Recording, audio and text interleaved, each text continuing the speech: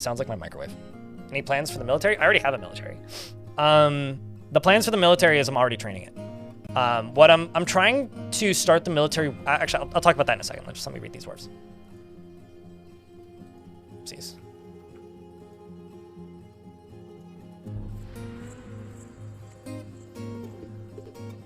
I don't think Akenton is here.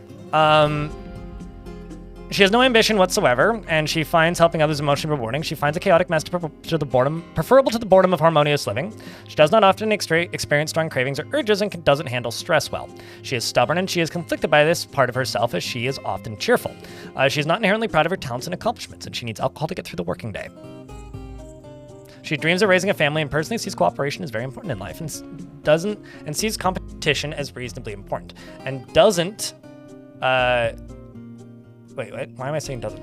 As reasonably important, and sees perseverance in the face of adversity, bullheaded and foolish, that's it. And doesn't care if others take the time to master skills. And dreams of raising a family. She likes calcite, lay pewter, ruby, avocado wood, deer hoof, mauve bracelets, bolt thrower parts, and when possible, prefers to consume honeybee and quinoa beer and pearl millet flour, and absolutely hates bats. No, so that's like a biological trait. So humans don't need alcohol to get through the working day because they're humans. Dwarves need alcohol to get through the working day because they don't need water to get through the working day. That is a uniquely Dwarven trait.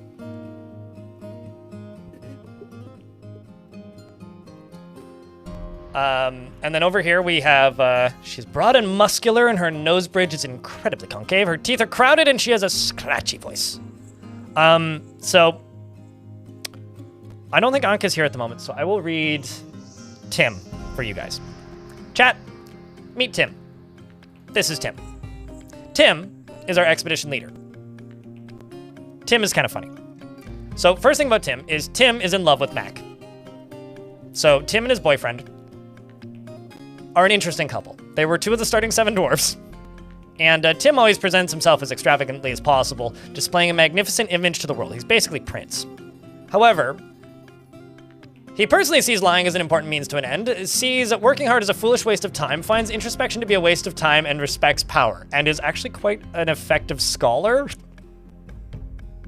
That's Tim. To me, this fortress is kind of about Tim. I'm gonna try and do some fun stuff with Tim. Tim and Mac as well, maybe. Although, Mac is a little bit more reasonable as, he just values tradition and sees life as unfair and doesn't mind it that way. So just, deals with Tim's problems. Tim has some personality issues, but, his boyfriend's all right, well, it is tradition. It's fine. we move on. We deal with it. Tim the jerk, you like him? Yeah, I kind of, don't be like Tim, but I kind of liked him. How am I liking the new update? You haven't had the chance to play it, Cuddle Booper? It is great, but very fundamentally changes how you have to think about building your fort. So I was asked about military a second ago. I don't know. I think Mac just accepts it. I think Mac just accepts it. So the thing that this update has made me realize is historically the way I would build a fort is I would get my bedrooms done, I would get my offices done, I would make a tavern, I would make I would get some crafting up and running and slowly ramp up the game. But if you play the game on default settings now, it tries to kill you. It will kill you. Unless you are very much ahead of it. So it's kind of completely shifted how I think about preparing for, the mid-game. Because the way that I prepared for the mid-game historically was essentially, if things got too poor, can the YouTube audience apply for dwarves? We really don't have many dwarves at the moment. What I usually do, Tapioca, is I will just say the first person in YouTube chat to respond to X thing, I will give you a dwarf, but I literally just have 3 children right now. So I feel kind of bad giving people just children. I've got 1 in the hopper from the Twitch side of things, and we'll probably chuck 1 or 2 out to the YouTube chat when we get the next migrant wave. But, I'm just going to wait for the next migrant wave for right now. I've actually got, the redemptions paused, and I've got 1 that I haven't named because they did have kind of a request, and it's just, we're very low. Are minerals normal too? So, normal being the default? No. but I did turn the minerals up a bit. If I go to here and type in, okay, maybe not. I may have smelted all the tetrahedrite.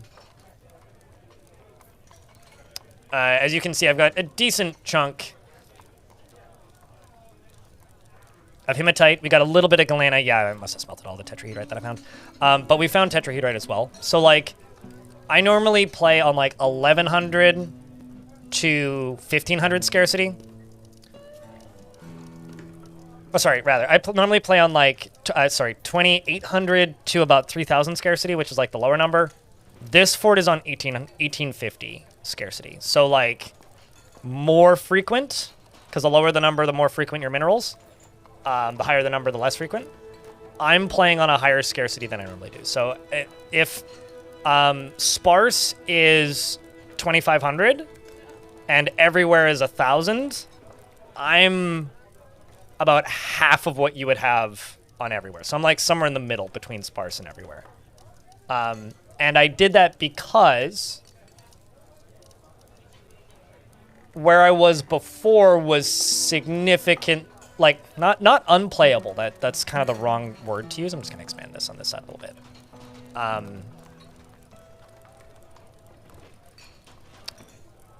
Where I was before, I don't think is unplayable, but I was having a hard time keeping up with the needs of ammunition for the bolt throwers. Like, an extremely hard time. And it makes me think that, like, okay, you're giving me a legitimate... Okay, Tarn, I see you. You're giving me a legitimate argument to play with more minerals. But the reason I don't... I'll be honest with you, Tapioc, the reason I don't often give stuff out to the YouTube chat is because the YouTube chat's a lot quieter, for one thing. A lot of people watching on the YouTube side of things are typing in the Twitch chat, and YouTube does not have the infrastructure to manage that, and if I were to manage that, I would need to run another bot, which I'm already keeping up with 2 sets of notifications, off-site notifications, Twitch chat, YouTube chat, and managing a live stream, and trying to play a video game competently. I'm pretty close to my limit mentally with what I can consistently manage in a reasonable amount of time on stream, so it is what it is. At least for the moment. Do you think that bolt throwers are a tad bit overtuned? I don't know. And the reason I'm going to say I don't know is because I don't know what Tarn is working on at the moment. They might be, but they might not be. Because they're quite effective with wooden bolts and non-metal bolts. And if you look at the roadmaps and the things that Tarn has talked about, he wants to bring back the underground invaders, which some people hated and some people are missing dearly. He wants to add the demon-trained sorcerers, whatever the fuck that means. And he wants to, what's the word? Like, give these necromancers some love was another thing that he talked about. But yeah, there's other things that are still coming that are going to make the game harder. So I don't like just go look at the to-do list on the Bay 12 talks. You hate Twitch just so bad? Well, don't hate Twitch, because if Twitch didn't exist, this live stream wouldn't exist. I wouldn't be able to make a living doing this without Twitch. Quite literally. Yeah. At least at the scale that I do and the way I do it. So I'm sorry for your loss, but frankly, I don't care.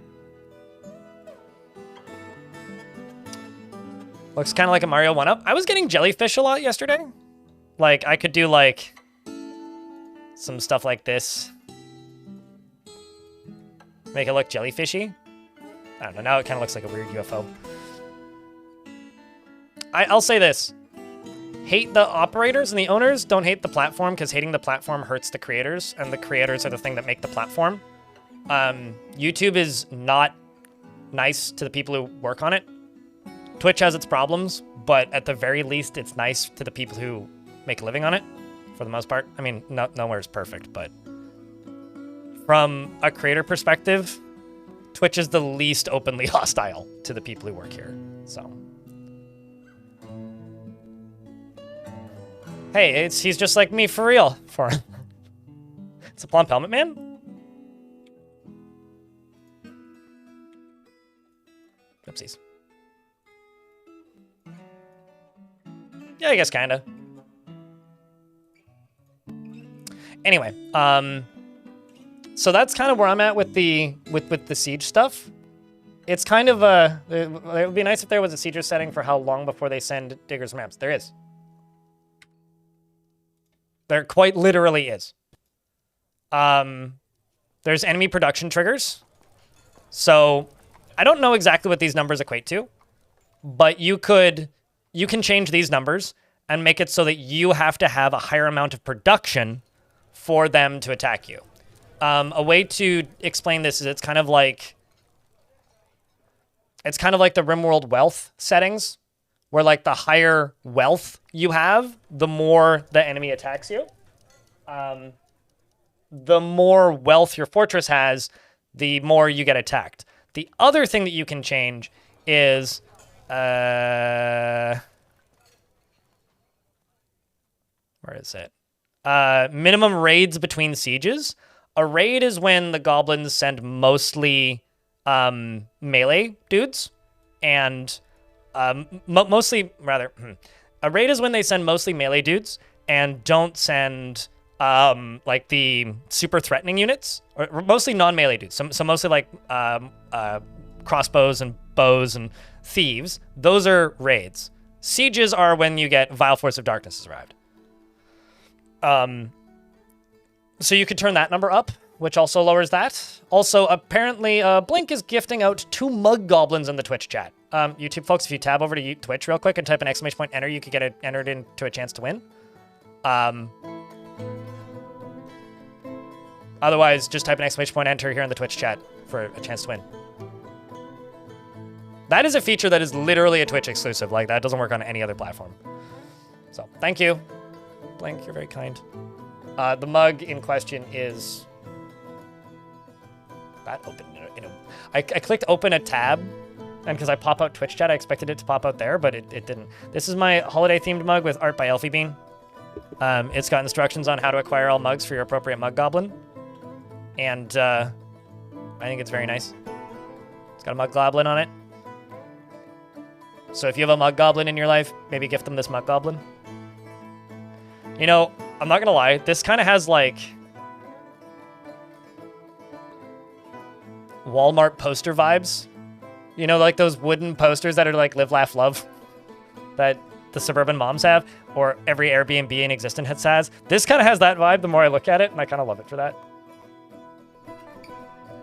Anyway, so yeah, there are a lot of settings I think that like are worth looking into if you want to acquire all mugs. No, I mean, change the difficulty of when they attack. You can also just like, if you want to be very specific about it, just turn off enemies. Like if you want to play the game more like it used to be, just turn off enemies. Like just do that. And then when you think you're ready, turn them on. And if it's too much, turn them off. Like nobody's gonna hate you for that. That's a completely reasonable statement.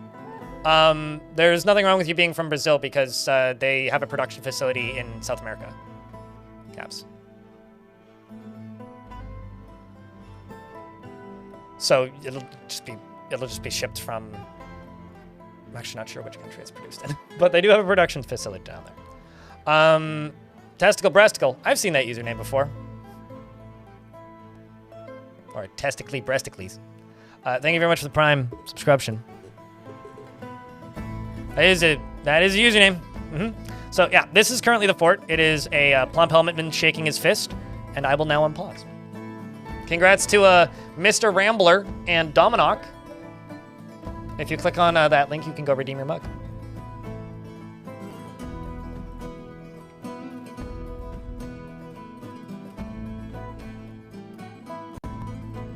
PS raids don't exist anymore. Turn them off if you want to get attacked more. I beg your what now?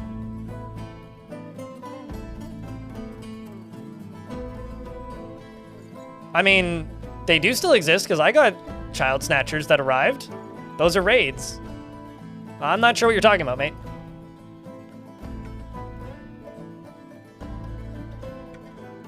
I think being platform agnostic is healthiest for every content creator on Earth. So if the YouTube player is better for you, it's easier for me if you type in Twitch chat. Think of Twitch chat like corporate budget IRC.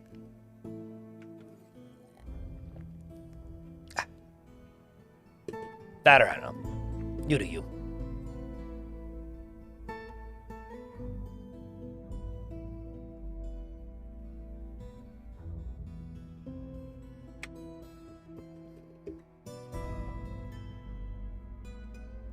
With the Z-axis? I see that a lot, the people getting confused with the Z-axis, and it's just something that takes time.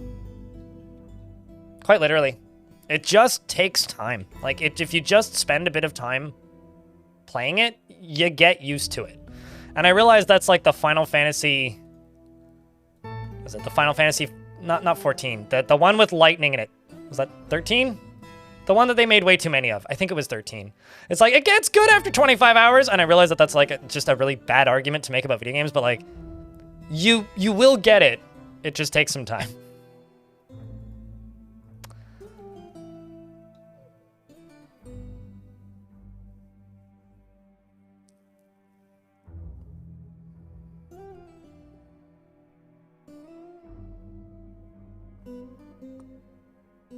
Honestly, it's funny because like I very rarely see that Devilish, but I have more recently I have absolutely seen people like, so I just started playing RimWorld because I wanted to try it after playing Dwarf Fort, and it's like, it feels so frustrating and limited, and it's like, yeah, kinda. It's really, it is kind of funny actually, because I watched a bunch of RimWorld during the Hot Potato recently, which, great fundraiser, by the way, everybody did a fantastic job. And there was a few people who were like, wow, this is such a, like, convoluted base, and it's like, for RimWorld it is, but it's like, I don't know, it's pretty straightforward. I can like see everything that's going on here. Maybe playing a lot of Dwarf Fortress will make you better at RimWorld. Caps, thank you very much for the Prime. Appreciate you.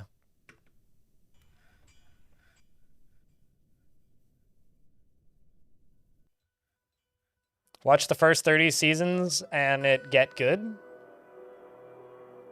Wait, 30 seasons? You mean 30 episodes? 30 seasons?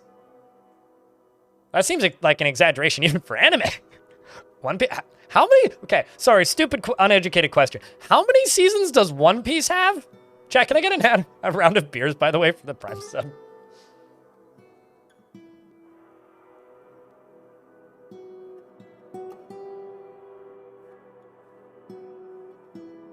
So wait, if it has like 30 seasons, then you're implying that it's just not good then. Like, I know that there's, like, stupid numbers of episodes per season. I'm aware of this, but... I was just kind of like, I think your argument is invalidated. I think, like, it might just be a bad show for you in that case. Oh, sure, like, Simpsons has a ridiculous number of seasons, but... It's old enough to drink in the US? I mean, fair. King the Fox of Disco Space. I hope you're doing well, by the way, mate. You love building multi-level rooms? Mine them out from the top? Totally. I actually wonder, like, I wonder what's a harder game for people to, like, wrap their head around after playing a bunch of Dwarf Fortress or RimWorld from both directions. Either Dwarf Fortress or RimWorld, or Going Medieval. Because I find the camera in Going Medieval, I own it, but I've never streamed it. I find the camera in Going Medieval to be, like, incomprehensible. Like, it's, like, ridiculously convoluted for me for some reason, and I don't know why. Like, there's something about it that just... Oh, I'm not gonna knock The Simpsons, okay? Like, The Simpsons is a piece of a classic American media, okay? I'm not gonna knock The Simpsons. I haven't seen a ton of it because I didn't have TV when everybody that I knew was watching it, and I don't pay for the streaming services that it's on. That being said, the good stuff that I've seen from The Simpsons is great. I've seen all of the little horror shorts that they did for Halloween and a lot of the seasonal stuff. I'm quite well acquainted with Simpsons memes, but I can't say that I've ever watched a full season of The Simpsons because I haven't. Hanging in there. Good to hear, dude. Good to hear. We are in an ad break, so I will leave the game paused.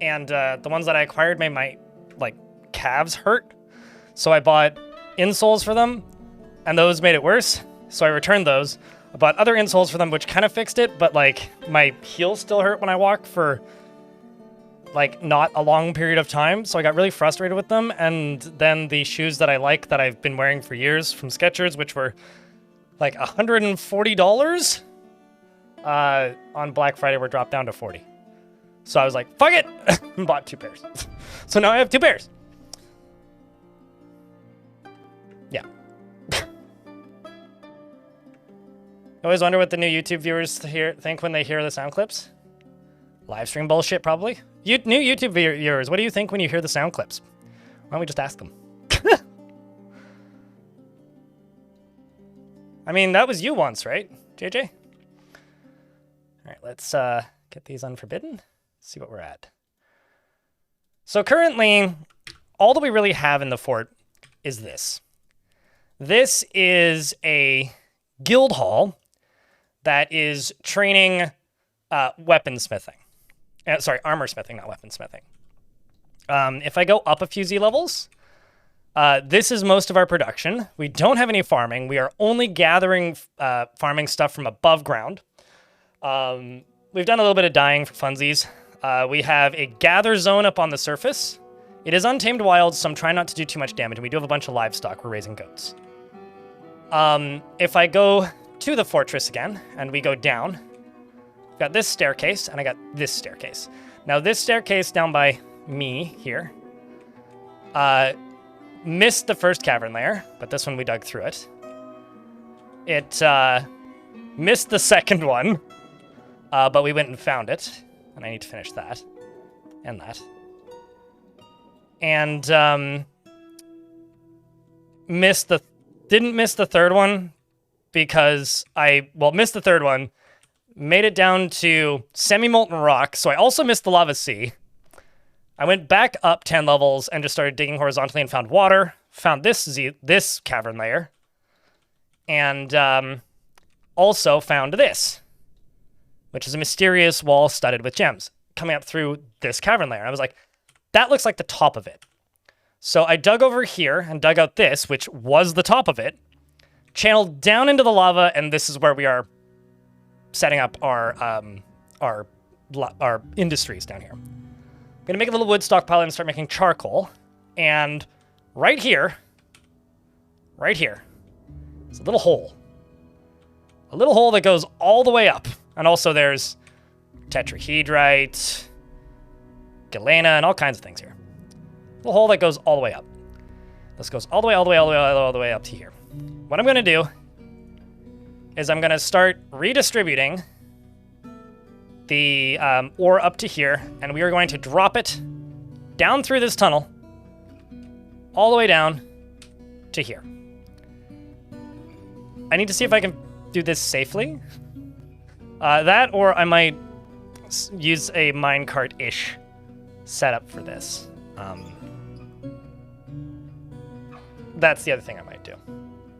Is basically set it up so that it does drop, but then maybe right around here it gets caught by a ramp, and then goes down to here, and gets stopped, and then they empty it.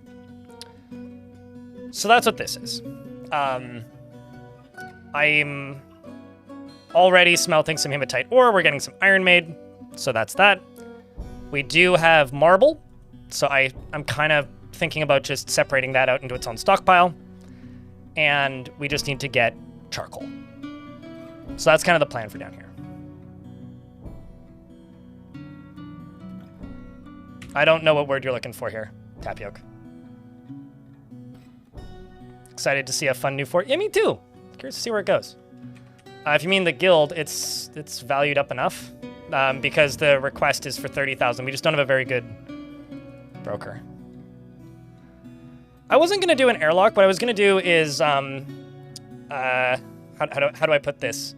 Basically, a minecart that would go down and then spin around a top area and dump at a point without any braking, and then hit a thing with braking that lands on a trap door that would open and drop it down one level, and then they can just carry it back up. is probably what I would do.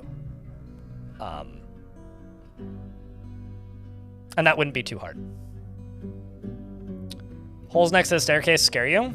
I mean, yeah, that's fair. That's fair. I mean, I am also gonna go through here and dig out this tetrahedrite. We're gonna dig out this hematite, and if I did it that way, and as long as I do it with wooden minecarts, that would actually be pretty safe. I mean, yeah, there'd be like minecarts rocketing down this at like the speed of, but like, it's fine. It's fine. So that's kind of what I'm thinking.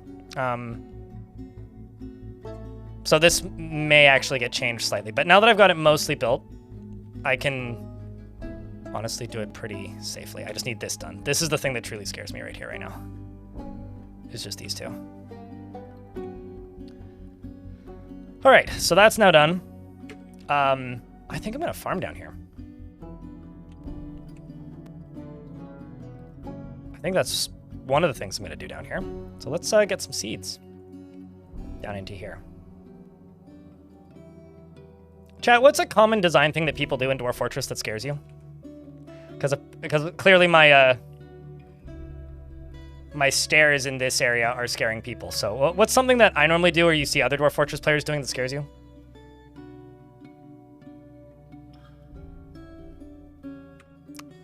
Something that scares me is not putting drawbridges at the front of the fort, so I'm gonna place a drawbridge at the front of the fort. This fort is on an ocean, and my plan is to use the ocean as the baddie entrance and defense. Very long ramps scare you? Have you ever seen something accelerate on a ramp and slide down it? Like, if it's raining a lot and there's a lot of liquids on the ramp, I've seen dwarves running down a ramp, slip, and break their neck before, which is bizarre when it happens. But it can happen. It doesn't happen in stairs, but it can happen with, like, back-to-back ramps.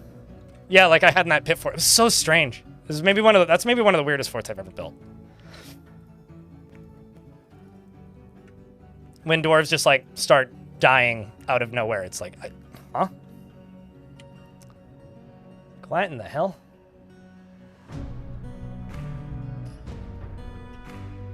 How many of these am I actually doing? It's 10? Okay. Let's just do this. Plunk down some more of these. And then in regards to military, I've got 2 squads. Both of them are, well, actually one of them's armed now, right? Yeah, one of them is armed, the other one is not. I've been using them exclusively to go gather books. If I actually jump to this dwarf, who's one of my starting 7, she already has adequate leader, and I've been maintaining that and helping train that by stealing books. So periodically, I take this squad and I tell them to go outside and steal books from monasteries. And in doing so, well, I actually had to delete it because there was too many books. In doing so, I already have a library. I already have a library here with quite a few books in it. But like I said, I had to stop it because I wanted them to go train down there for a bit. So I will reopen the library, but after I get a bunch of armor smiths that are decent at their tasks. But I will be letting them armor smith once more, just not for a minute. Are you planning a span of drawbridges to the ocean, to the entrance, or a convoluted path through the siege entrance? It highly depends on how much I'm able to drain out of the ocean. If I'm able to drain it down to the core, it'll probably just be a road at the bottom of the ocean. Otherwise, that's a possibility. It just entirely depends on how reasonable that construction looks once we get there. And I won't know until we're there. I will not know until we're there.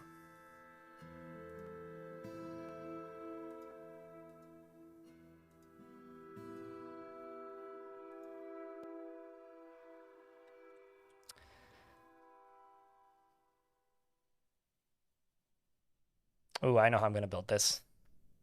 Every now and again, I look at something and I go, oh, I'm a genius. I just had that moment. It's always a good moment.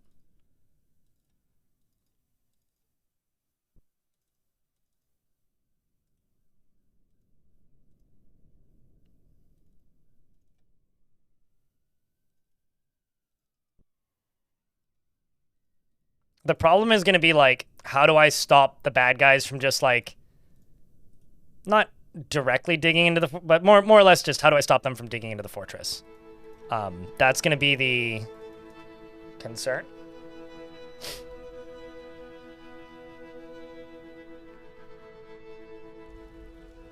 Impacting the whole fort. I mean, these days the bad guys can just do that for you, but I would advise against tunneling directly below the surface in any situation.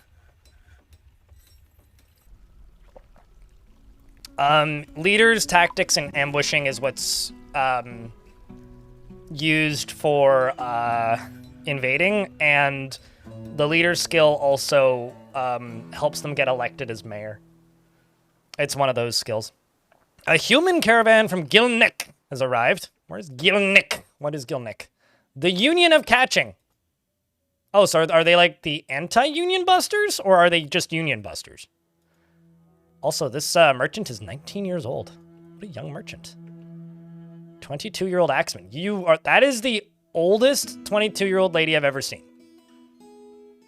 Like, ma'am, you look like you're in your 70s. She's seen some shit, that's for sure. Oh, really? You have a shameless gremlin? Nifty. Did any of you guys see the video that I plopped in my Discord, by the way?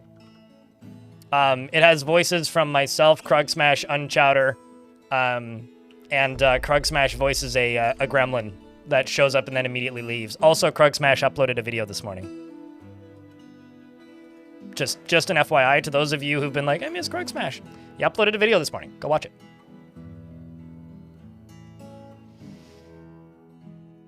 I'll see you in 30 minutes. Dinosaur noises. Drowning dinosaur noises. You know how I made the drowning sound? I literally put bubbly, which is fizzy water, in my mouth and then gurgled it. I'm not going to do it again for you, but it was like the only thing I did that day, and I was talking with a friend that evening, and they were like, so what'd you do today? I'm like, I made drowning dinosaur sounds, and she was like, you have to show me the drowning dinosaur sounds. I think I nearly killed her with laughter. What is the black bubbly? It's not black, it's green. And I have a green screen. It's not black. I swear, it's green screen. It's lime. See? It's dwarf flavor. Pixels.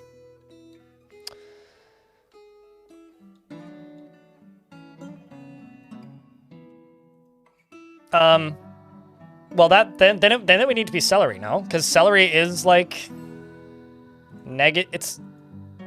celery is negative calories, right?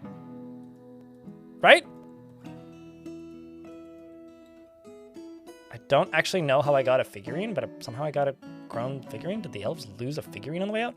Oh yeah, also the map has had giant orcas, but also has had absolutely terrifying, admittedly.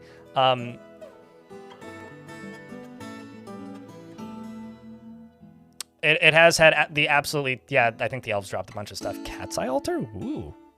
Yeah, they definitely dumped their stuff. They must have gotten attacked by one of the giant animals. That's unfortunate.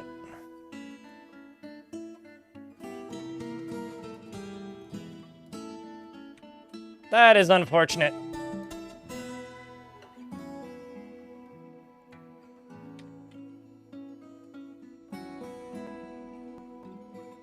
But the scary thing is that this map has giant Kias, but it's also had giant orcas and various other things. Only if they come back. I kind of doubt they'll come back, personally. Radbug? Sure, if they come back, but to give you an idea, do you remember the river fort that I did not too long ago? That fort had giant alligators at the very beginning of the map that left and never came back. And I have a feeling we're not going to see those orcas again. Just based on historical, just for like if it's consistent with his history.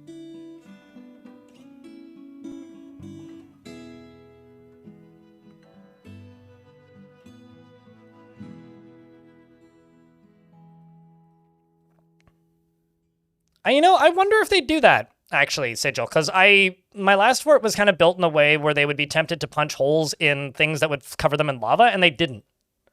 So I don't know. Like they probably get the same notifications that the dwarves get to tell them that the like walls are damp and stuff like that, you know?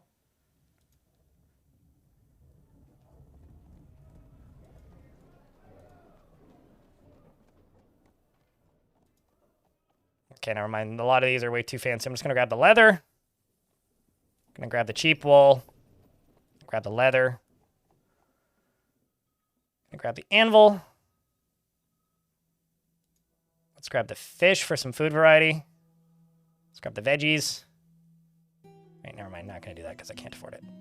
I'm gonna grab some of the fish for some variety because I don't actually need that much of it. I'm gonna grab some of the meat for some variety.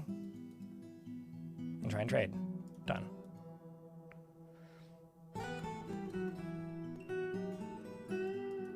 And what did the dwarves want to trade again?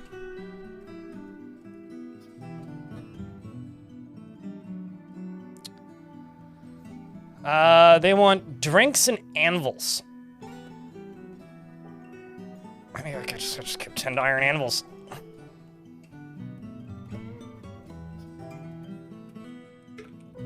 Depending on how much they pay for them. Let's do 5.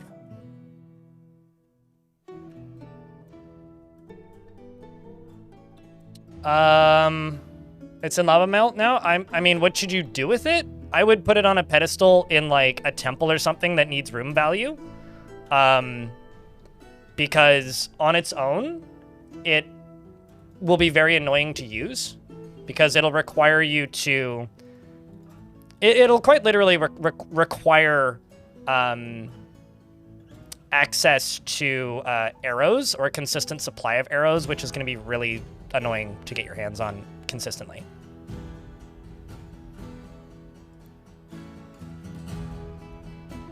So I would use it to inflate the value of a room. It looks like we have marble here. I'm going to go to labor, stone use, and I'm going to go find marble. Say, no, don't use it for anything. Limestone. Don't use it for anything.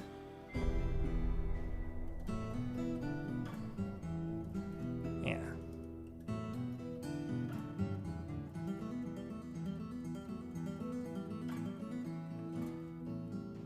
Yeah, true. You could put it into a weapon trap and then, like, use enemy ammo to load it. I don't know. If one of them goes berserk, that'll happen. I've seen them go berserk more often than they did in the past recently. And I'm not sure if that's because of my dwarves tantruming or something else. But if they go berserk, your soldiers will kill them. That'll do it. Like, I had that happen twice in the last fort, which was odd. Gigmoth, thanks for the 21st month. Welcome back. You haven't seen him try to breach an aquifer yet? I'm actually kind of annoyed. I've settled on 3 maps in a row that are supposedly maps with aquifers, and none of them have actually had aquifers. Or they've had extremely tiny ones. Like, this is supposed to have an aquifer. I haven't found it yet. Chat, can I get a big round of beers, by the way? How goes the new fort? No complaints so far. Gigmoth? No complaints yet. I mean, like, it's been good. It's been good. This right here is going to have 2 wheelbarrows. This right here, I'm going to remove 1 wheelbarrow. Oopsies.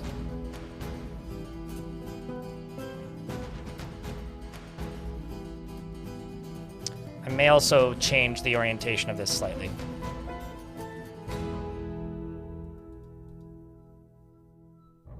Not a bad way to increase metal crafting.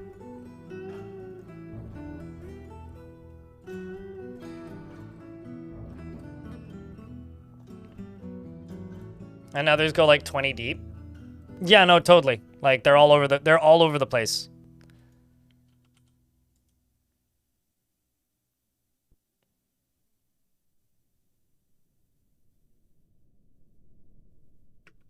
All right, so I'm gonna go right here. I'm gonna go furnaces, wood furnace. Hey chat, would you furnace? It's a very nonsensical statement, but I'm gonna do that, and then I'm gonna put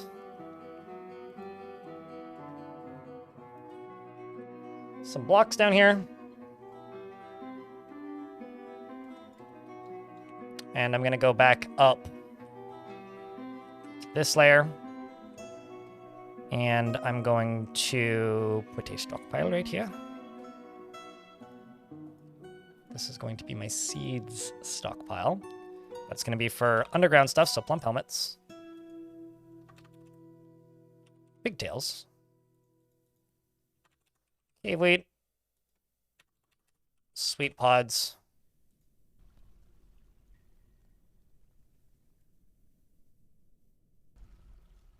I think that's all I'm going to do down there. Yeah, that's all I'm going to do. And I'm going to then fly to here. This is going to become a water reservoir at some point. And I'm going to go seeds, and I'm going to remove those. So plum helmets, sweet pods, cave wheat, pigtails. For right now, I'm going to go planters. I'm going to give it to my competent planter.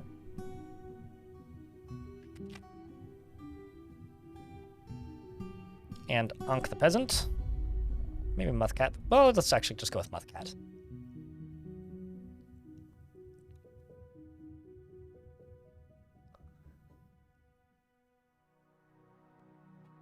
I don't really get annoyed because I just try to go underneath it. Right? I actually am really happy when I find aquifers. I think like there's an upper limit to the amount of aquifers when they start getting annoying. I'm not going to deny that. But like, honestly, most of the time, I'm just excited to see aquifers. Most of the time. Maybe 90% of the time. This is the upper level. Yeah. Platinum Platypus. Thank you very much for the Prime subscription. Appreciate you. So now that I've done that, I'm gonna go workshops, farming, farm plot, farm plot, farm plot, and farm plot. I'm probably not gonna use all of these, especially not right away. And we'll let those sit.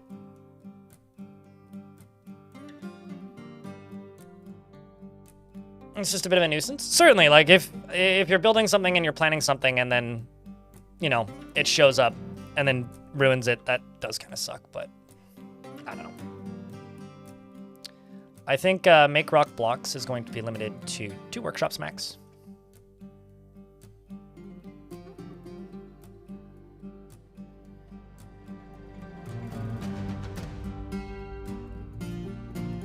You think aquifers are bugged? You haven't seen the update since the New World.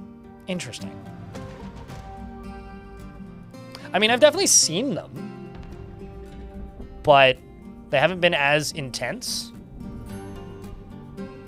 I mean, I'll say this, Sigil, if you think they're bugged, like you might be onto something, go to the KitFox Discord and go to the bug testing room and ask if anybody else has seen ask what aquifer frequency people are seeing. Because that's the place to discuss that, if you think it's bugged. I haven't noticed too much of a difference, but I have certainly noticed less aquifers. We're in an ad break, I will pause. Actually, just out of curiosity, has anybody here who normally settles on aquifers since the Siege update, have any of you seen less aquifers? Because there was somebody who was talking about settling on a heavy aquifer. My Volcano Fortress did have an aquifer, but it was in the first cavern layer, and it was only a small portion of the cavern layer. But I haven't seen, like, there was nowhere near as much of an aquifer on this map as I thought there was going to be. I figured that was just because it's Volcano. War Machines had way less. Where you used to have that mainly in soil layers. Yeah. You know, actually, maybe that would be the issue, potentially, because, like, they only show up in certain types of rock, like mudstone and conglomerate, and I think sandstone. I haven't seen them in dirt.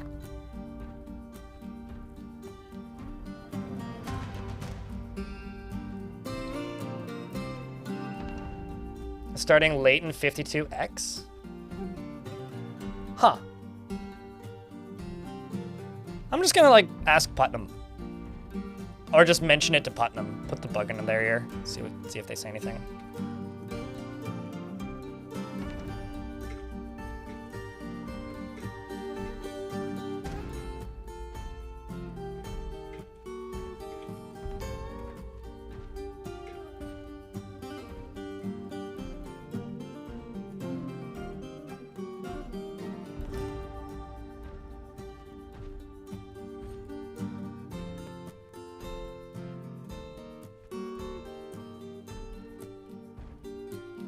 You've seen them in dirt a lot. Have you generated a new world recently, Mr. Rambler?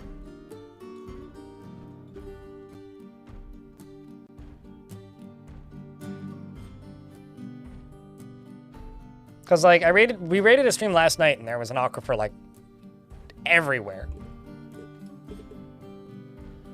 Yeah, same, DS.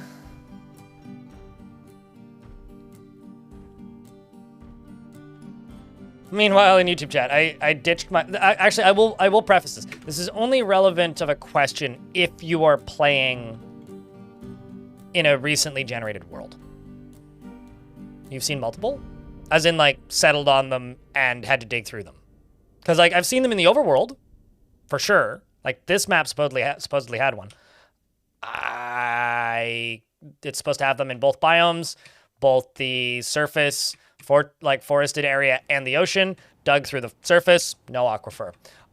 Dug down into, like, all the way down to the ground. Dug up, no aquifer. Never played the game, looks fun. It is the granddaddy of colony sims in many ways. It's very much a unique thing, though. Very much a unique thing. Which is weird, because, like, there wasn't that many changes made to, World Gen in the last patch, if there is something going on. Fun, yes, uh-huh. Losing is indeed fun. Is it bad that a lot of my salt towards RimWorld is literally just that they renamed their hardest difficulty Losing is Fun? Like, I really hate that. Like, you used to... Dwarf Fortress would show up at the top of SEO if you Googled Losing is Fun, and now it's RimWorld that shows up, and it bothers me. Like, it makes me feel icky. That is, like, 99% of my salt towards RimWorld these days. So seeing other people play to see if you should give it a go. All right, if you've played a lot of RimWorld, it would be easier to learn this game, but you will have to unlearn a lot of the things that you learned playing RimWorld. That is, like, kind of the biggest caveat of learning Dwarf Fort. Is RimWorld teaches you a lot of things that you'll assume are possible in this game that this game doesn't even acknowledge. And is only DF? Interesting. Well, maybe we have okay. Maybe we just have different search results.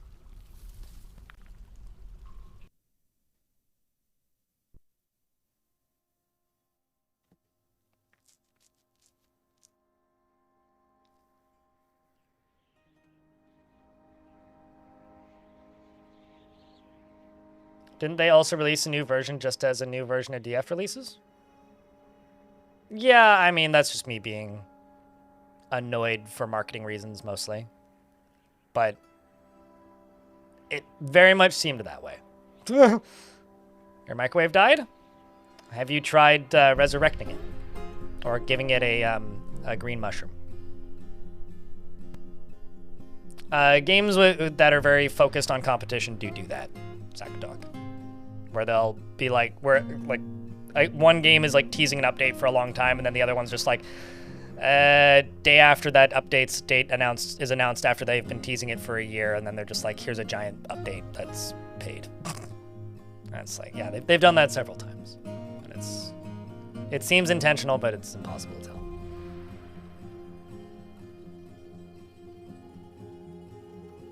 On my new map, showed a light aquifer, and the map does indeed have 2 aquifers. Interesting.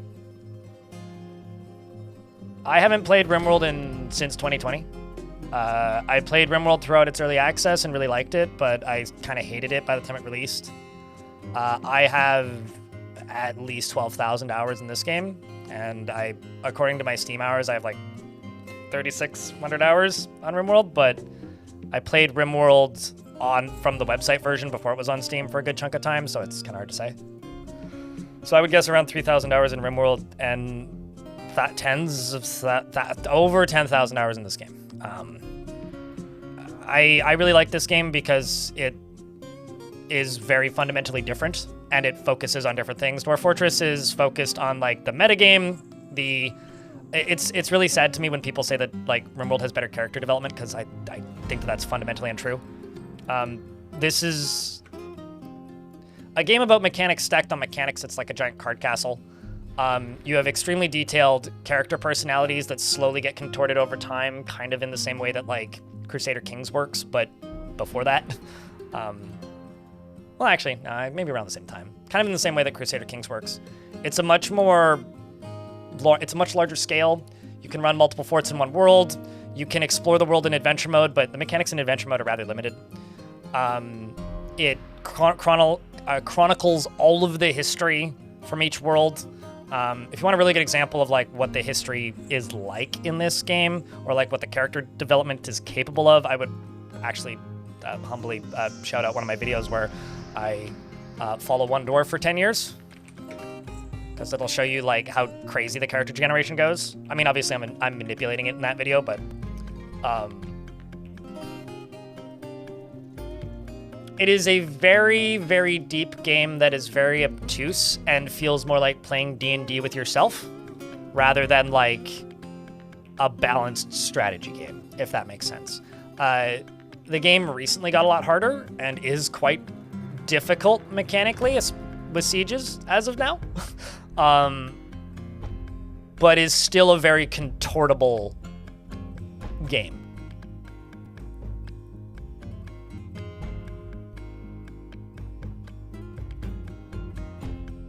And also, it doesn't charge for DLC for Dwarf Fortress. Well, they charge for soundtracks if you want them, but I can't honestly. So in YouTube chat, Chuckington says, I noticed that especially more recently, RimWorld has fallen into what I call the Sims trap, where more DLCs you have, the more random free stuff you will just get thrown at you. Is that a good thing or a bad thing? I can't, like, the way you write it, it sounds like a bad thing when you call it a trap, but, like, that reads like a good thing. I don't know.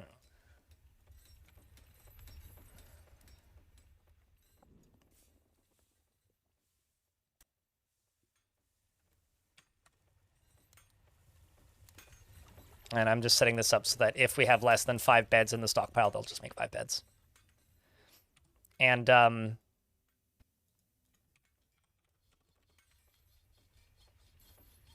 just queue up 80 charcoal. I'm just going to go up to the surface real quick. Hack down a couple of trees, not too many. Just a couple. It says not too many, just a couple, and actually queues up way too many because he started queuing them up too far south. Let's fly down through here. Yeah, let's actually just go back down to... Do I not actually have a hotkey for that yet? Okay, I thought I did.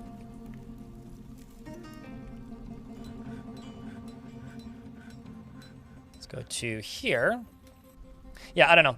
One of my two favorite comparisons for like RimWorld and Dwarf Fortress, and I'm going to stick to this probably for the rest of my life, is if RimWorld is StarCraft, Dwarf Fortress is like a grand strategy game.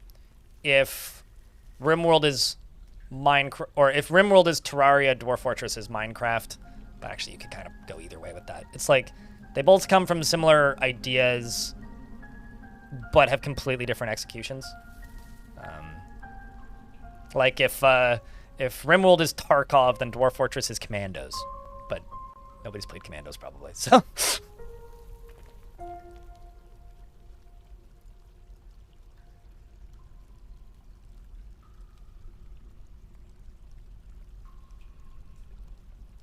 I mean, it is really fun. Like, a lot of people say that, like, the Hermit challenge is a thing that's fun to play in Dwarf Fort for some insane reason, cheesy. I don't think playing as a singular dwarf is any fun whatsoever, or 2 dwarves is any fun whatsoever. However, having a normal fort where you only focus, pay attention, and take good care of one dwarf is really fun, in my opinion. I really like forts like that.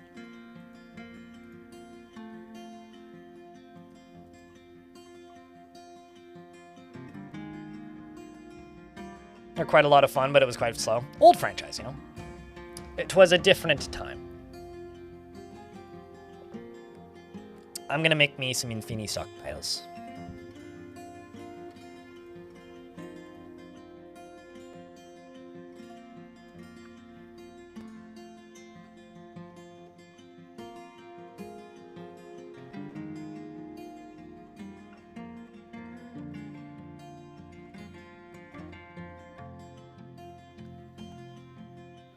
Having a main character dwarf is some of the most fun you've had in this game. I mean, it's maybe the best piece of advice you can give a new player for this game. Actually, hold up. Did I do this correctly? I don't think I did.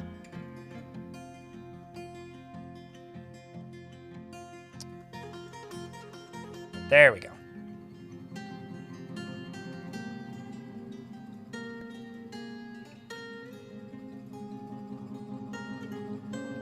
How goes the ocean fort? I mean, we haven't done too much yet, so still pretty early days, but we've acquired a bunch of books. I'm actually gonna send the military out again.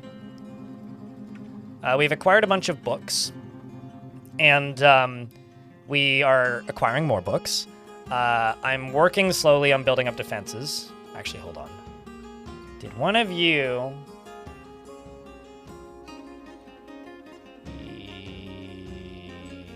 Maybe not. Okay, I see. Mac is just busy. I'm actually going to move Mac off of that task, and I'm going to give it to... Let's give it to Muthcat.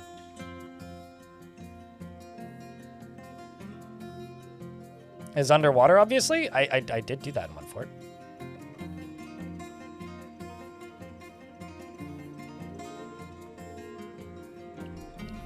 Okay, so let's send a squad on this mission to explore Spicy Letters. Note, explore. We're not actually attacking anything. We're just simply exploring.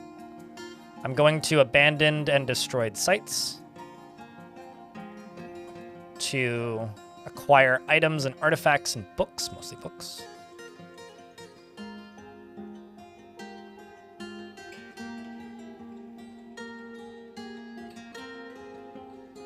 Potentially places with named items are also intriguing. There's a... Whoa, something destroyed that tower?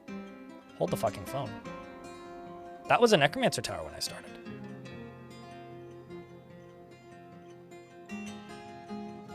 Also, a new fortress was founded there. You don't see that very often. Especially because usually they get repopulated with something.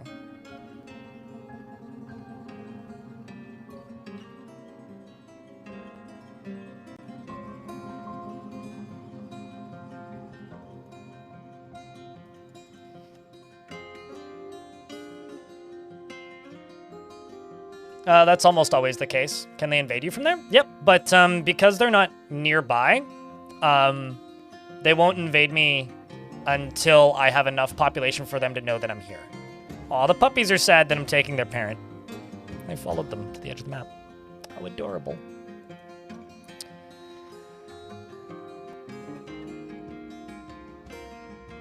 It's designed to screw you over and completely outside of your control.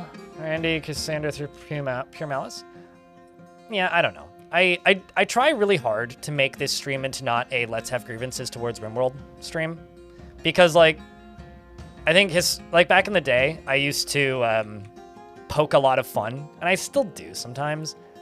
But more recently, I've been trying to do that less and less.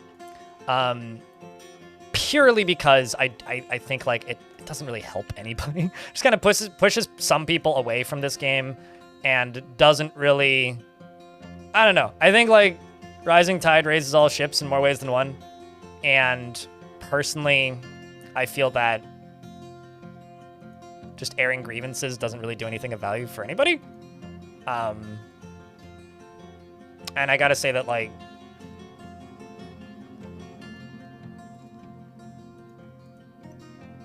how do I put this? I think they're both very good games. I think it annoys me when they compete in marketing, but at the end of the day, they're both very different games that probably should be enjoyed separately and independently of one another in order for everybody to have the best time. Because, like, RimWorld is a tower defense strategy game with some story generating. Dwarf Fortress is like a world sim, a fantasy world sim story generator. They're kind of two different products. Yep, because bricks are higher value than smooth stone. Full stop.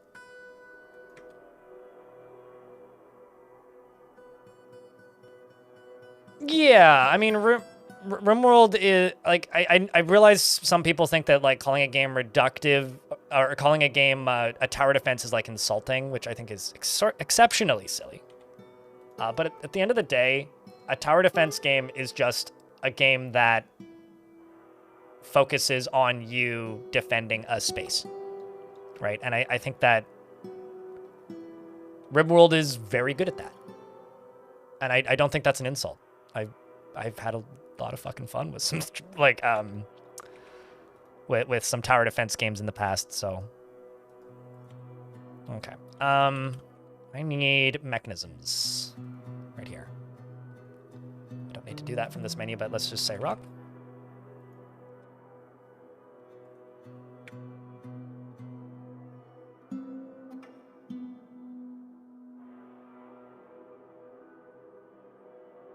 We're getting old? I think you're getting old. Because the Dwarf Fortress 2014 release was definitely not yesterday. It was definitely 11 years ago. Yeah, I mean, honestly, I think at this point, if I wanted to micromanage a storytelling game, I'd probably play Norland. Like, if I want a micromanage heavy storytelling game, I would probably play Norland. Because I honestly think that I like the style of storytelling in Norland more than RimWorld. But it has a bit more of that. And it also does a bit more for me. Let's see how these explorations went. It does more for me in that regard than the directions that RimWorld went in. Whereas Dwarf Fortress covers all of, like, the storytelling, the world sim, like the big picture stuff. And if I just want to build a thing, then I'll just play Songs of Six.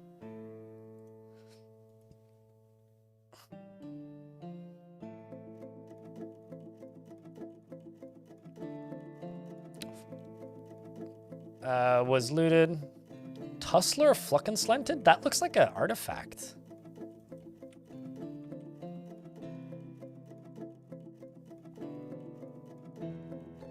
But it's not.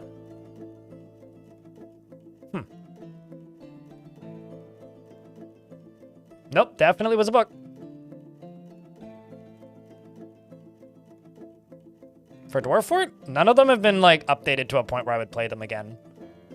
Because none of them have completed tile sets. But historically, my two favorite overhaul mods were the Super Mario Brothers overhaul mod, which is just like have a bunch of Super Mario stuff for no reason mod, which I really enjoyed that. And probably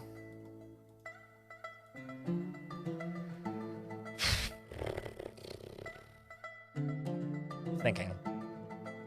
Yeah, probably the Mario Brothers mod. I really like the Pokemon mod, but I don't like playing it. I like reading Pokemon lore generation because there's something about he was a legendary Pikachu. He was associated with thunder and storms. In the year 277, he invaded the town of whatever the fuck and slaughtered 175 people. Like, that kind of shit's just funny to read. And I find that endlessly entertaining. But, like, I have no interest in actually playing that mod because it just, it's just like, here's a bunch of random creatures that make no sense to be in this world. But, like, yeah. The problem is, like, most of the, like, the biggest issue with the overhaul mods for Dwarf Fort is there used to be a very rich collection of them, for a very small community. Like when Dwarf Fortress was free, there was hundreds maybe of people playing Dwarf Fortress actively. But because all that you needed to do to overhaul mod the game was just change all of the flavor text and tweak the numbers, because it was ASCII, right? You could get away with some pretty elaborate overhaul mods with very minimal programming and art skill. And now you need like 6,000 sprites to convert the game. Or you have to play it in ASCII, which I'm not willing to do on stream. And the like overhaul mods, most like some of them are in development. Like as far as I know, the Mario Brothers one is slowly getting sprites, but like I fully expect that to take a very long time. Like these days, like the way mods work, it's no longer overhaul mods. It's now like also the Long Nights is very good probably. That's like knockoff 40K basically. Like the what's the word I'm looking for here? What are the words I'm looking for here? Now that they require such large sprite maps, the game's kind of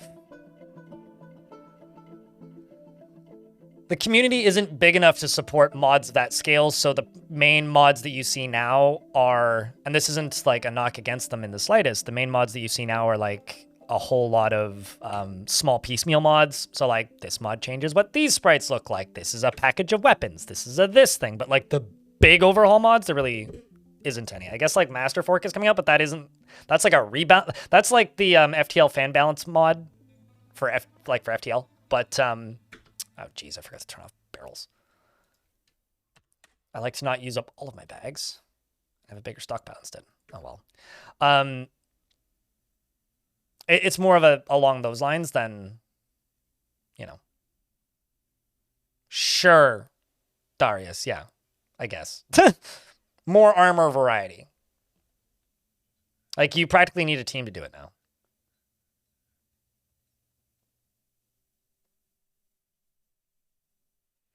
You think you first installed DF after watching a Quill 18 video in 2010, so it's been a while? Similar era to me. Yeah, I first installed Dwarf Fortress after after a friend of mine yelling at me and saying I should try it because I asked for a recommendation on another weird game to play while waiting for people who were interested in playing, while waiting for friends to show up and get online and play Counter-Strike. Actually, it might have been Crossfire or even League of Legends back then. Actually, I think it was League of Legends at that point. It's either Crossfire or League of Legends at that point. May have been Counter-Strike. Counter-Strike was later.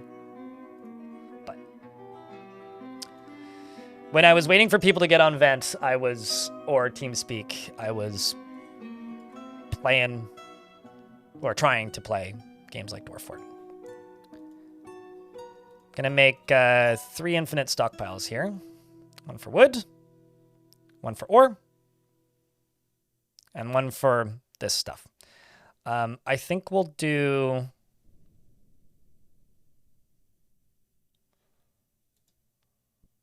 ore first. So you are going to have a stockpile here, and I'm going to call this ore. It's going to take from this stockpile number 2.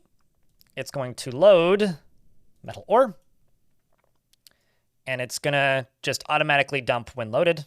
It doesn't have a minecart available yet, so I can't put one in there. The second one I'm going to do is going to be wood logs for ore. And it's going to go right here. I'm probably going to need to add an extra step onto this one, but for right now, it's fine. It's going to take from this stockpile. It's going to get rid of this. And it's just going to fill with wood. I'm going to have to make another one because I'm going to need a different wood stockpile elsewhere. And I will probably put that one around around my crafting area, closer to the fortress. And that, or just put wood crafting down here. I don't know. I'll think about it. Depends on what I decide to do. But if I end up having a wood crafting area close to the fortress, then I will... Actually, I might just put wood crafting down here. Then I will have like a 2-stage thing where like initially they'll put it in that one, and then this stockpile will take from that one individually, slowly. Might be better to just put it down here. Less walking. You've been on for 3 hours, I know. Yep, I turn on the stream at 9 a.m. Pacific time on stream days. Although tomorrow we will be playing Mountain Blade, Bannerlord.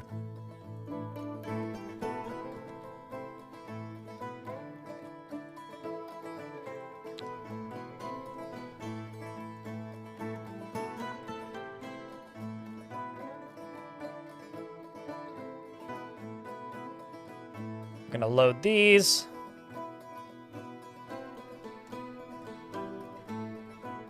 I have absolutely no idea. 20 something, maybe? Mikatitsu? That's not like... You're asking somebody with thousands of hours in this game that doesn't remember stats like that ever, so I don't know. A lot?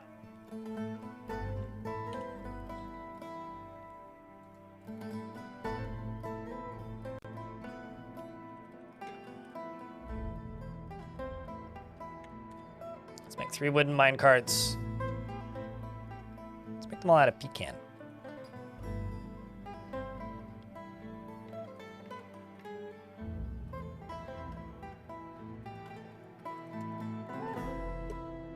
How often do I start a new world? As often as I feel like it. I've started a lot recently, but that's because there was a pretty mechanically hefty change that came in. Sometimes I keep a world for 6 months. Sometimes I keep them for 2 years. Sometimes I keep them for, I don't know, a fort. When I get tired of the world. Vibes are probably going to be the answers to most of these world-related questions. Vibes.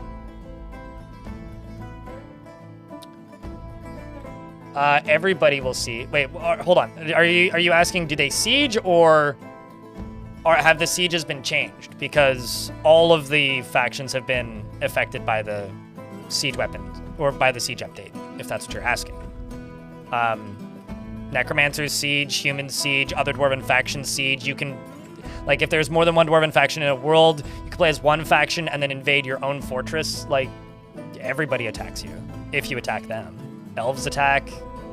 Unless the question is, did they all get updates? Yeah. The pathing for the elves has been significantly changed. Everybody gets very different behaviors. The mounts apparently for elves are now higher in variety, which is crazy. The humans now have rams, which they didn't before, and more variety in mounts. The goblins have significantly more variety in mounts, the ability to build, and the ability to bring rams and dig. The humans and dwarves can now dig. The necromancers don't do much different unless they happen to have very large necromancer experiments, in which case then they can also build and dig. But I haven't seen that. Yes. If you watch the most recent trailer or any of my update videos, you'll see all of this. They can dig, make tunnels, and build structures to get over your walls.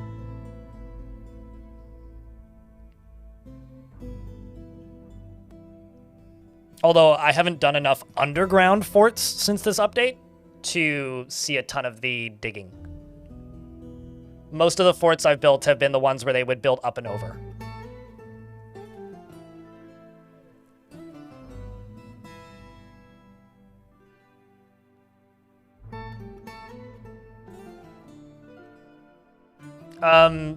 You can't automate lever pulls, said Joel in YouTube chat, but that's what pressure plates are for. You could literally have a dwarf push a minecart over top of a pressure plate that resets after a while, or over top of 2 separate pressure plates that literally do that. So, yes, you can do that. Chat, it's Thursday. What are you guys up to this weekend? Last week was a holiday, so it was very clear ahead of time, but at least for a lot of people in chat. How's the new fort going? Pretty good. Chat's a little quiet today, though. Makes me feel like everybody's busy. Or it's just one of those days. But the new fort's going pretty smoothly. We did have one terrible nightmare where I had to reload a save because I got cocky and fucked up. But aside from that, it's been pretty smooth. I didn't get a migrant wave in the last season, which was odd because I did trade. So basically every dwarf is named, so the redemptions are turned off right now. Because I don't want to take points and like build up a big old line and then just like name a whole bunch of dwarves at once and be like, guys, I'm still out of dwarves. Because it's hard to say.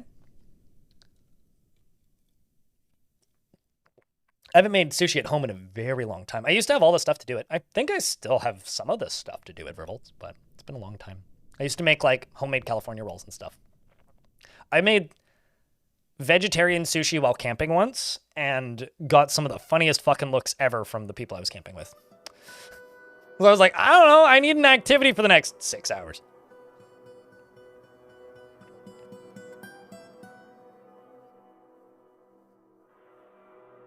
You're staying in and playing Sekiro. Really? That's not a game I've heard people talk about in a minute. It's kind of like, you know, been out long enough that it's out of the limelight. Speaking of limelight and companies being in and out of the limelight, I swear to God, if the stuff going on with Ubisoft ends with Ubisoft shutting down Trackmania, I might cry. Like, genuinely, I might cry. It's like, whatever you do with this deal with Tencent, do not the Trackmania.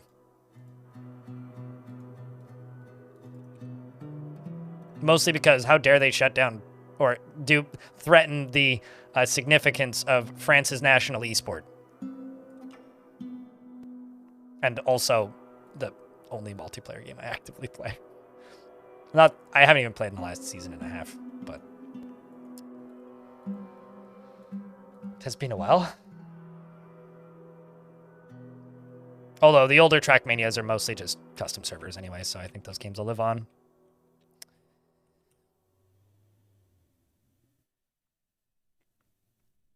I mean, maybe the multiplayer ones could, or the official ones could, but I think that Trackmania will have a bright and insignificant future as it has for the last, you know, however long it's been around now.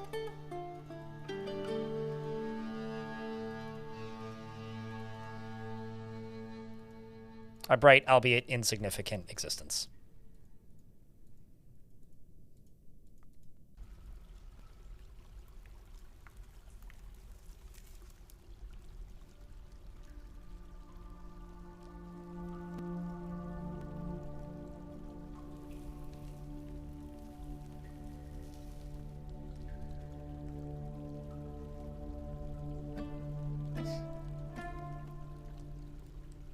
I mean, this fortress is called Wavepool, Reinhardt, so... I've streamed about 300 hours of Songs of Six. I have a very consistent love-hate relationship with Songs of Six. I absolutely despise the combat in that game. I think it's really bad. And almost ruins the game for me. And the last time I played it, I got really, really fed up with the combat. That being said, I really like the city building. So, like, I do kind of have a harsh love-hate relationship with it. So, there will be more Songs of Six on this channel. I'm waiting for a patch that jumps out to me as something that I go, ooh, I want to play that.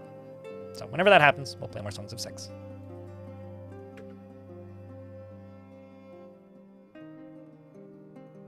Rings of Saturn. You mean Delta V?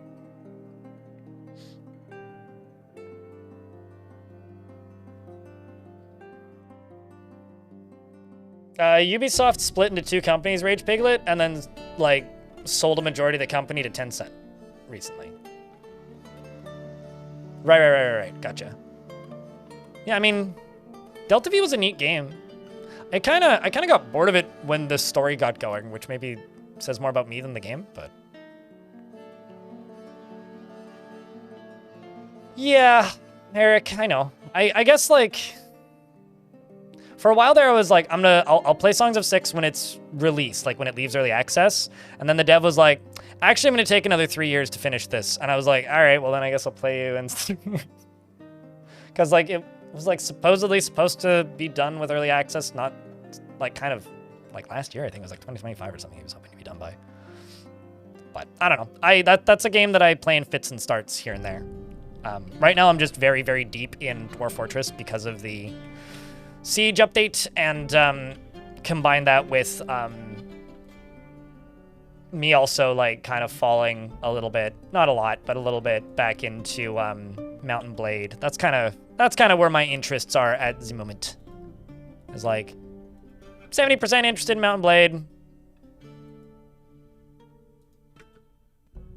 Mostly not. I'm going to go into here, and I'm going to set all of these materials to metal, because them elves dropped some items on the map. And can I not specify wood weapons? Or not wood weapons? I guess I can't. That's a little annoying.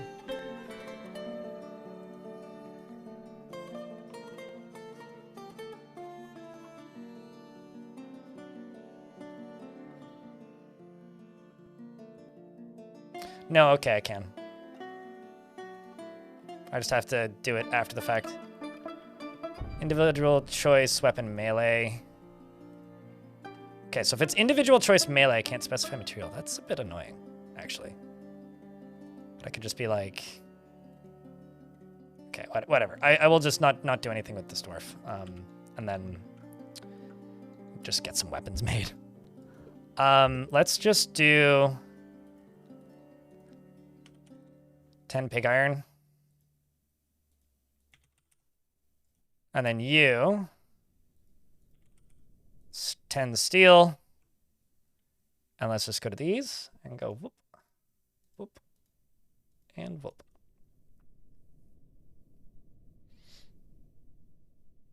No, I bought war sales. I have war sales. I think I bought it 3 days after it released. Unless you're asking if I'm waiting for mods, in which case, no, because I have like 25 hours in that game total and never really played with mods. And I like to know what I'm modding before I mod a game. So I will, if I keep playing it beyond the one playthrough, then I would mod it. Otherwise, I will probably never mod it. If I just do the one playthrough and feel happy after that, then I will probably never mod it. Which is kind of how I always run. You're still new and you usually keep up with the stream, so you missed all that? You need to remember, I've been streaming for 12 years. Maroshad? So, like, when you've been doing this as long as I have, it's very easy to just kind of develop history that, for all intents and purpose, people just kind of miss. Like, it's... That is completely understandable, mate. So this is just going to be a whole lot of hauling stuff into these stockpiles. And then I can make these stockpiles smaller. Because right now we're just moving everything right here, marble, and then we just need to get some wood.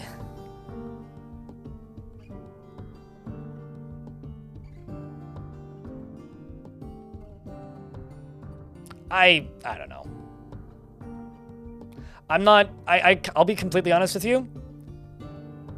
There are some games where, like, I'm cool with, like, dissecting and deconstructing and, like, talking about the details and minutia of whether or not, like, something is good or balanced.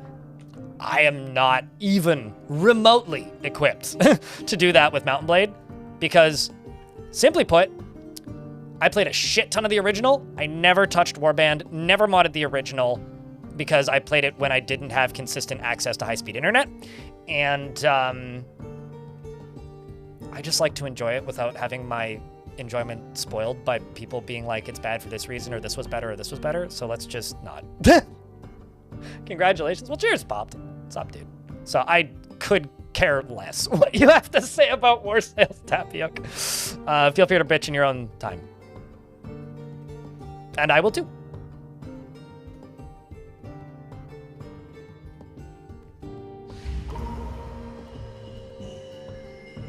I kind of hope there isn't ever a ships mod for Dwarf Fortress so that when Toady gets around to adding ships, people aren't like, the mod is better, because the mod is better is maybe one of the worst things that can happen to your game.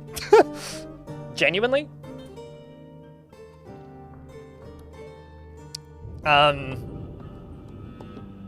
Darius has been taken by a Fey mood.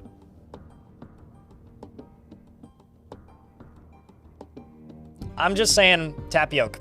Chat room, can I get a round of beers so I don't need to interact with Tapioca's last statement? I don't want to read it. Just let me enjoy things, man. Darius, the metal crafter, has been taken by a Fey mood.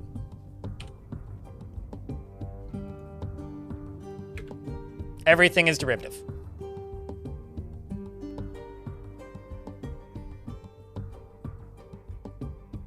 then play it and enjoy it. Have fun. Benny the Jet. Benny the Jet, rather.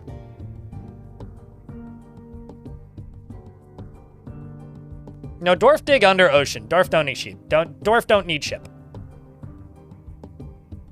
Boats is like in the to-do list for Dwarf Fort, but that's like years away. And we are getting our first, well, probably not weapon, but Darius is a talented metal crafter. Grabs iron bars and works furiously. No, it's a song, Benny and the Jets.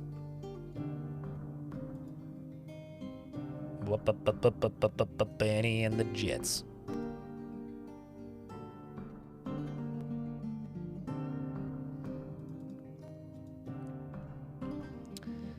If the amount of pig iron bars is less than 4, make 10. If the amount of flux and iron is greater than 10, and I need to go mine out some flux.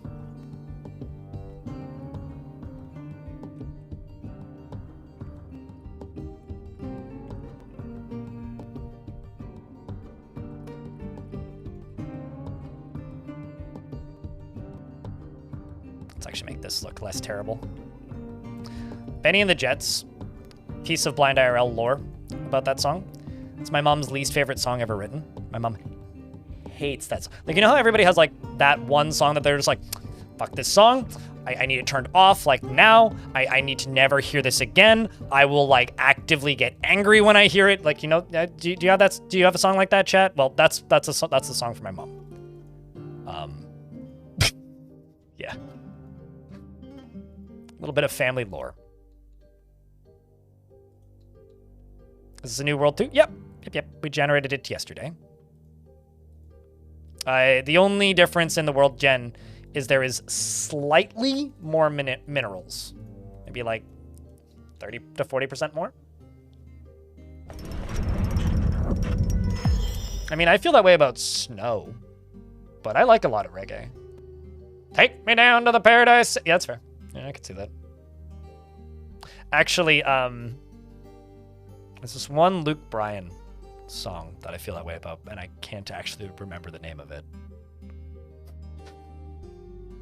Like, I need to actually go look it up, and I ain't gonna do that. But I know it when I hear it.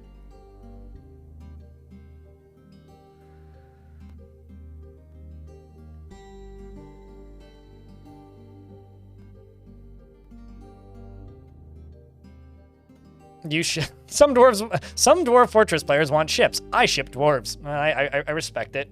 Shani Noel.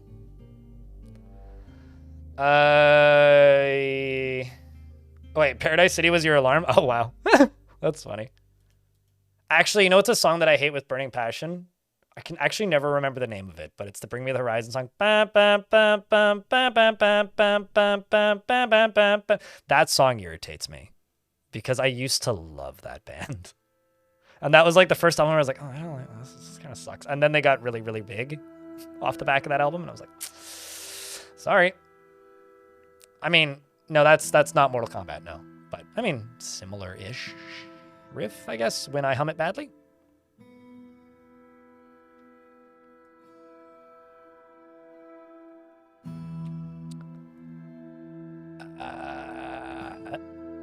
There we go. Flux boulder is greater than 10 when iron bar is greater than 10. Big iron bar is less than 4, make 10.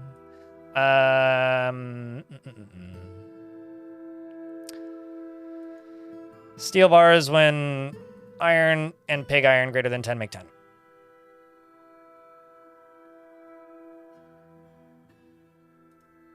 And also that. We'll just let that run for a while.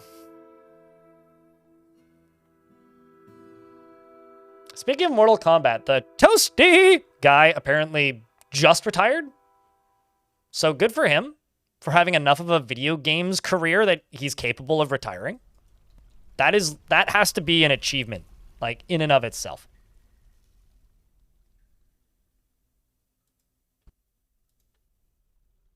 What's up, Tibe? Song from Little Drummer Boy. Oh, there's a good number of Christmas songs. Actually, Santa Baby, I get kind of angry when I hear. I also get kind of mad when I hear I Want a Hippopotamus for Christmas, which made me drink a lot more during Christmas at my ex's family's place. When I went over to my ex's family's place for holidays, I spent a lot more time doing that. Did I completely miss the artifact? What? Did it not pop up? Did it pop up? And did I close it? Anyways, Darius has created Commoneth Gakast, an iron earring, and all craftsmanship is of the highest quality. This object menaces with spikes of iron. I must have completely missed it. That's wild.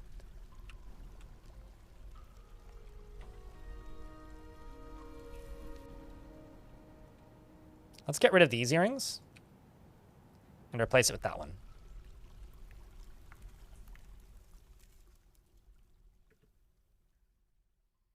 Spiky gothic earring. I mean, sure.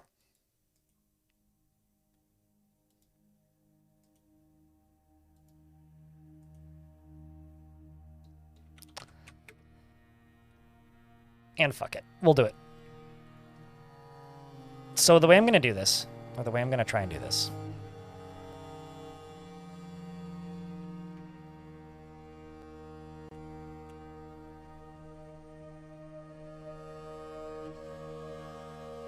I wonder if they can even access this at the moment. Yeah, they should be able to. Unless I covered up the stairway at the top, which maybe I did, maybe I didn't. No, I didn't. So that's going to go all the way down to here. It's going to go over to there. It's going to go down. It's going to go here. And it's going to go here. Actually, it's going to go there. It's going to go there.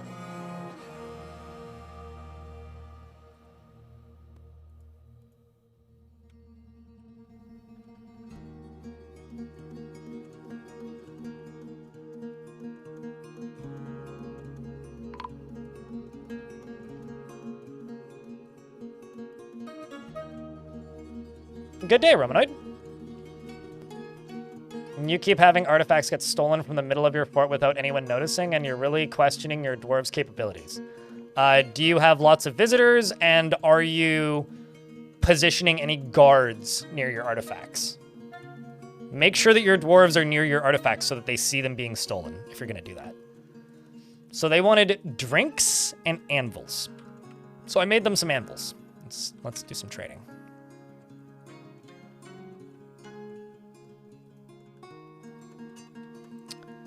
And, I'll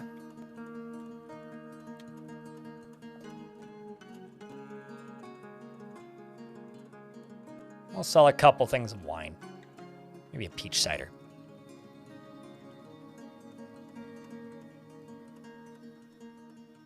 But how are you doing today, Romanoid? How's things? And keep falling asleep to my stream? That's either a compliment or an insult, but usually I take it as a compliment. I'm just going to go to my dog and gild all of the males. Because I have breeding pairs of puppies.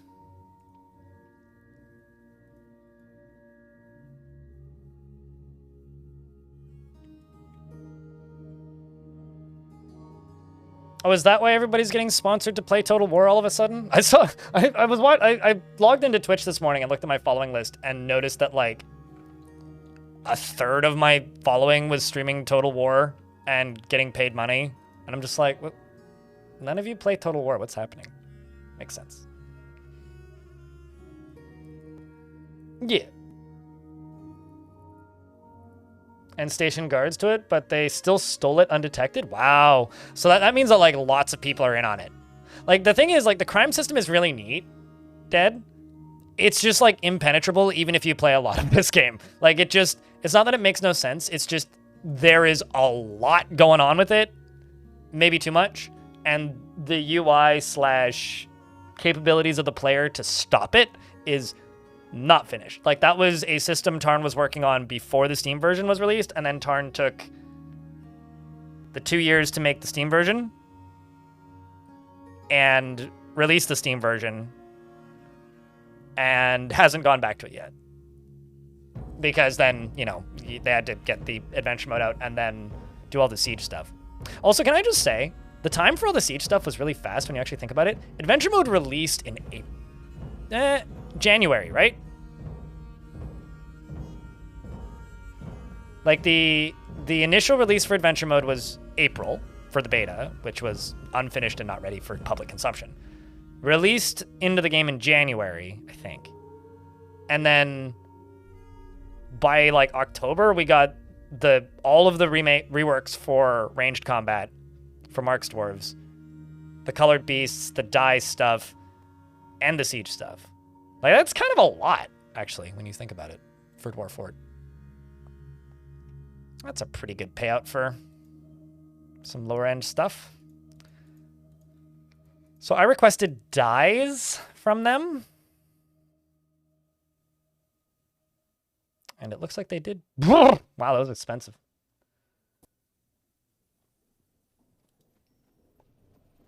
Well, that's... I mostly just wanted the bags. I think I'm just going to buy the cloth and make my own bags, actually. I'm not super surprised those were super expensive, but I'm also going to buy those bronze bolts.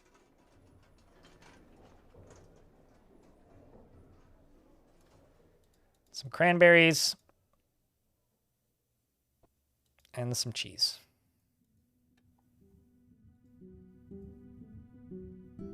Dwarven cheese is expensive. All right. Tim meets with the outpost liaison. Says, I'm your liaison from the mountain homes. Let's discuss your situation. There's much to share. We've added information to your civilization and world info. I'm going to ask for...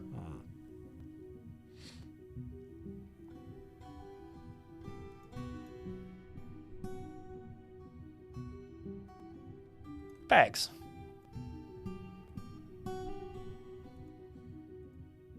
They want ammunition and goblets. Okay.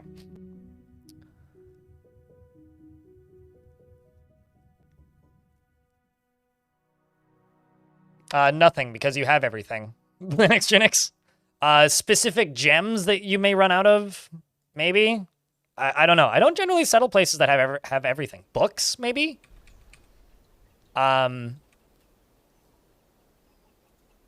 Yeah, I try really hard to not settle places where I have everything. Kind of for that reason.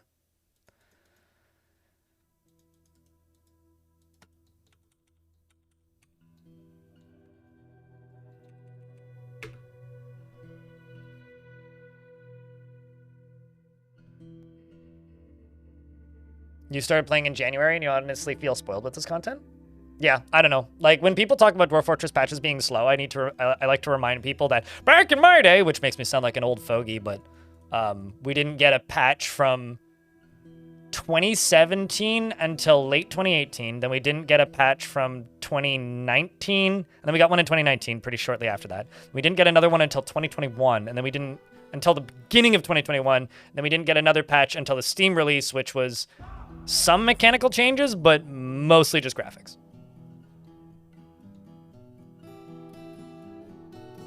Ooh, this is concerning. This is twice now that I've gotten no new migrants. I presume we'll get some in winter or spring. It's full release drop this year, yeah. It was the beginning of the year. I need to go look at the actual like Steam release posts to see when it, like the exact date, but I want to say it was January. I think like, because last year I didn't do like a patch recap video, basically like all of the things that were added to the game in that year. I used to do those, but I didn't do one last year because it didn't feel like there was enough there to be worth making. I might make one this year, though. I personally think that the remake, or like the adjustments to the behaviors of the Marks Dwarves and the solving of the issues with ammunition was the biggest update, at the very least for me. Like, I actually think that that might be as big, if not bigger, than the Siege update. Like, the Siege update wasn't small, don't get me wrong, but I think, like... when it comes to massive updates for Dwarf Fortress, I think that's... Jesus. A truck just honked I think a garbage truck just honked its horn and it scared the crap out of me. Yes, it's backing out of my driveway.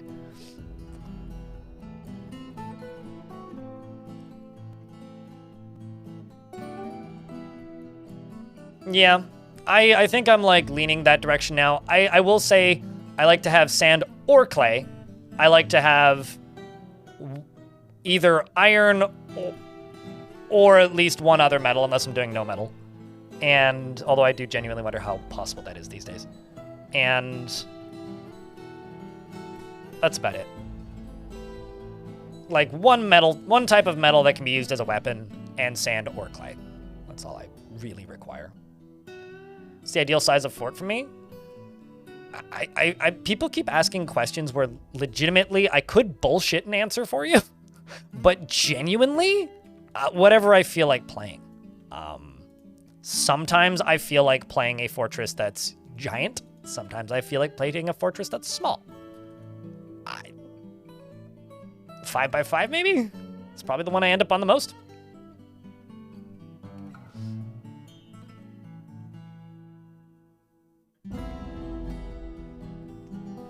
Oh, you like porcelain? Gotcha.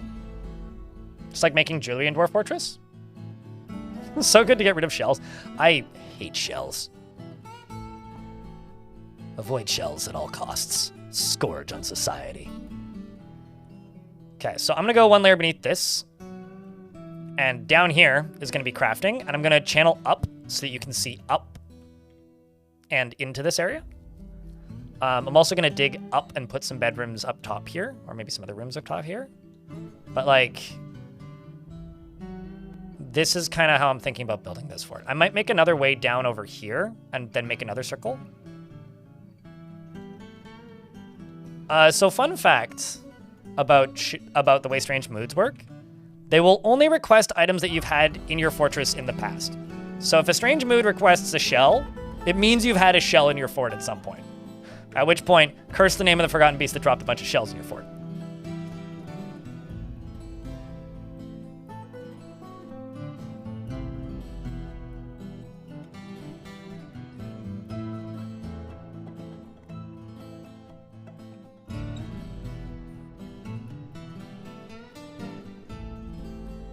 Unless you're trading with the elves. Well, even then, like, actually see a spot that needs to be that I fucked up. That's fine. I mean, even then, like,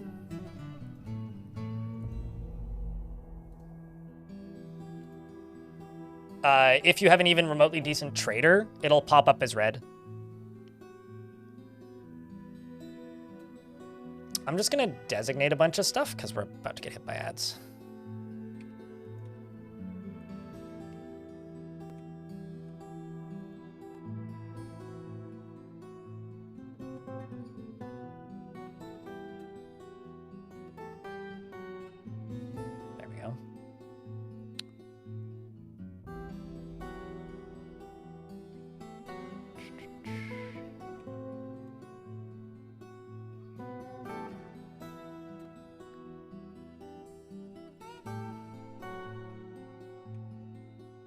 There we go.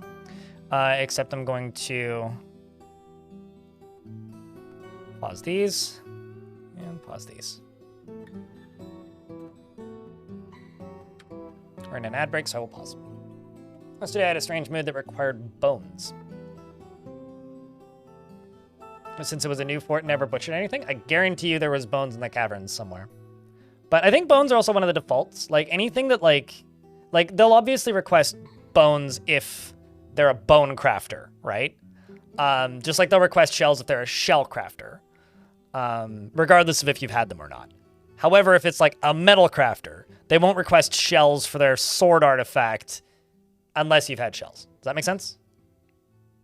So if you have a wood crafter, they'll request wood regardless of if you have wood or if it's a carpenter, you know? Yeah, glass, like when, like that feeling when, Darius, you get a bunch of glass makers migrate into your fort and immediately one of them goes into a strange mood and you're like, there's no sand on this map. I think that's maybe the most common one. It's lighter, Rare Rage Piglet. and dwarves don't need to be as in shape to have decent dodging ability. YouTube chat is asking about leather.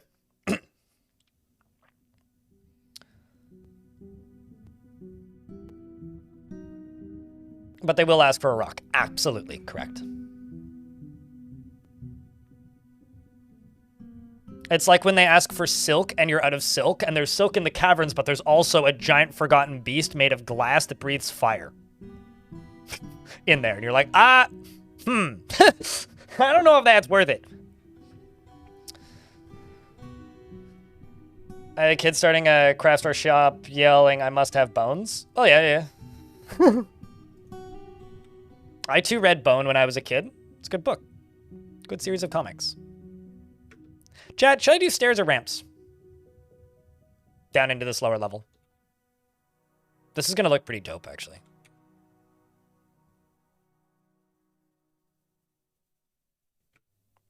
Now it kind of looks like an alien. It's got like eyes. Ramps. Okay. Ramp.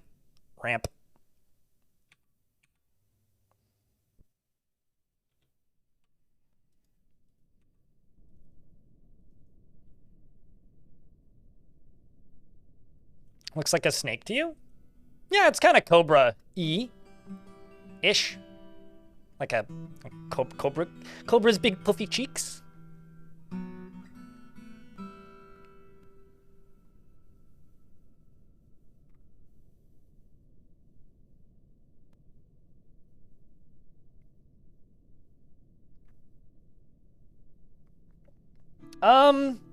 I will say, Sigil, Mark Dwarves also have a much better range of fire than Mark Dwarves do.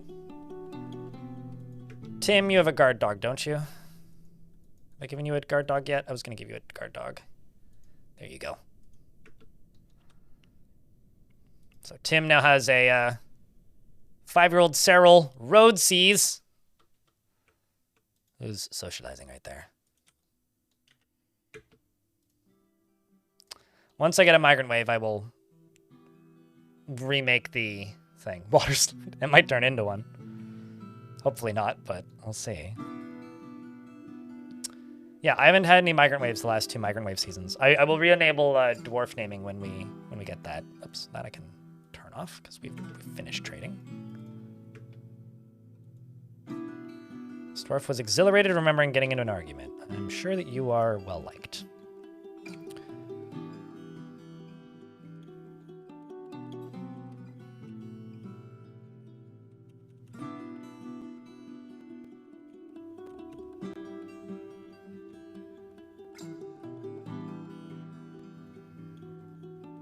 I'm not actually sure if this is reachable.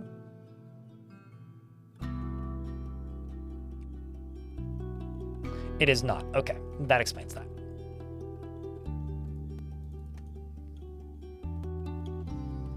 Construction's being loud today, so if you guys are hearing sounds, I'm sorry.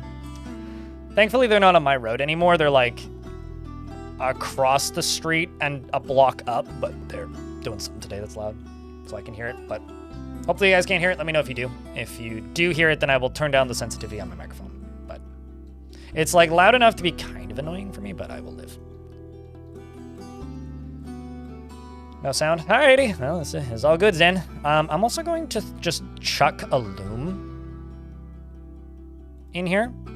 I don't know where this industry is going to end up, but for right now, I just want to get the silk out of here as it appears.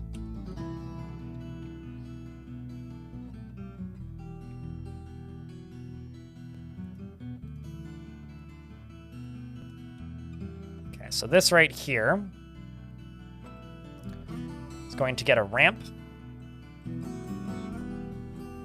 And one of these out to there. Now, I'm not entirely positive I'm going to be able to make this work, so wish me luck.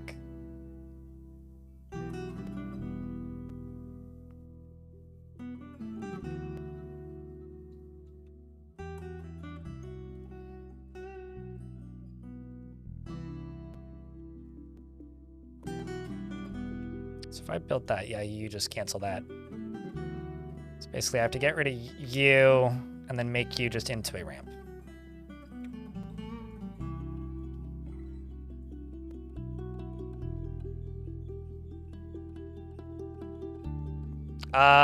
If there is, it would be on the wiki, and I haven't seen one. T-bang. That would be a very useful thing for the community if you wanted to start one, though. I would say that. Okay, how are we doing on steel? 47 steel bars. I'm going to condense my 2 squads.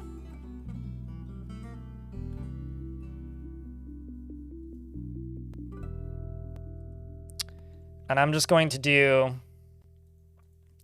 steel spear, steel shield, steel helm,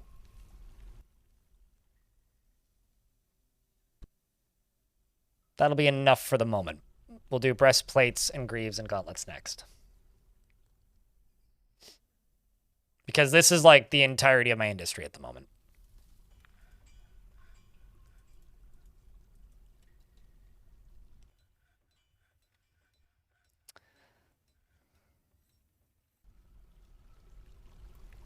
You know, I forgot, well, not forgot, but like I wasn't thinking about what I'd said a minute ago, Doc Randall, and saw no sound here. I was like, oh shit, am I muted? I literally like looked and then went, wait, no, that's not what he's talking about. I'm an idiot. By the way, I just want to say thank you to everybody who's tuning in today. It's nice to, it's been really nice since the Siege update released. Like, I know a lot of you weren't watching before the Siege update, but it's kind of funny looking at my stats because like average view counts effectively doubled when the Siege update hit, and it's been holding pretty steadily. Like, obviously, the first 2 days were kind of crazy. Like, I think we had close to 500 people. But since then, you know, YouTube's been pretty steady at like 150 every stream, and we've been pretty steadily at 250 on Twitch every stream since then, with some dips, obviously. But it's been nice to have a bigger crowd again, because it's been a while. It feels like it's been a while, so. I have my moments. I think we all do, though, Dr. Lovelace. You can hear me, but not the outside. No. It's all me. I'm just suffering from, you know, the standard human and normal amounts of brain rot. Yeah, I started to watch because I noticed when I wanted to watch a vid about it, you were streaming on YouTube, so that without YouTube, I wouldn't have found you on Twitch. Yeah, no, I mean, I've said this many times. YouTube is a thing that I do as the marketing arm for the streams, but also, like, some people don't have time for streams, and so then I can appeal to those people as well. Ideally.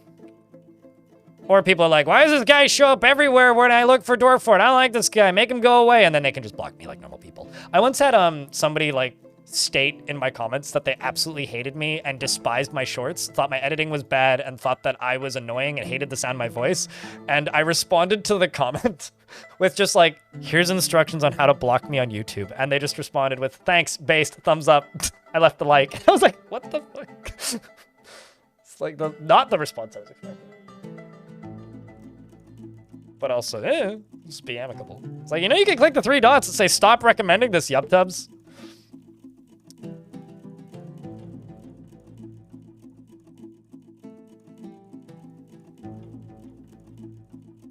I mean, you gave feedback they might have wanted.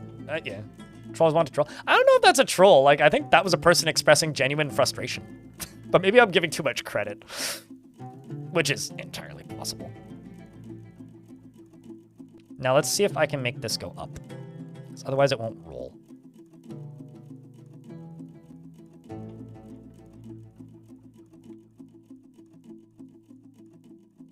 In their defense, they've never commented again.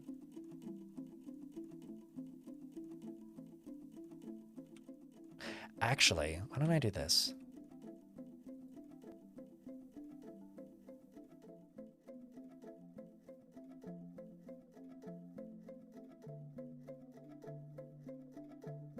Yeah, because Tolkien... Okay, so YouTube chat is talking about, like, Tolkien versus D&D. It's like Tolkien came up with the concept of Tolkien came up with Mithril. D&D came up with Adamantine. Yeah, probably. Darn it. I feel like most trolls, like from my experience in this industry, most trolls are either children that just do that to everybody, and that is just how they communicate on the internet, which, honestly, fair. Been there, I felt that, I know the feel. Or they are older people with no tact. Like, it's like maybe 1 in 10 is actually malicious. It's honestly mostly incompetence from my experience.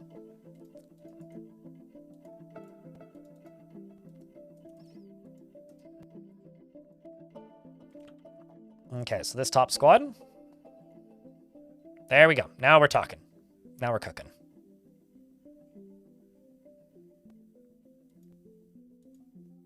Most of them are constructing buildings. They are set to off-duty, so they're not actually training. I should get them training for a bit. Weaving thread into cloth. Constructing building. Constructing building.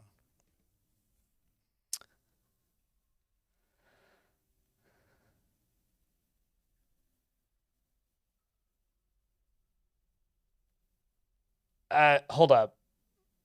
I have no idea what any of that means, so I would like to ask questions, but since you've stated that you're not taking questions, I won't ask questions.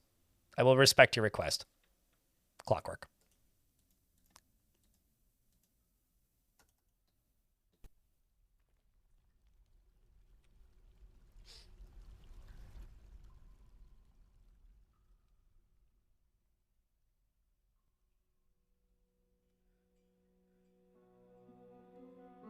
Is it bad, Shane Noel? That might. So they said, hey, but Gygax did take it from adamant in Greek mythos. Did you mean Jagex? Like the RuneScape people? Because that's what I'm presuming that you mean. But reading that, like, I feel like I've just like. Oh, okay. No, you're talking about actual Gary Guy. Okay, fine. Fair enough. I thought you were talking about Jagex. Life. Certainly, but like I just had to. That's one of those names that I've heard said out loud many, many times, but I think I can count on one hand the number of times I've seen it written. But like reading that just like hurt my brain. Okay, so are you a ramp up? Yes, you are. So you might roll. So I need to test something now. Let's make another wooden minecart. Let's do some science, chat.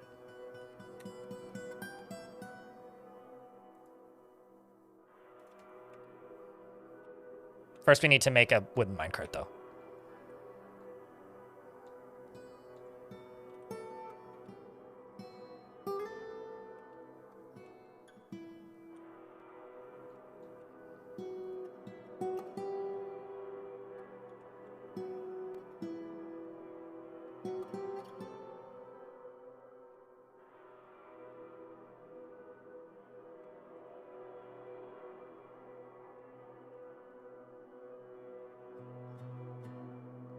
Also, I'll be completely honest with you. I had no idea that adamant was a thing from Greek mythos.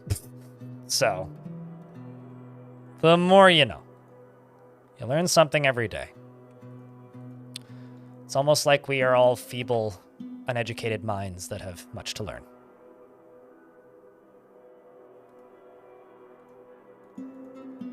At least I am. I don't speak for you guys. I'm sure you guys are all like absolute geniuses on the top of your class and literally everything. And I was a C student.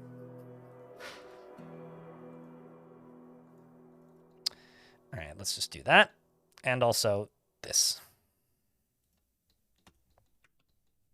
Oh, also this.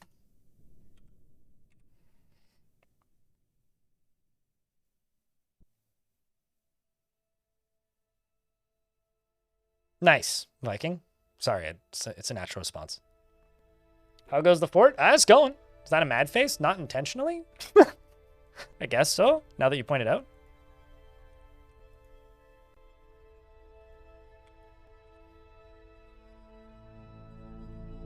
I mean, maybe that's the face I'm making inside because we haven't had any more migrants yet. Is having livestock important? Do you like having food variety and leather? Making cheese? I mean, it's not unimportant, but it's not necessary. You don't need livestock. Although I would say you don't need anything in Dwarf Fortress. In theory, you don't even need bedrooms.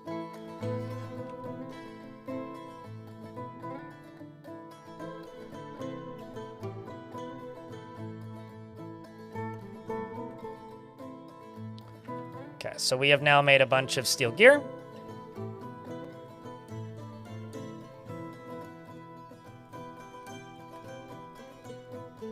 But we appear to be out of stuff for steel bars.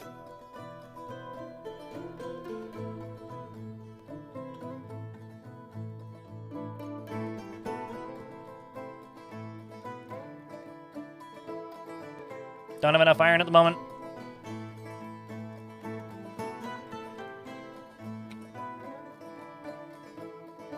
Actually, you know what? I will just do this. Let's go hematite, smell, hematite ore. 20. If there's more than 20.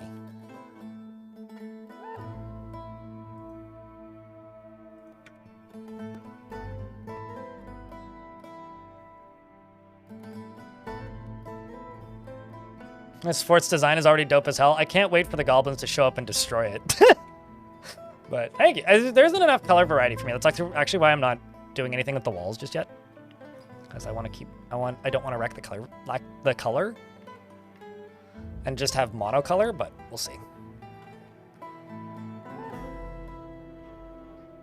From where? Or what rather, what are the tips, Doc Randall? Speaking of tips, chat, just a reminder to everybody, Krug Smash uploaded a video this morning. Not that I'm saying, like, stop watching my stream, but, like, you know.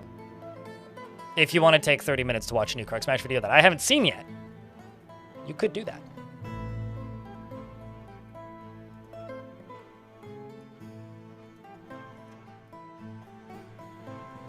Also, thank you to the person who bought me 2 coffees, 1 coffee. Appreciate that.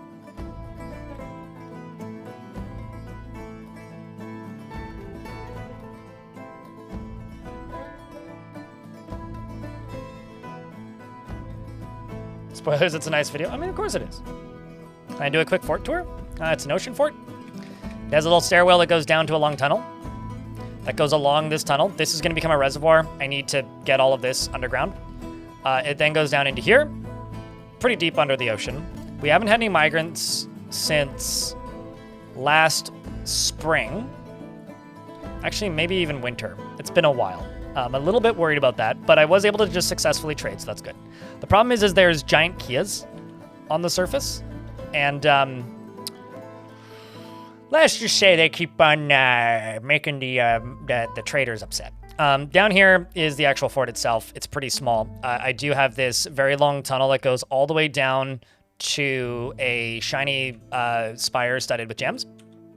And the hope here with this little spire studded with gems is that I will be able to essentially just get stuff to roll when it lands down at the bottom of this. Otherwise, I'm going to have to do a bunch of extra work, which I might actually just do.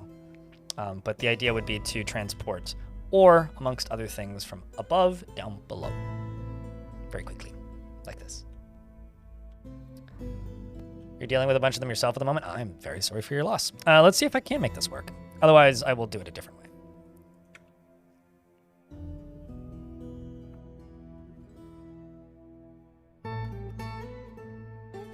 50% of the migrants are children?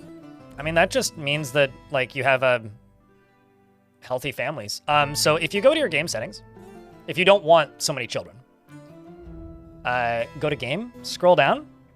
You see strict population cap, which currently I have set to 190 because that's where I had it in the last fort. Baby and child cap. I don't know what the default for this is, but I have it set to 50, meaning a maximum. If you have more than 50 children, if I have more than 50 children in a fort, I won't get more until I raise the population cap. So that also includes births. So dwarves that are born in the fortress. So if I have 190 adults, they could have up to 220 worth of kids. So, but like you can adjust those settings if you like.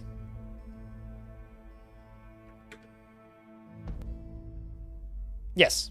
So there's the total population for my fort, which is 220. The migrant adult population is 190, which means like if I just get migrants, I'll probably have like 30, 35 kids.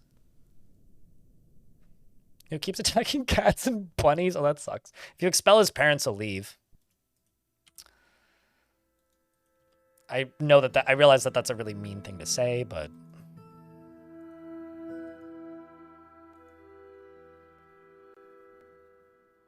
it is true.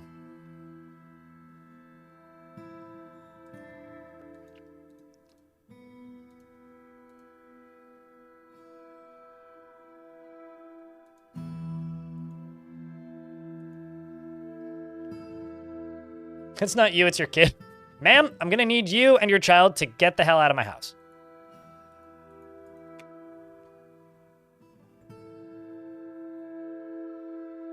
Yeah, also that's true. Kids breaking shit does actually train their combat skills. They're learning skills for later in life.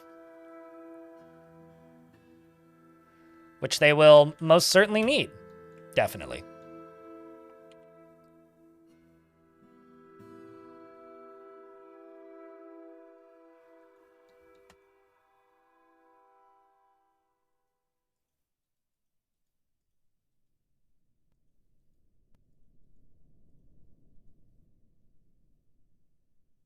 Making pig iron. Not currently making steel, because I think we just made steel. No, not currently making steel. Out of steel at the moment.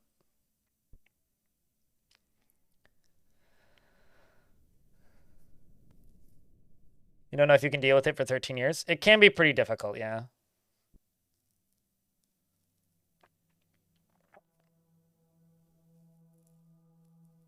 I mean, oddly enough, if you turn off the majority of chores for kids, and just make sure that they have plenty of toys, they generally stay pretty happy.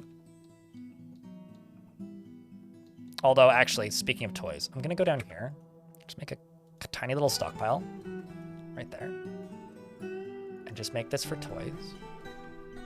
Because I need to get those out of the main one anyway. Let's just see, where are they? Yeah, they're under finished goods. So let's just say everything in finished goods, nothing. Toy. So this should just be for toys. And I will just call this toys so that I can keep track of it. Then go up to here, go to this stockpile, finished goods. I need to actually do the thing that I always tell people to do to keep your kids happy, which is basically toys will get put in this stockpile and taken out of that one. When they're put into this stockpile, kids will then hang around this stockpile because that's where the toys are. So, like, if they're just hanging around in your stockpiles, they'll get upset slowly because, like, stockpiles usually aren't that nice. And because, like, the way the kids' behavior works is they go somewhere, they play. They go somewhere, they play. And if you just let them play and feel enjoyment and content, and also hang around in places where they can learn stuff, they do get quite happy quite quickly. But yeah, this is a armor smith skill.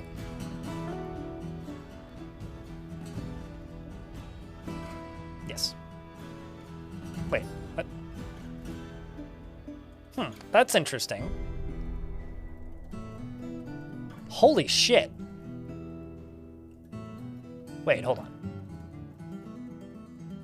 Okay, never mind. I thought I just saw something that changes everything. I thought I could have two different zones for a second there and have one of them citizens only and one of them not. And I was like, what?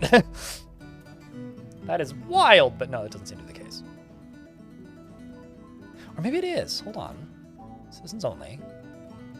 Citizens only. Okay, like if I make another dining hall. Oopsies. Another dining hall, except connect you to this. Citizens only. Okay, never mind. I misunderstood. Armorsmith's Guild is good child daycare. No, absolutely. Especially when they're giving presentations. There's just too many dwarves at the moment to really help with much of that.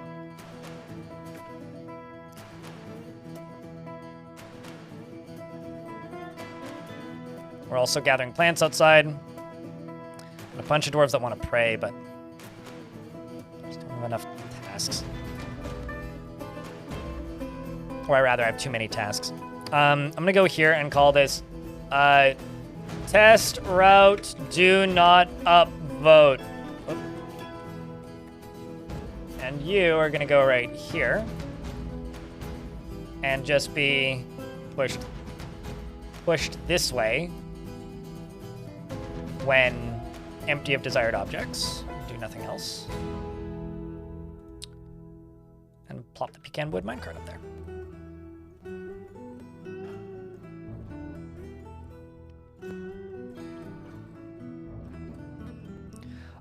They get a different okay, so they get one happy thought if they eat at a nice table, but they get a different, better happy thought if they eat at a nice dining hall. Dining halls are also a really good way to control where the dwarves eat, because if a dwarf has food and needs food, they will go to the nearest dining hall. Second, they will go to the nearest zone with a chair in it. Third, they will go to the nearest empty, unassigned table or chair.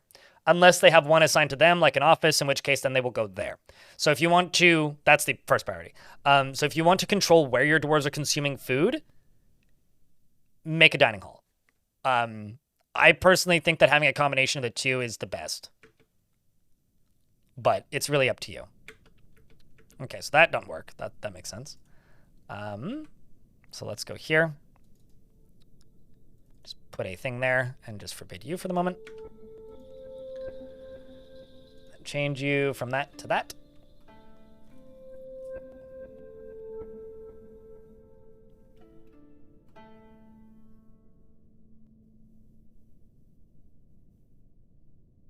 Dwarf food eating if-then statements are brilliant. Yeah. All right, so now that's built, let's turn this off. And let's see what happens. So dwarf comes here, it falls. So the idea here is that when it hits the bottom, it rolls, which it doesn't. That's not bad, but is a little annoying. So what I could do, and what I'm gonna try to do, is I'm gonna wait for a dwarf to come get this, and say,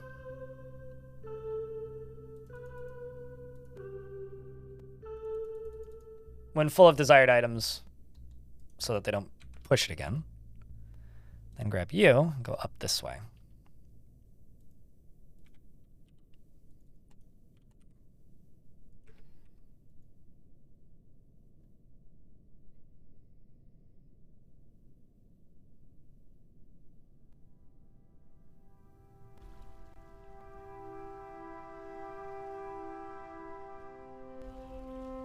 You posted 310 beers. I hope that you didn't drink that many this year, but I appreciate you, mate.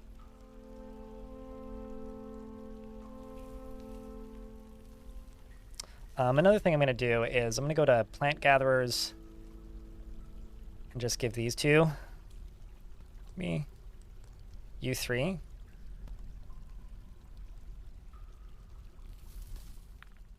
Plant gathering. So it's not like it, so it doesn't bring the whole fortress down to a halt. And also, I'm going to pause the game for a second and just pause. And pause. And let's follow this dwarf who's making steel bars. I got to take a piss. I will be back in a sec.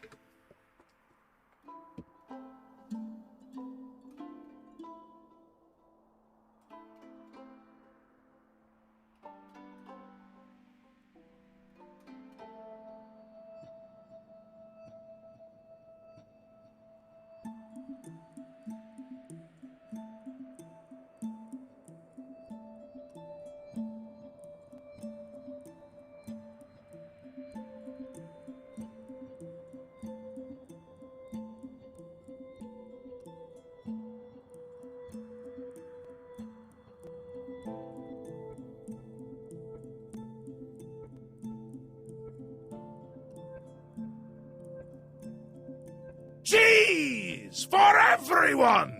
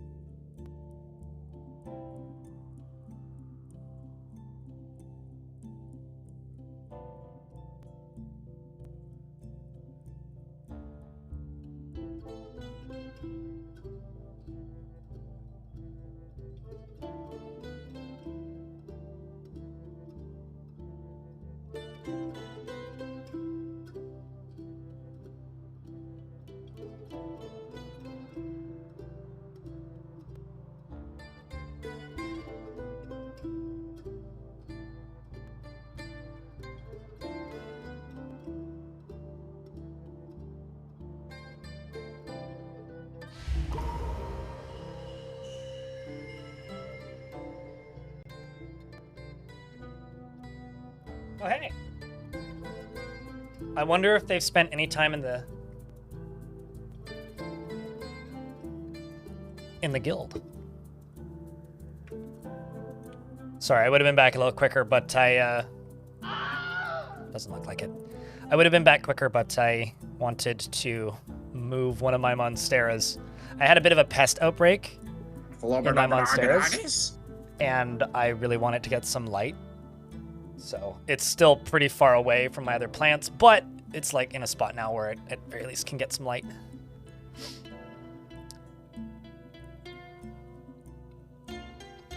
May have been 31, somewhere around that many. I want to say on average, I drink about, and sometimes it's more than this, 4 to 6 beer a week. So I kind of don't want to do that math, to be completely honest with you. But don't live your life like me. Well, whatever it is, it's going to be called Velcro. It's gems, wood, hematite, and guinea fowl leather. You drank 6 yesterday. Yeah, well, I mean, I've had days like that. And apologize, the monstera needs care. I mean, the smaller one, which is its child, isn't getting moved into the nicer, brighter part of the apartment. It's staying in the corner. But, because it had the worst of the 2 outbreaks, but the mother plant needs it. Should try hairspray? Excuse me?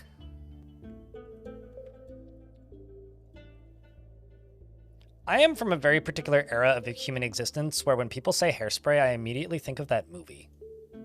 Hairspray. Is that a Travolta movie? That might be the last movie I saw with John Travolta in it. Like, rather, the most recent movie I've seen with John Travolta in it.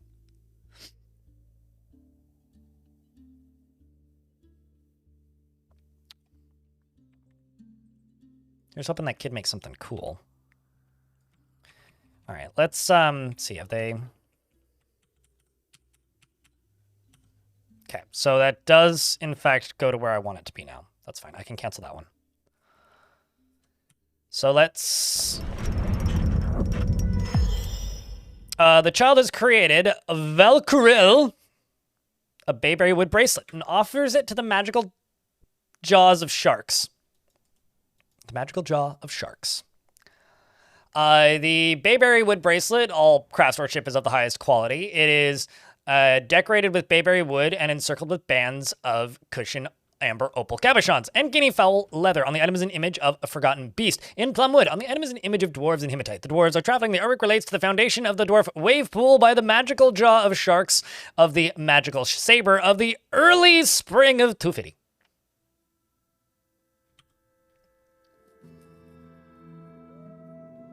Hell yeah. Wow, everybody won. Maybe not every, I think everybody, it looks like everybody won with the advancements. I'm going to give that to one of my nobles, I think. I'm thinking, how about the broker? We'll do that.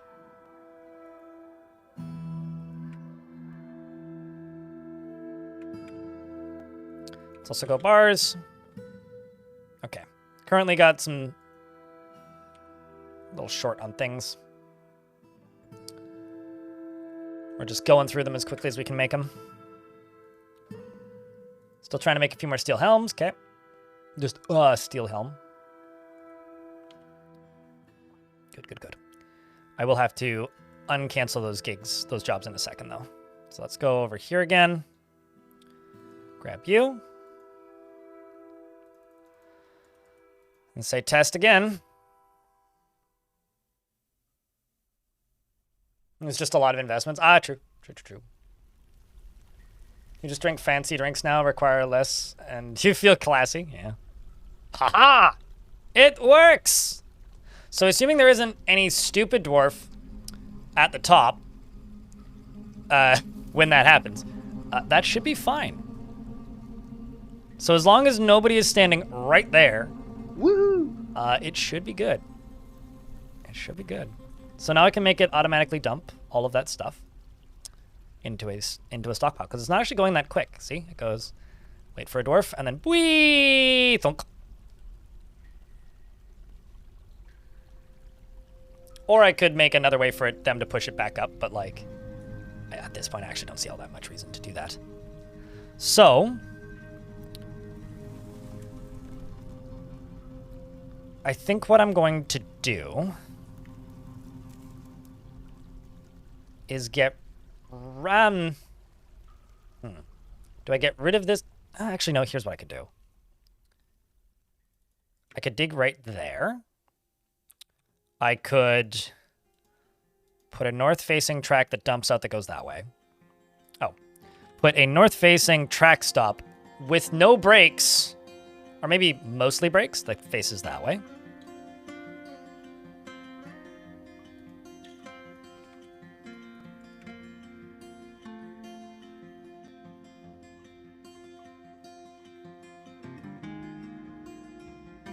You need to play more with minecarts. I do have a pretty good tutorial that ages quite well on him. Because I do think this will be pretty safe, assuming nobody is standing right here when it lands. Like, down here like that, this whole area right there is fine.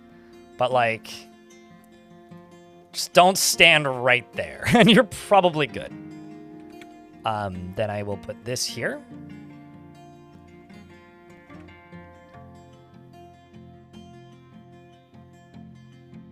I mean, like I said, we find out. I'm actually also going to go up to here and do like a mostly slow down. Like put some brakes on it right there.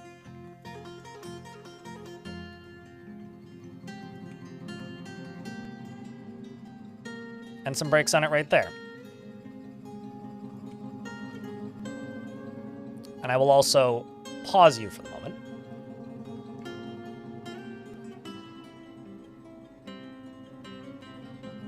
There's two videos that I have that, like, pretty largely cover minecarts. If you want, like, a story video, my haunted ghost video, like the one with the ghost in the thumbnail, it says hunted, is a good introduction to minecarts. Also, it kind of, it's funny. I went out of my way in that fortress to make the minecarts not inconvenient, but, like, as dangerous as possible. And nobody got hurt by the minecarts. It was kind of wild, actually. Like, generally kind of bizarre. I actually don't... I don't know. It's strange to me, because, like, nobody died to the minecarts. As from what I could tell, like, lots of people died to lots of things in that fort. I don't actually think anybody got hurt by the minecarts, so I failed horribly, I guess. All right, let's try this again.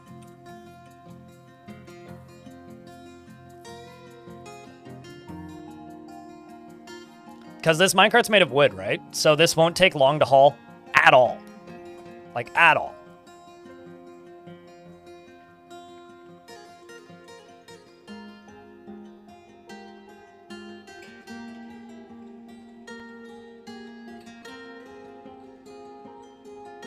So that slows down, and then it stops right there. Perfect.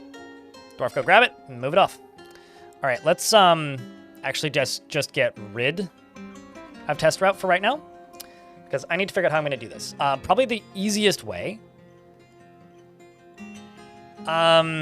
is to make a single tile stockpile here that is Set from which workshops? Okay, so do not take from anywhere, period, is the first thing I need to do. This is going to be for...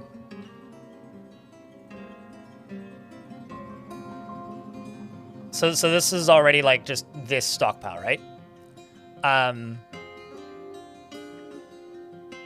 Now, the beauty of this route is it doesn't need to be one route. It can be multiple. So what I'm going to do is you, right here, are going to distribute to here and here. So you are going to take items from here. Actually, no, sorry. Let's actually make you your own stockpile, because that'll actually make my life easier. But that now has that setting. So you will just be a metal ore stockpile. And you will not have any wheelbarrows. You will also not take from anywhere. Your stockpile 2. And your stockpile 10.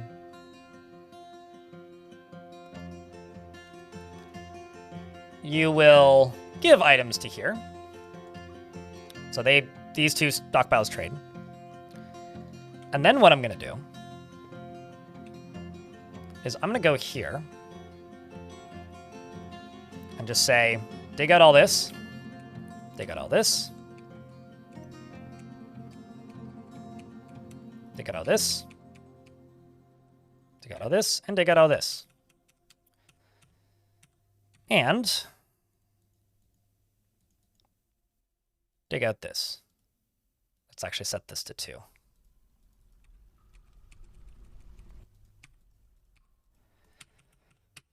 And then what I can do is I can just chuck down a little minecart route, stick a stockpile near it, and just get them to load it all from the middle of here, and then just punt it over the edge down into there.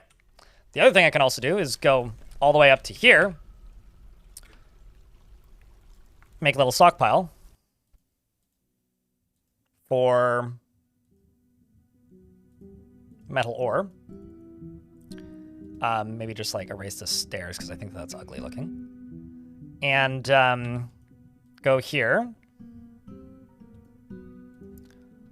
Or transport 1. Or what? You go right here. You load up that. You load up that. And that's about it. And you kick, kick, kick. That way, that way, that way.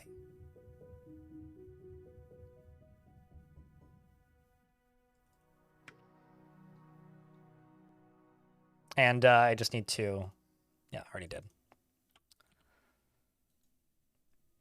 Place track vehicle.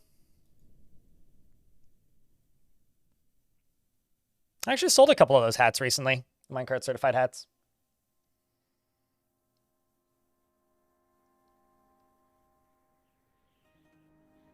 Why are minecarts useful? Because it lets you transport a large amount of items from one place to a different place without having to manually haul it, which is inherently useful. This is much closer to this than this.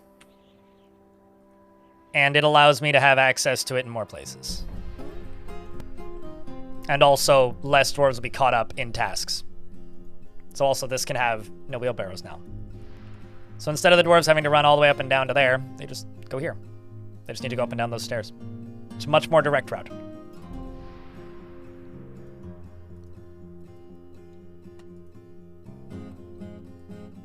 Oh, the one other thing I need to do is this stockpile takes from here. I'm gonna go make a snack? Go make your snack.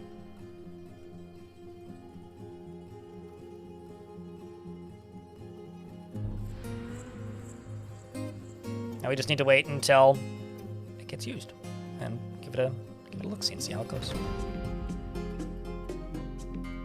But it's gonna take a minute. They're gonna need to populate this stockpile now.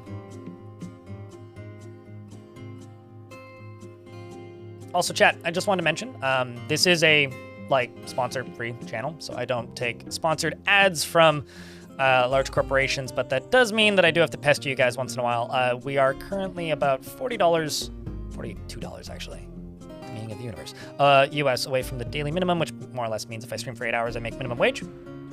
I don't ask for much, but if you happen to have a Prime subscription, do think about me. That's about it. Yeah, that's what happened. We do have that command for that in regards to the last fort. It quite literally is just that we're still in that period of time where I'm experimenting and trying to make things work. Anonymous, thank you. Thank you for the 10-pack. Appreciate you. It's very kind of you. Between that one and the lava one, Trumpet Murdered was the big circular volcano fort. Was the big square-shaped volcano fort. And then the one before that one didn't really utilize much lava.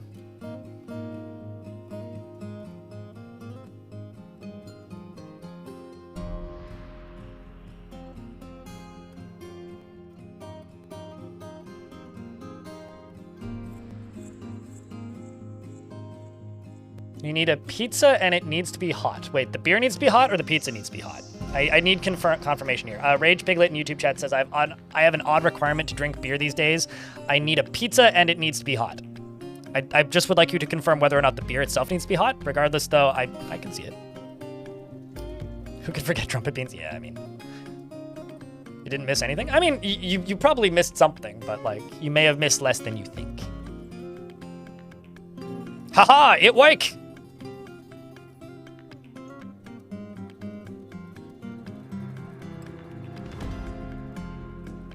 Although I really should just... I was thinking, I will connect this to this, and then also connect these to this, but I think for right now, the easier way to just do this is this. Just make this all one stockpile. Yeah, that's the easier way to do it for the moment. Because then these can just run.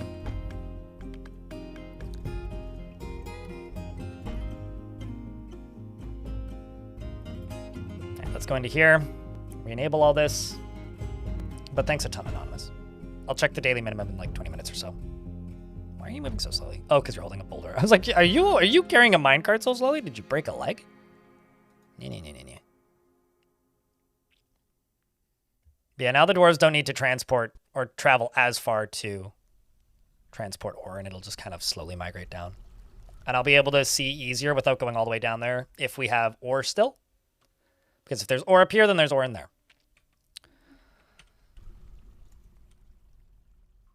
All right, let's hope that we get a migrant wave in the spring. Let's hope. I really need to fix my alerts so it says so-and-so gifted 10 instead of Also, Rolf, that's a massive streak, by the way. I tend to just ignore streaks because I disabled them in Twitch chat, so I don't see them when they show up in Twitch chat, which is, I don't know. I find them really distracting, I guess, but geez, man.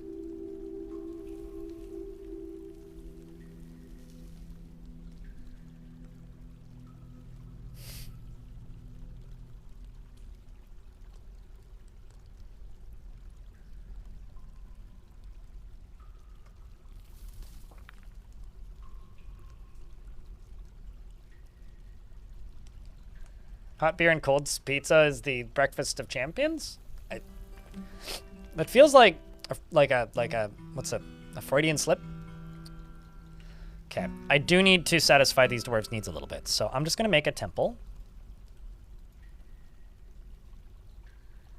to no specific deity.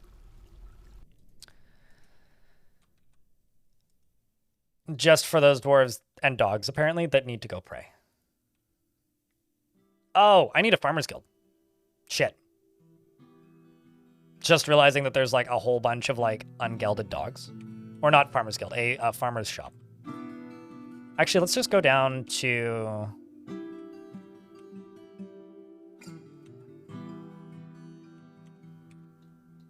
down to here. And cry that I don't have enough space. Okay, fine.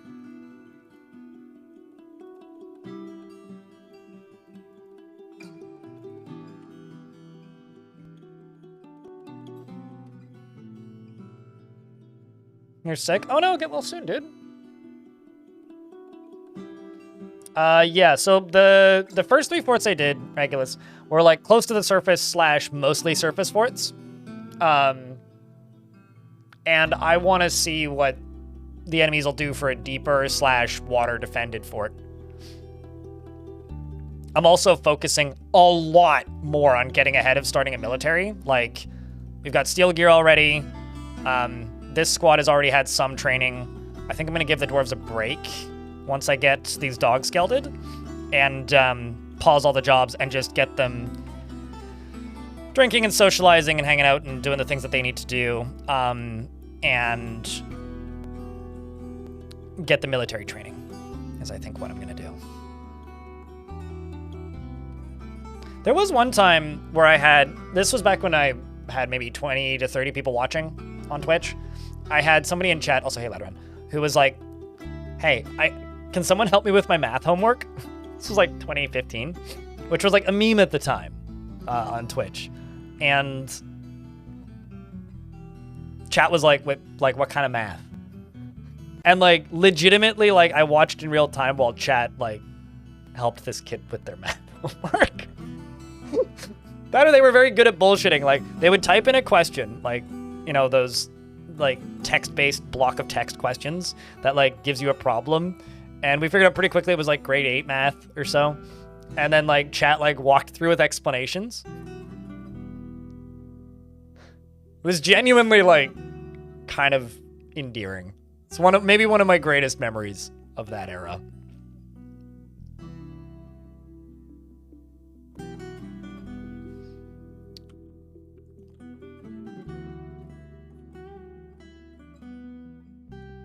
Yeah, like truly. It was very much a like everybody just kind of like unanimously agreed, all right, we'll help, but we won't help you cheat. So yeah, it was pretty wholesome. All right, I need to go into here and I think block this area off too. Although this up here might be easy to block off.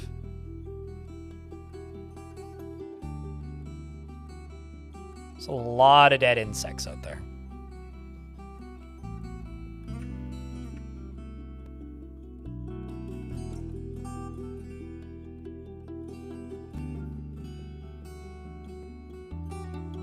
I mean, if you want my thoughts on how to go about starting forts, my best advice is to look at the getting started guides I have.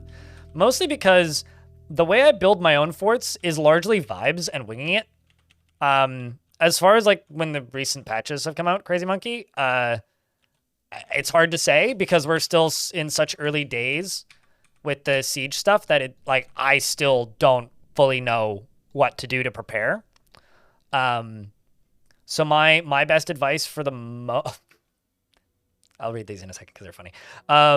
My best advice for the moment is just follow my getting started guide and maybe build up defenses earlier or disable enemies initially, because the game is a lot harder than it's been before. The stray dog attacks the metal crafter, but he jumps away. Oh, good. Darius has decent dodging skills. The war dog misses the manager. War dog misses the manager. That's good. If you have a dwarf that has absolutely horrendous agility, sometimes they actually take damage while gelding animals. I famously once had a dwarf lose an eyeball by trying to geld a cat. Well, I'm getting into a dogfight, pretty much. Making another tunnel here so I can block this side off and open that side up.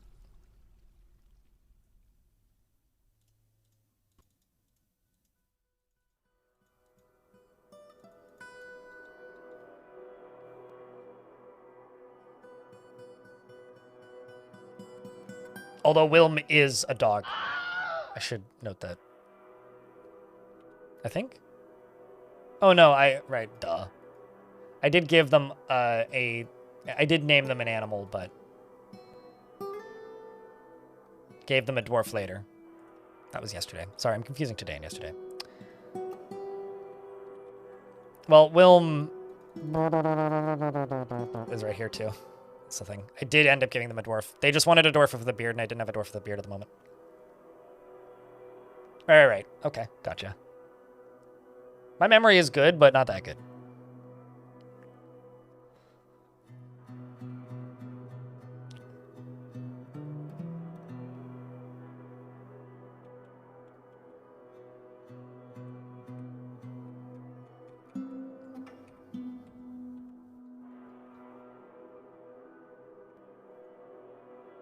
So the problem is that these are also set to make steel bars.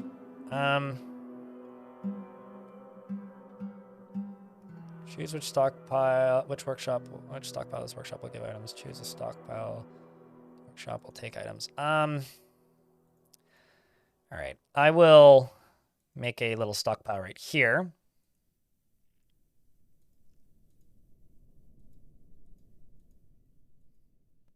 Coal.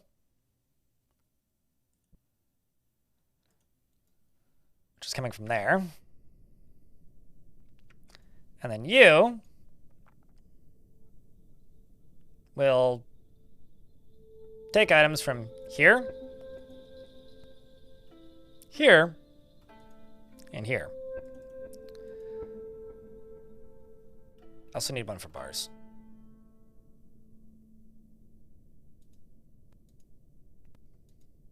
I'll make a separate stockpile for that.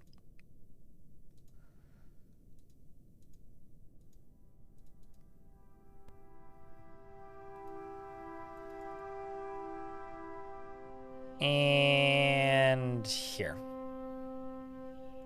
Same with you. You will take from here.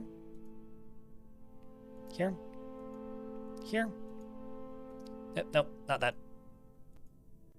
Here. And lastly, you take from here. Here.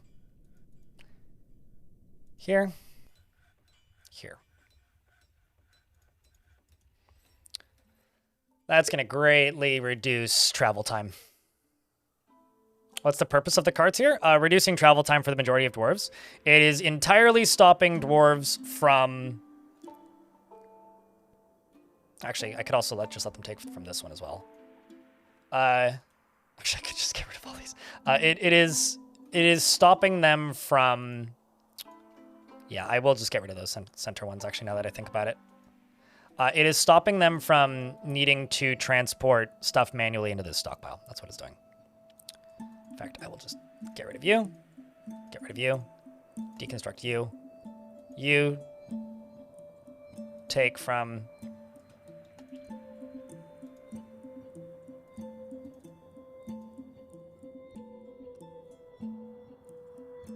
metal ore.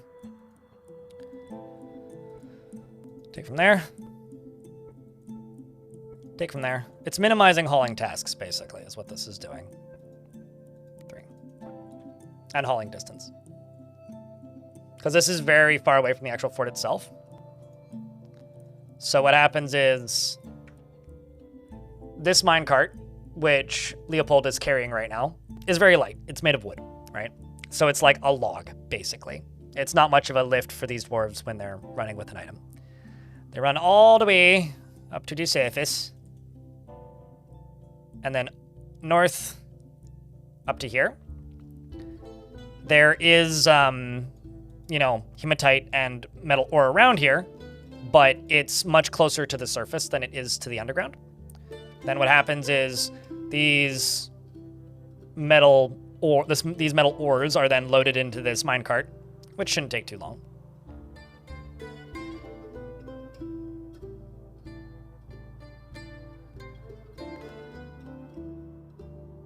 Always making tea that makes you pee and brown. That's good to know. Thanks for sharing. And now I'm in an ad break. Shit. I will pause and then unpause when the ad is done. Sorry. We have to wait a minute and 30.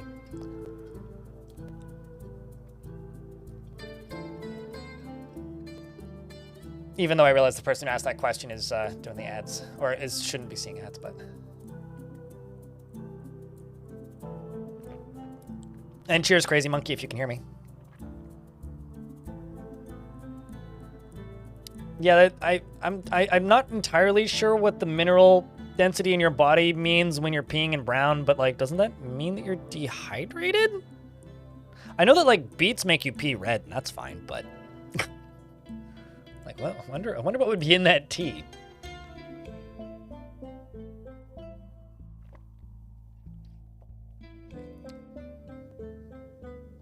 There's certain chemicals that can change color without it, certainly. But like, I'm wondering what would do that. Like, I feel like I would be worried. Peeing red is never fine unless you ate beets the day before.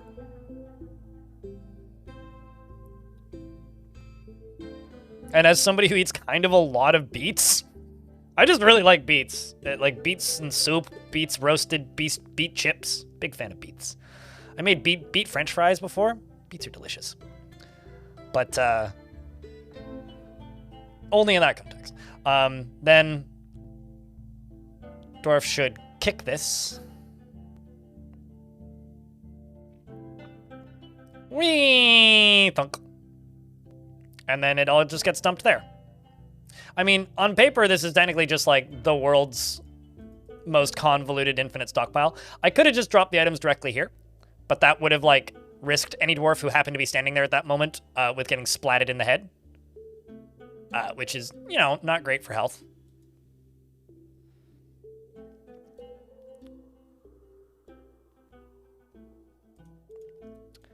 And then you right here, you're just going to make charcoal when there's less than 50 charcoal. And that's my metalsmithing industry. We've got steel industry up and running. Bars here, we've got not any steel at the moment, but, you know, working on it. Oh, and then this can go away. Or can go away.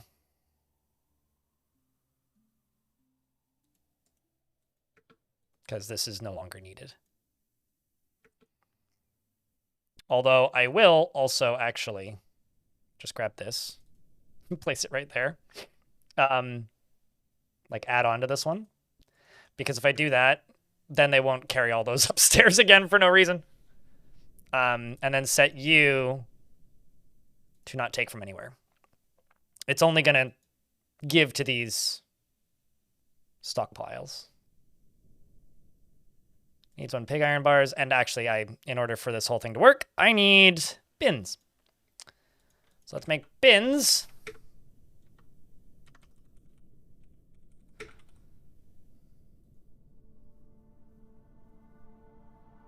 Just make them all out of the same type of wood so that they're less convoluted. And I'm just going to go up to this stockpile and be like, okay, you are allowed to have some bins, but let's just say 5. Like minimal bins.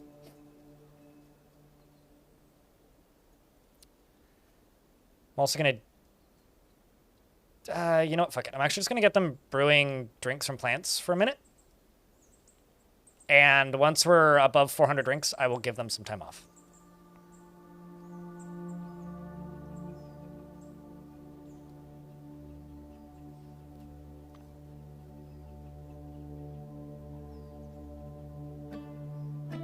I have all of my forges, well, rather not the forges, the smelters, taking directly from that stockpile.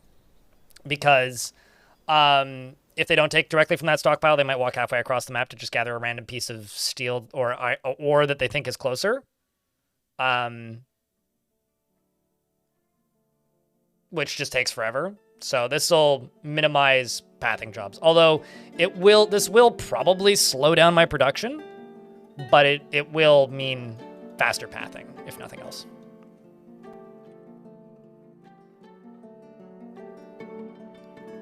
Let's just see where these bins end up.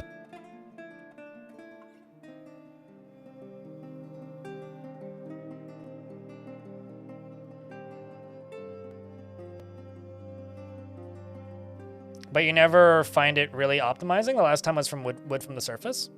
It's not optimizing, it's minimizing tasks, right? Like, a lot of the causes of upset dwarves are them being overworked and not getting enough time to do other things. So, optimizing can be great and very useful. However, you don't always want to over-optimize. And I know that might sound redundant, but trust me, if you have a lot of really upset dwarves, they may just be chronically overworked.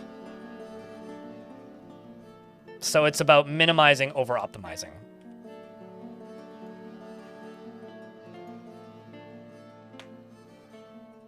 Or for base defense? Certainly. I mean, both of those are forms of item transport. It's just very short distance item transport.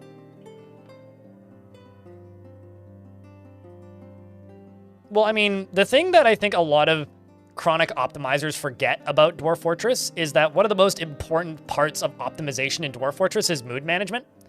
And yeah, you can put band-aids on it by... please open my hair. Can I put it back up afterwards? I just got a super chat, so I have to do this for a second. There you go. You get to see my hair for a sec. One of the most important parts about Dwarf Fortress item management is, or like micromanagement, is mood micromanaging. And like, yeah, you can stamp band-aids all over it with by just putting mist generators everywhere. But like, if you actually want happy dwarves, they need to satisfy their needs and spend time with other dwarves and socialize and like pray to gods and collect items. And the only way to do that properly is by minimizing overworking. So being efficient in so much as getting as much done as possible with as few dwarves working as possible. You were not aware of the scale of my hair? This is not a 1-to-1 scale, unless you have me on a very big monitor. But I fucking hate the way my hair looks with the headset on. But if I don't go over, then I sweat like crazy. Now I sweat like crazy.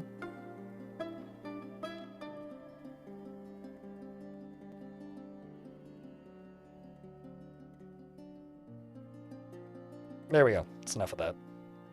I have my hair down when I'm walking outside quite often, but not so much when I have my headphones on. If I used earbuds, I'd put it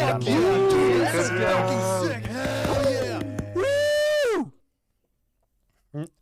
All hair, head empty.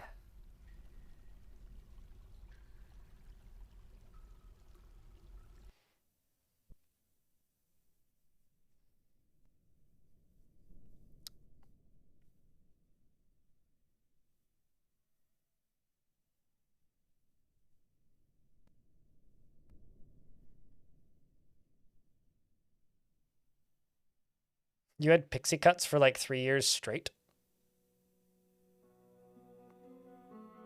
Yeah, I don't know. I haven't had short hair since my late teens, early mid-teens even.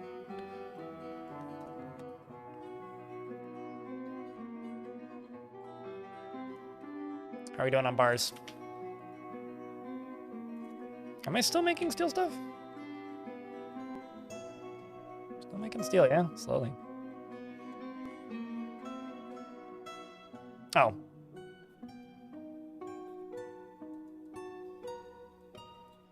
Yeah, there's just not a lot. There's just not enough pig iron is the bottleneck that I'm hitting.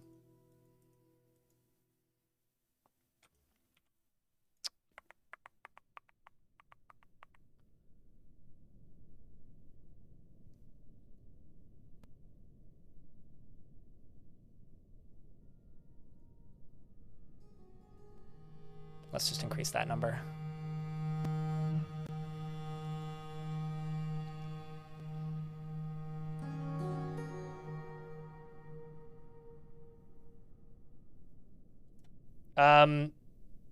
When it comes to your, like, thinking that you can tell me what to do in the game, no, David. I will make bedrooms when more dwarves arrive. I'm currently too bottlenecked on tasks to make more bedrooms. And we have enough plenty right now. Like, every dwarf has a bedroom, even the kids. But thanks for the $20 super chat. Hey, Twitch chat, can I get a round of beers? And YouTube chat, just, I don't know, hit the party button or something.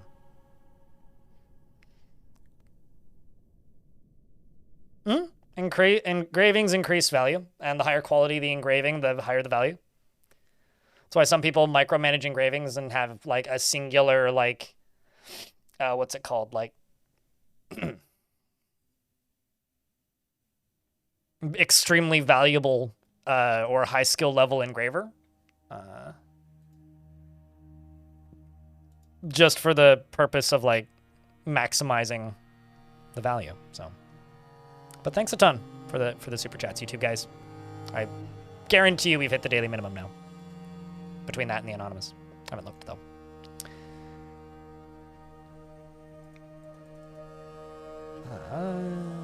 There we go. That should help the steel output. Yeah, it is. Sweet. Just had to turn the numbers up a bit.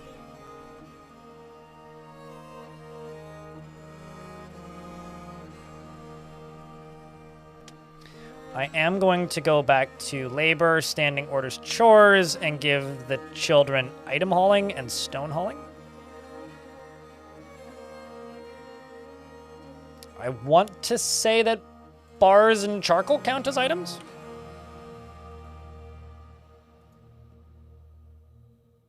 It should.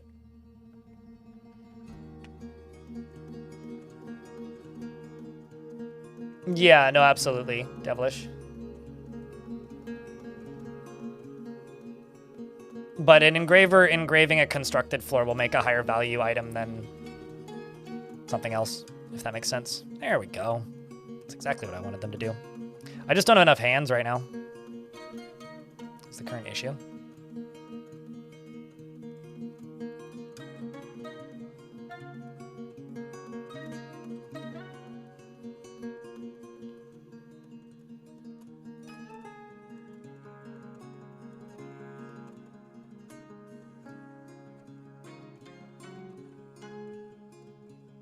Yeah, I just don't have enough pig iron.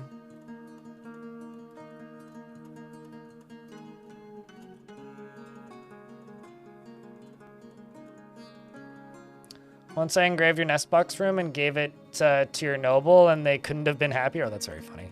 It's like, where does a noble sleep? With the chickens. Naturally.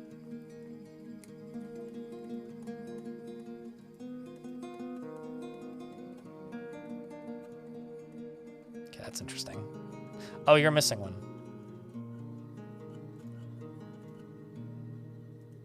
It's like, why are you not smelting hematite? That would be why.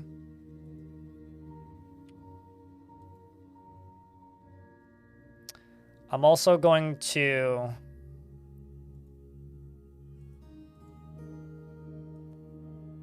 remove these,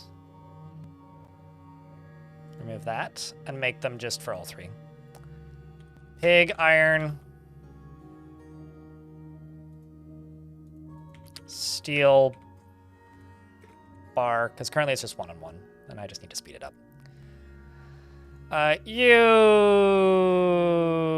If number of iron, if number of pig iron, and flux boulders, yes. And then you, yep. Nope. Yep, yep. Except I'm gonna, yeah, I'll just leave those as they are for right now. Just make a bunch. That'll fix that. Did we survive? Yes. You're so sick of laundry that you have to hang on to wet clothes. You have to hang my... Oh, no. Do you, not have a dryer? I have a dryer, but I'll be completely honest, it kind of sucks.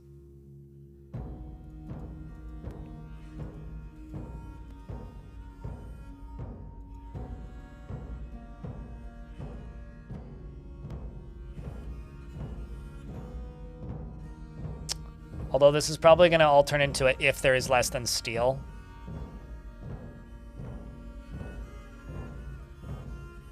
Right, I always take it for granted that I live somewhere with, like, basically free electricity.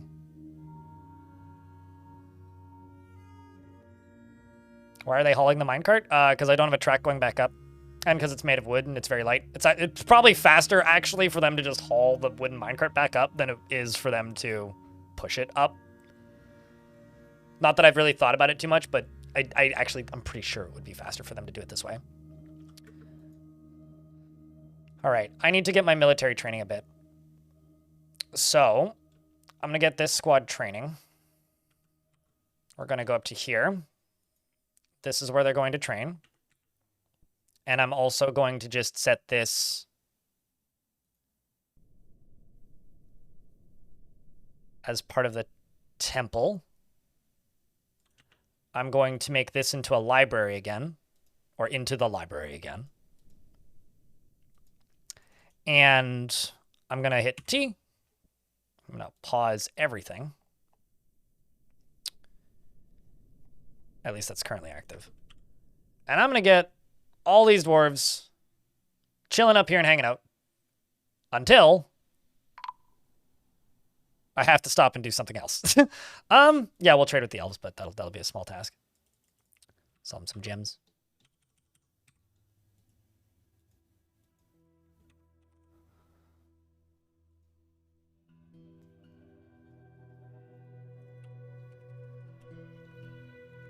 But mostly I just want this squad to unrustify. It's about the only nice thing all of our big hydro dams do for us around here. I mean, isn't that specifically the task for hydro dams, is producing, like, you know, power? Probably also going to disable hauling after a minute.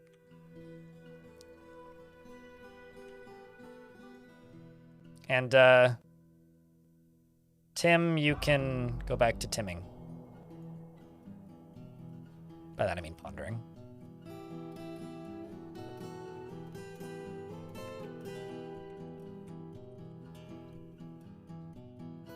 You still pay through the nose for it? I'm sorry. I don't know what to say. I mean, with stuff like that, it's just kind of a... Well, I don't have that problem, but...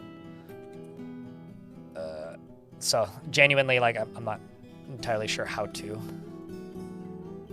grapple with that. I could sell them puppies.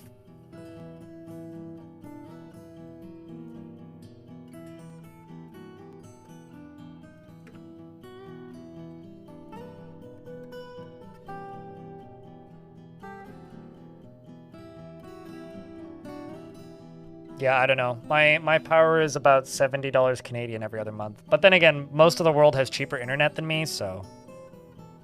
I don't know. It all comes out in the wash. That's not true, but I like to think it does. Actually, I can sell them some goat kids. And some puppies. And the crow and the large roach.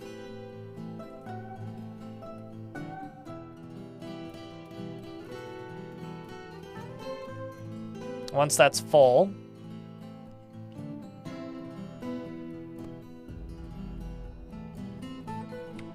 then we can trade.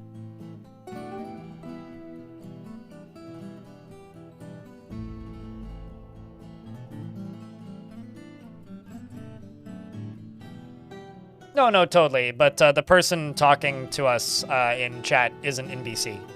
Majestic. But correct. In BC, the primary function is flood protection as well as power. Although that still happens if you live in Chilliwack, I guess, but...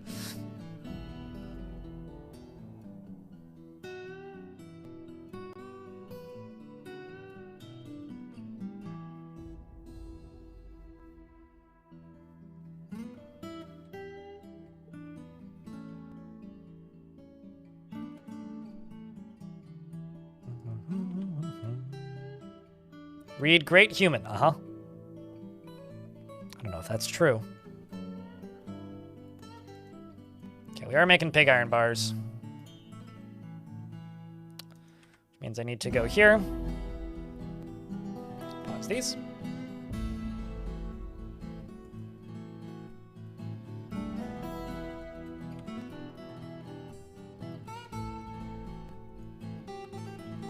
Who's upset? Why are you upset? Darius is upset because you want to pray. Panicked after reliving being attacked. Did you get attacked by a bird or something?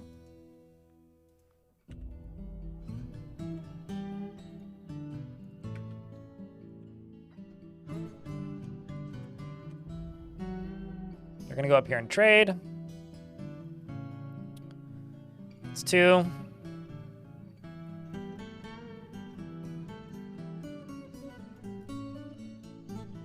Cage stray puppy, pen pasture the nanny goat. Oh shit, I'm selling Zell. Can't do that. Sorry. Sorry, Zell. Don't want to name or get rid of the named goat. Wait, never mind. They're pen pasturing, not caging.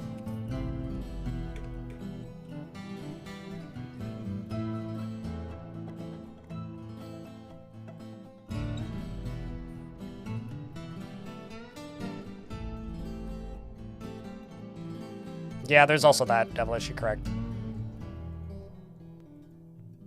Population density has kind of a lot to do with it. Some migrants arrived. Yay! Sorry, that's just normal response. I need to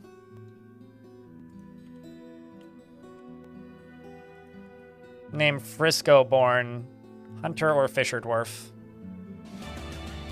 Child. Watch me just only get kids. Have the problem that chat generally has that I don't often get. Okay. This is going to be Frisco-born. It's been like 6 months. He has no sense of vengeance or retribution and is very quick to anger. He feels envious of others and doesn't focus on material goods. He acts with compassion and occasionally overindulges. He tends to be a little wasteful when working on projects, and he is grateful when others help him out. He tries to return favors, and he tends to ask others for help with difficult decisions. He doesn't try to get things done perfectly, and sure, Radbug. And where was I? He often acts with compassion and occasionally overindulges. He tends to be a little wasteful when working on projects and is grateful when others help him out. He tries to return favors, and he tends to ask others for help with difficult decisions.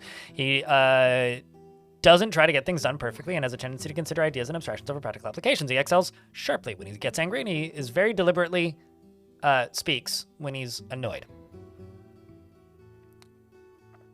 Hopefully we get a dwarf with a beard that isn't a child. I personally finds artwork boring, finds ideas of independence and freedom somewhat foolish, and values tranquility and a peaceful day, and doesn't really see the point of working hard.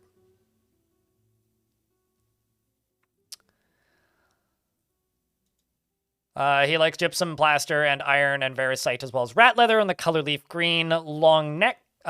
Llamas for their long necks, in the words of the Crystal Canyons, on the sight of the silkiness of mirth, and when possible, prefers to consume beer and donkey's milk and hates mussels. Visually, well, no military experience. He has a pet chick. He's got poor spatial sense. He's 22 years old. Very young dwarf, actually. Worships the god of blankets as well. Something that I think is also worth mentioning is the one time I did get like spooked out of power related things was trying to run an air conditioner one summer. That great trouble mastering fear when confronted by danger. Well then, that was enough for me to go, yeah, no, I'm gonna suffer in the heat. And I'm still kind of that way, because that makes my power bill go from like $70 to like hundreds. He's prone to hatreds and often develops negative feelings, and often feels best when everyone gets along without any strife or contention. He is very rarely moved by curiosity, and generally is unhindered by the thoughts of others concerning his actions, and he tries to get things done perfectly each time. This is now Radbug. He generally is unhindered by the thoughts of others concerning his actions. He doesn't try to get things done perfectly, though he is conflicted by this for more than one reason. Generally is quite confident in his abilities when undertaking specific ventures, but he has a noticeable lack of perseverance, and he is assertive. He is quick to anger, and he lives a fast-paced life. He finds helping others emotionally rewarding, and he finds himself to be quite hopeful about the future and generally acts with a narrow focus on the current activity. When he gets excited, he starts talking to himself. That's literally my life. Is talking to myself. He dreams of raising a family and personally finds the quest for knowledge to be very high. The highest value. Okay, well, I guess we have 2 scholars.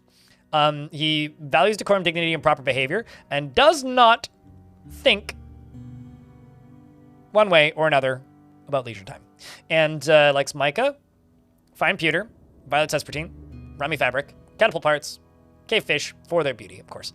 And the sound of the pregnant chants and the sight of the smile of skirts. And when possible, prefers to consume beet plants and tomato wine. Tomatillo wine, not tomato. And hates lizards. He's nice years old and is married to Lore, his husband. And his father is moving in here, who is cattle. This is the most gay dwarves I've seen in one fort. I have to say. Speaking of, your dad's on his way here.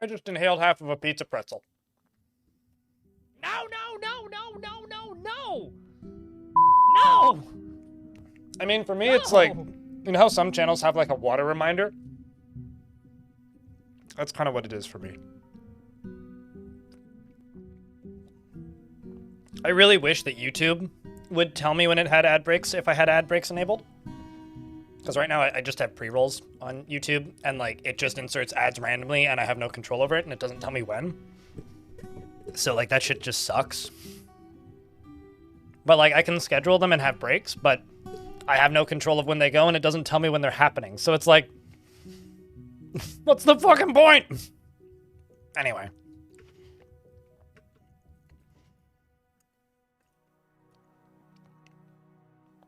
You're a spear dwarf, you're weak, but fearless.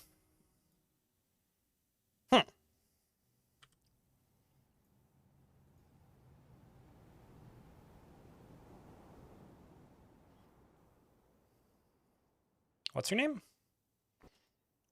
Oh, you're Rith. Okay.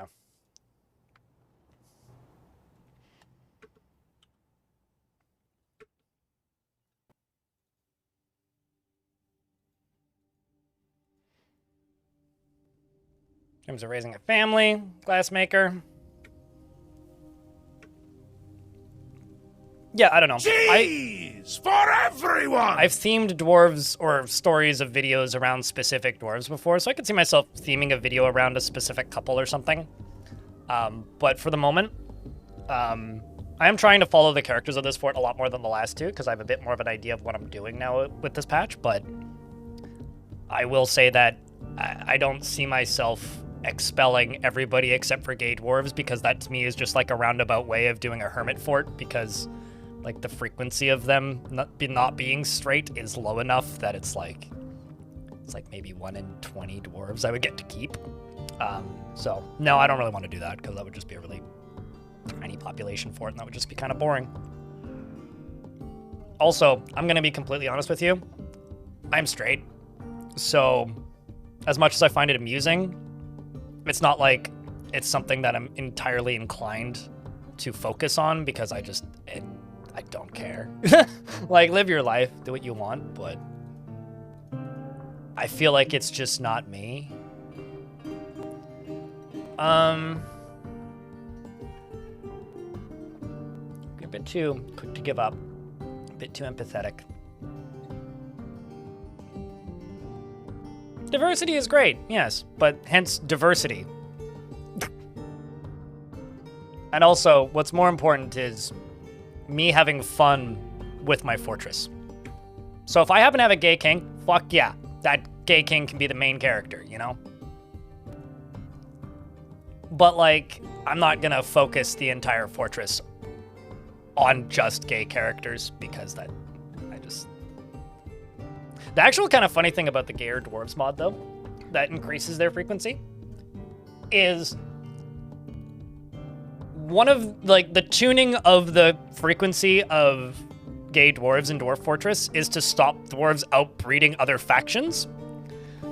Because dwarves have a pretty high birth rate in comparison to other factions. And so, if you take away gay dwarves just win every time. It's like goblins. Like, you know how the goblins sort of often eventually snowball? It's because they're immortal, right? And also have good weapons. But, like, if you remove gay dwarves, they just win because they just outbreed everybody else. So if you don't have, like, ace dwarves that refuse to have kids and gay dwarves that, like, can't have kids, the dwarves just win. So there is, like, an argument to be made for having gayer dwarves actually being harder because you have lower birth rates and you're going to start off on more of the back foot unless, like, it also changes the other factions. Goblins have always been immortal, yeah, Gribbly. Have you ever thought of using advanced world configuration to make some really wild fortresses? I literally use advanced world generation every single time I generate worlds. What? What do you mean? Have I ever thought about it? You mean like turn off falling and make like floating islands or some shit? Not really. I guess I don't know what you mean by really crazy. Watch my vampire video. That's really crazy. The endlessly reshaping fucking gigantuan glacier? It's a hell of a thing, man. This is another cheater, right? She's personally disgusted by the idea of fairness and will freely cheat anybody at any time and deeply values introspection. Do you, though?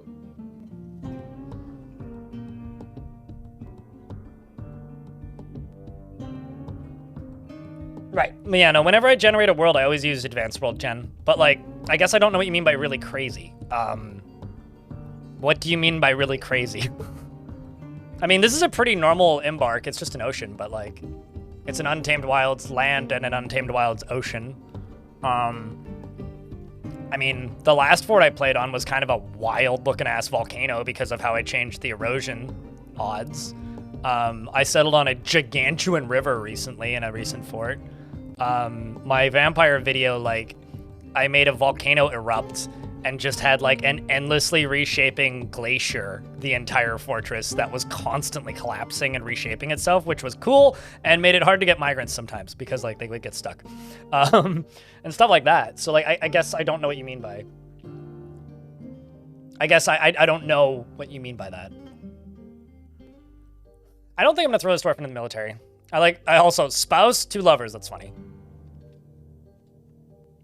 It'd be really funny if her lover was here. Like, just, like, left her husband and just moved over here. I mean, we should ask her brother what she's like. Wait, hold up. Vabok is your lover. Vabok is your brother. They do have different last names. Weird.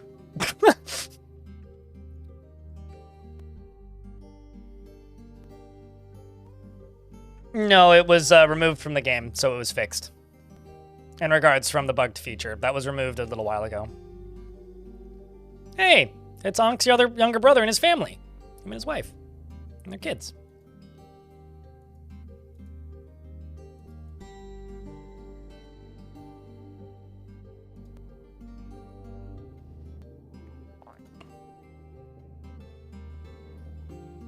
This dwarf has, like, a lot of nieces and nephews in this fort.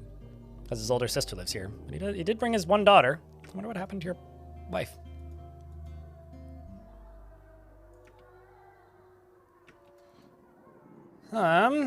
Fearless, tough, loner. Great. Military, you get.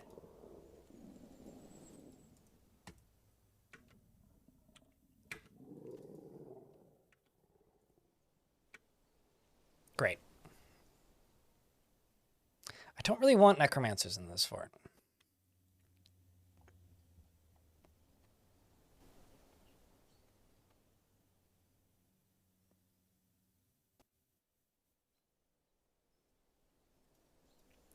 Great.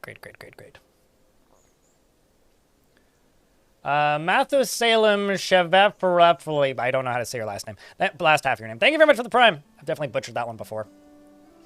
Should I... I don't know how I feel about this one.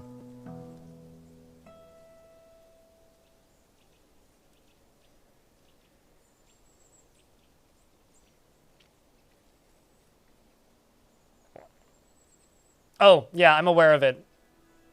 I have a question. Is the PC game show done? Gunmetal. Yeah, I'm going to expel him.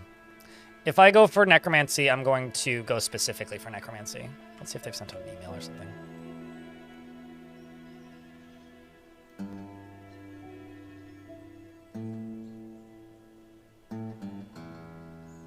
Not that I see.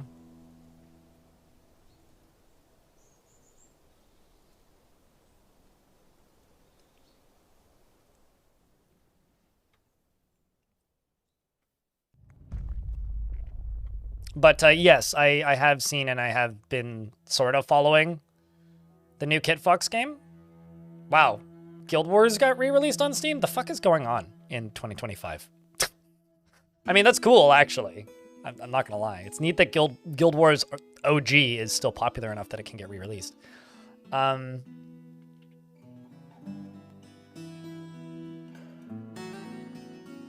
I completely what is the name of that new Kit Fox game? I've completely blanked on what it's actually called. Streets of Fortuna, that's it.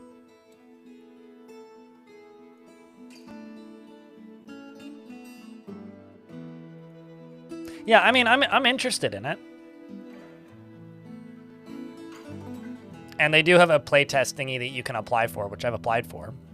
I mean, there just isn't a whole lot to talk about, right? Like, it's a proof of concept that's in pretty early development that Tarn is doing some consulting work on. Like, it's an interesting idea, and it's a game that exists because of the budget they've been given from the existence of Dwarf Fortress. Like, quite literally, it's like,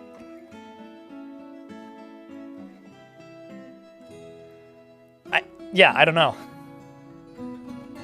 Did I watch the video? Which one? Can you link the video that you're talking about? Because, like, if there's something new, no. If there isn't something new, yes, probably. Gives you the guild vibes? To me, it's like urban Kenshi. But yeah, I guess a little bit of the guild. Oh boy.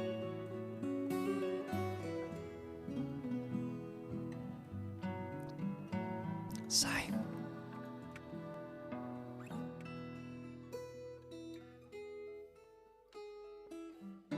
Spiderweb Games puts out? Aren't those sprite-based? Lots of peasants as well. Dwarf, you've got funky-looking hair. His hair looks like a hat. I know it's not, but his hair looks like a hat. Like, it's very curly, but, like, it almost looks like he's wearing a turban. Huh. I don't know how I feel about that sprite. Yeah, no, I mean, the Spiderweb games are neat. It's neat that they've survived this long, I guess. Is more what I would say. All right, well, we need to expand our bedrooms. That's gonna be easy, but first let's just let these dwarves hang out a wee bit. Let them all read all of his books.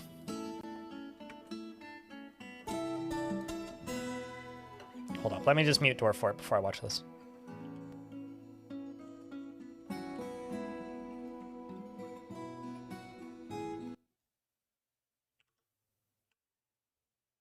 Oh, wow, 49 minutes ago. Okay, I know this is new.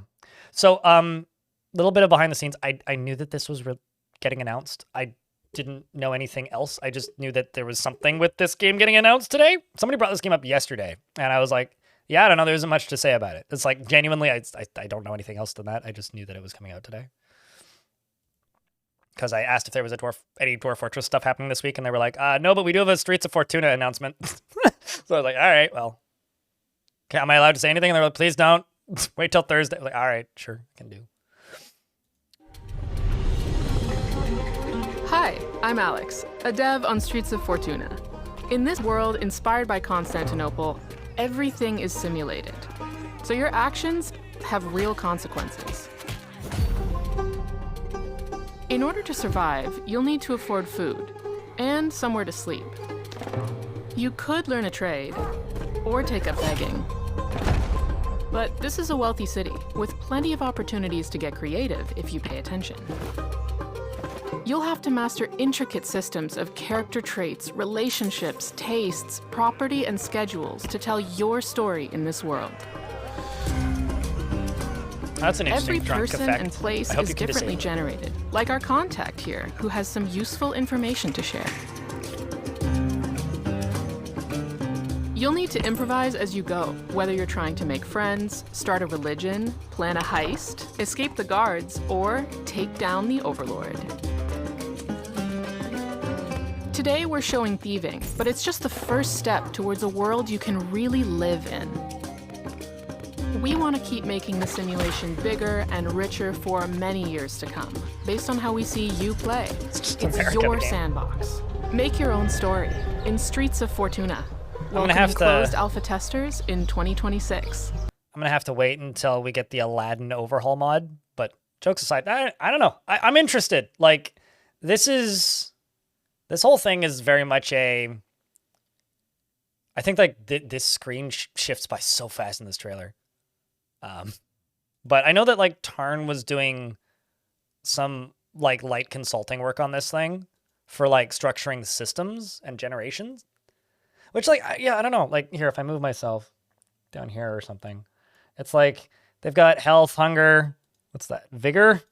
Then like, you know, your little tool belt and stuff. Like I don't know. I'm interested. I'm really curious about it because, you know, chat said the guild, right? To me, this just looks like Urban Kenshi, sort of. The world needs more games like that. You know? I don't actually think it's isometric, like, because you can move the camera around. So it is 3D, but like maybe it defaults to, yeah, because like you can move the camera around, right? I think it just defaults to isometric, but it's just kind of like a top-down. Yeah, no, it just defaults to isometric, but like you can move it around. Oh, that's all good, Tioger. Honestly, I feel like if people are responding to things a long time ago, I read it and it just reads like something's off and I just don't respond to it, which feels bad, but like it's not like I can tell you that you're behind. But yeah, I don't know, chat, are you guys interested in this game? I'm Alex, a dev on Streets of Fortuna. In this world inspired by Constantinople, everything is simulated. So your actions have real consequences. In order to survive, you'll need to afford food and somewhere to sleep. You could learn a trade or take up begging. But yeah, you can go request access for city closed with alpha. Plenty of opportunities to get creative if you pay attention. You'll have to master intricate systems of character traits, relationships, tastes, property, and schedules to tell your story in this world. At least this type Every of open person sandbox and is place main is answer because differently Dwarf Fortress is an generated, open-ended like our sandbox. contact here, who has some useful information to share. You'll need to improvise as you go, whether you're trying to make friends, start a religion, plan a heist, escape the guards, or take down the Overlord. Because like this is just one Today mechanic, we're showing right? thieving, but it's just the first step towards a world you can really live in. We want to keep making the simulation bigger and richer for many years to come, based on how we see you play. It's your sandbox. Make your own story in Streets of Fortuna. Welcoming closed alpha testers. Yeah, I don't know. This strikes me as like the sort of game where it's just like I'm just envisioning, because I always think of things from like a streamer's perspective to a degree as well. It's like I always think I look at this and I think, okay, naked, homeless, beggar start, mute, unable to talk, zero skills in anything, no money. Like that's what I'm imagining. It's just like, oh boy, that's where this is gonna go, isn't it? The naked beggar, homeless criminal start, who's addicted to, I don't know, opium. Trying to think like what's a drug that existed back then. True. Certainly, like the early game micromanagement kind of thing. I don't know. I'm really curious to see where that game goes. Miss Ashley, thank you very much for the Prime subscription. Limbless, sure, yes, no, you're right. Actually, limbless, homeless, mule, beggar, start, criminal in prison. Actually, that would be kind of fun if you could start in prison and just have to get out of prison. That'd be kind of neat. Actually, that's just Dishonored, isn't it? Actually, that's a pretty common video game trope now that I think about it. It's also Thief. Congrats, you're in jail. Get out. That's just Oblivion. Also Oblivion. Kind of Skyrim, but like you're on your way to execution, right?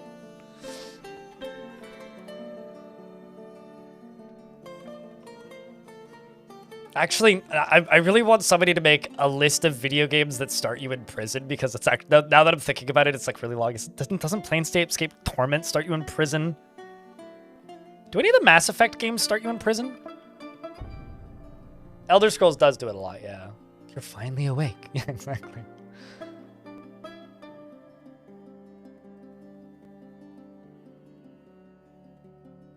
Starts you in the morgue. That's okay. Does it? Okay. Gothic is a prison though. It also fit. Well, okay, you can't get out of prison, but TV tropes, PM Wiki. Right? Yeah, TV tropes has that for. I mean, personally, if a video game is gonna start me somewhere, I would rather it starts me in prison then, like, I would rather start in prison in a video game than with amnesia. You know, like, if I'm given the option, I would take prison before I would take amnesia. I need to sell some puppies to some elves.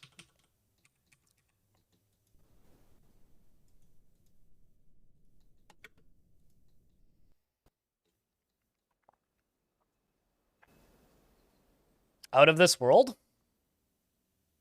I don't think I ever played Out of This World. I think I've seen the box art for Out of This World.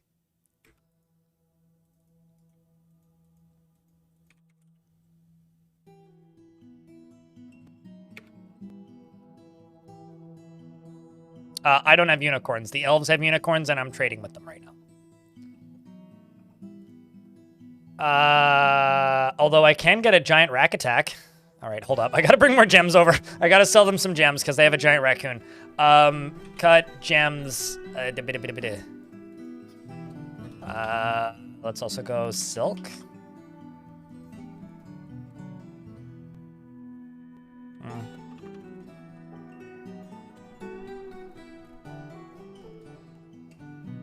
Sure. Actually, can I just... Oh, that's lovely. I can just sell them all their grown stuff that they gave me. Because they accidentally, dropped a bunch of stuff because they got... Actually, I want those buckets. They got murked by the...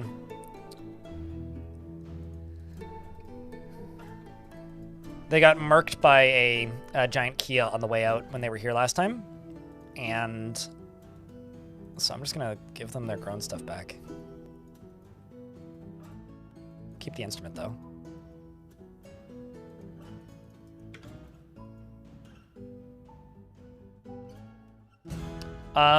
Yeah, I re-enabled it, but it was already sniped.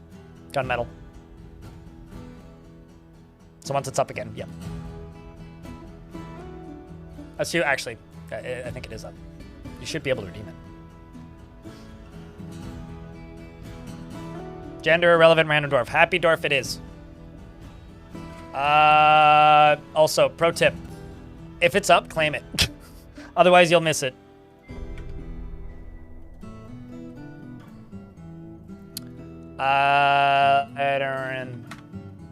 You're currently reading The Forest, The Definitive Guide. I'm not going to say this suits you, but it seems to already suit you.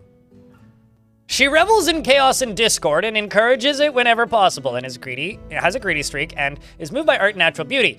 She's troubled by this, and she dislikes the natural world, doesn't handle stress well, and finds helping others to be emotionally rewarding. Is very humble and doesn't often feel envious of others. Generally acts impartially, is rarely moved to mercy, and can sometimes act without deliberation. She becomes very focused during conversations when she's trying to remember something, and has a certain stare for when she's annoyed. And dreams of mastering a skill, and likes rock salt, tin, wood, and opal, green glass, and crossbows, and barrels, great white sharks for their ability to make one afraid to go into the water. I haven't seen that one in a very long time, if ever. And the words for the musical lark of impossible for us to consume, giant animal, and banana beer, and quinoa seeds, and eggplants, and absolutely hates flies. Banana beer, gross. And you are related to Laya, who's your mom. Welcome to the fort. And you have some younger sisters. And you are 19. Lots to learn. Is this a vampire? No.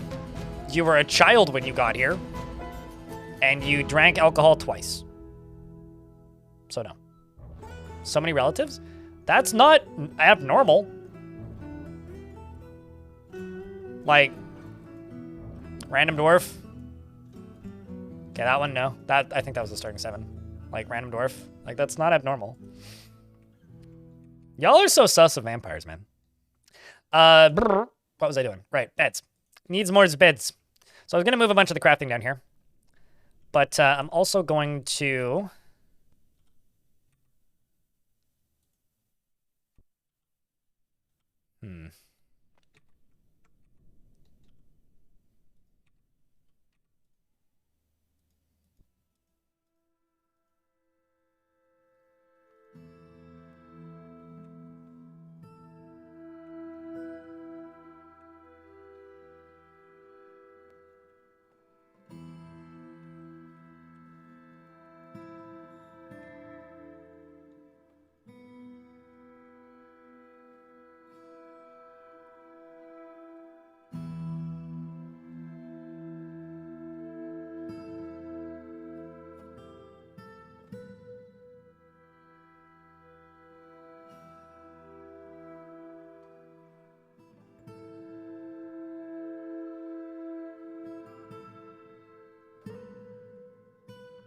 There you go.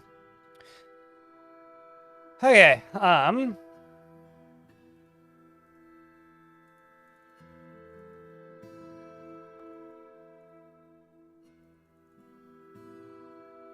let's do that. That. And that.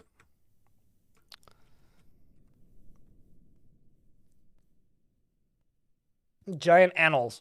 Later on, what giant thing did you like? Let's see.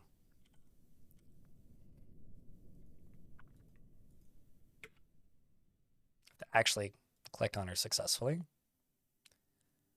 Great white sharks for their ability to water. She likes rock salt, tin, wood opal, green glass, crossbows, barrels, and great sharks. Great white sharks for their ability to make one afraid to go into the water. Nothing but annals, so I don't know where you got that. At least, not that I see.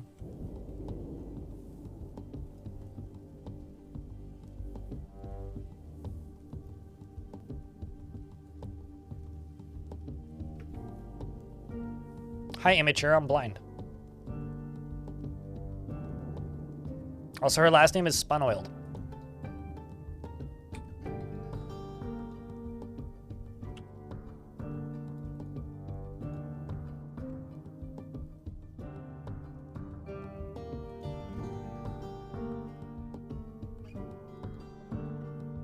Just get these two squads training for a minute.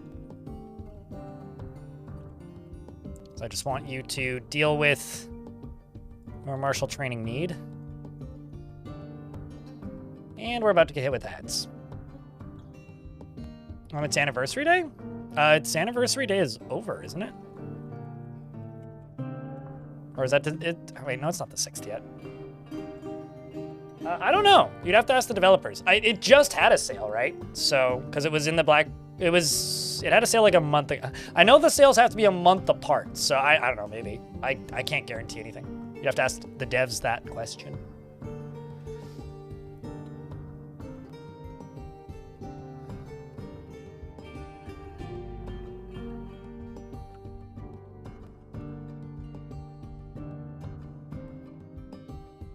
I have too many puppies.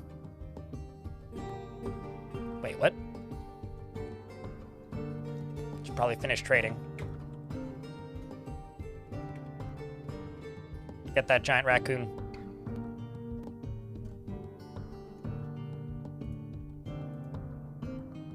All right, giant raccoon. There we go, now we're talking. I don't need no stupid unicorn. Giant raccoon, on the other hand, double thumbs up.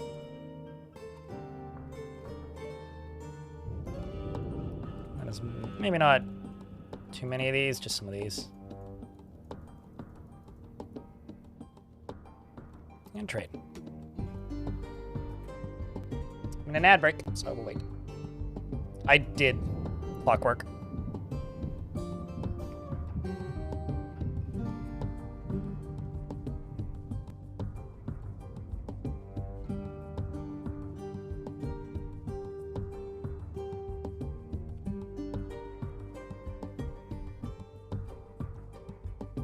Actually, what I need to do is I need to go down. I did that as well, clockwork, yeah. I had a cage with multiples in them. Mostly I just kept getting distracted and forgot what I was doing a couple times in a row. Now I'm also trying to go here so that I can wall this off.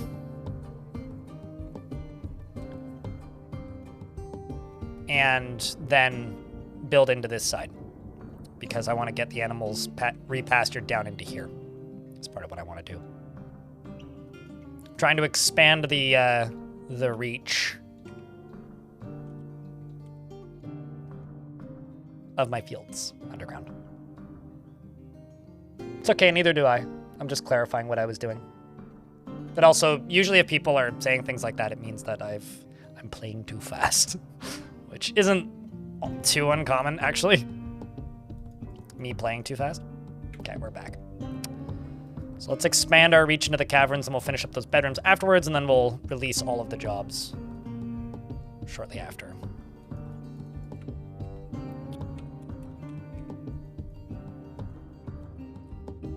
Because at the moment, most of the dwarves are just reading books. So they're a bit busy at the moment. How's Tim doing? Bored after lack of decent meals. Wants to wander. Is currently leading an armor smithing demonstration, which is good. Seems like we've got the kids becoming dabbling armor smiths, so if this kid goes into a strange mood, they will do an armor smithing mood instead of something unrelated. Good evening, Mind. How is you?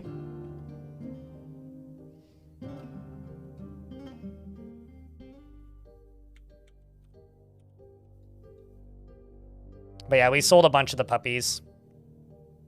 But I am training war dogs.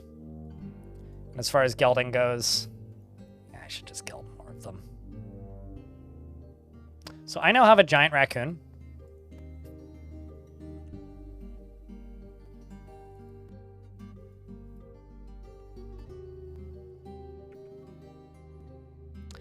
Well, I'm just going to put here briefly so we can cackle it. It's the scale of it. But, Mind, how are you doing today? If I can ask, friend. What, not a vampire? That's what a vampire would say? In my experience with vampires, vampires run around screaming, I'm a vampire, I'm a vampire, I'm a vampire, I'm a vampire, I'm a vampire. Anyway, that's, hold on. I have to grab a very important tab that I've bookmarked.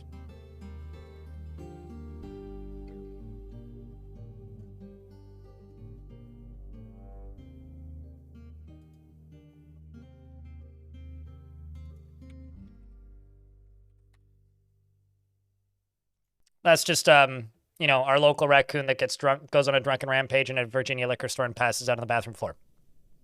It's that. It's that.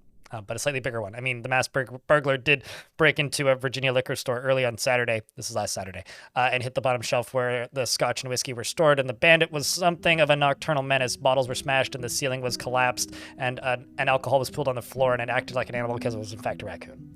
Which, honestly, this might be my favorite, like, news story of the year. Like, thumbs up. Genuinely. Best news story of the year. So that's him.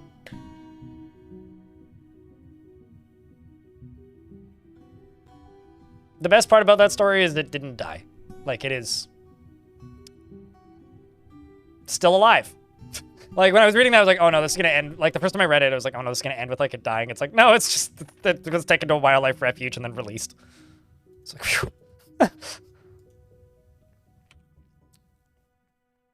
I was genuinely worried for the raccoon for a minute.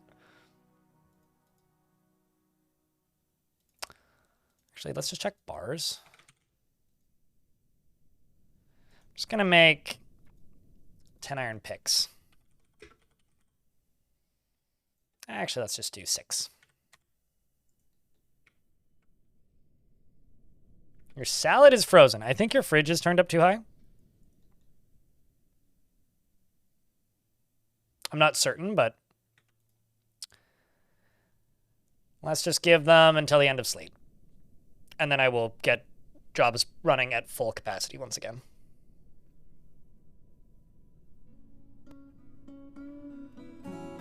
That raccoon needs alcohol to get through the working day. Oh yeah. That or it just turned 19 or 18 or 21, depending on where you live and your local liquor laws. Your fridge is finicky and you can't figure out where to set stuff, and it won't randomly freeze. Does it have like a dial where you can turn up the power?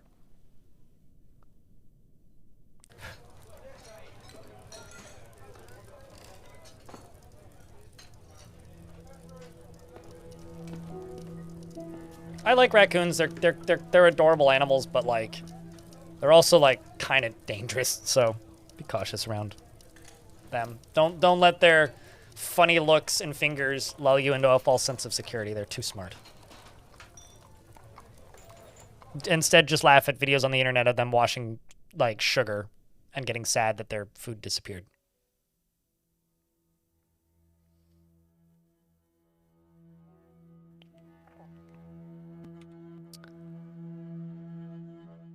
I remember a series of children's books that I encountered as a little kid, which were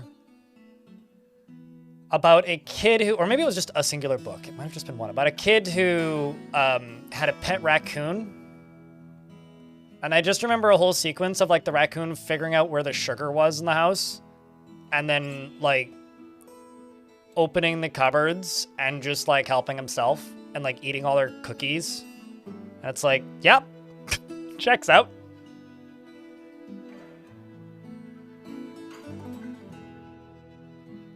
Giving them sugar cubes and laughing. I don't think anybody has pet raccoons. I think some people work for wildlife rehabilitation and help raccoons get rehabilitated. And some people feed raccoons. But don't feed raccoons, please. Or they're in like one of those weird in-between states. Where it's like somewhere between wildlife rehabilitation / animal that can't be put back into the wild. Yeah, I mean, that's what I would describe that as. I would describe that as wildlife rehabilitation, devilish. I mean, that's what that book was about. But it's still a wild animal, right? If that makes any sense. Like, you can have a friendly, not threatening wild animal that you live with, but it's still a wild animal. I'm very harsh on that, where it's like, you could find a baby raccoon on the side of the road and raise it, but it's still a wild animal.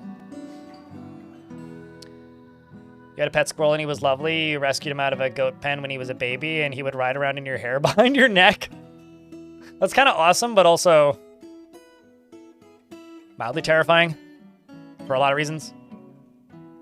Yeah, exactly. That's what I mean. It's like that. It's the difference between domestication and tame. I just didn't like have the word at the front of my mouth. You are correct, Mithril. And there's a pretty big discrepancy there. So the funny thing about this is like, when you have a library that's full of books, when you get a bunch of new migrants, the first thing that they all do is run directly into the library and read all of the books. I find that's kind of really funny. They're just like, there's a library, must read all book.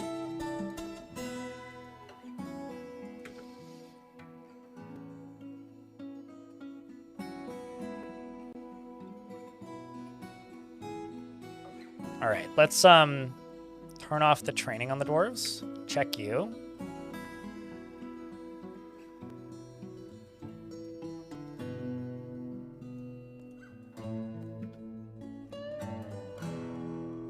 Go watch an armor smithing demonstration.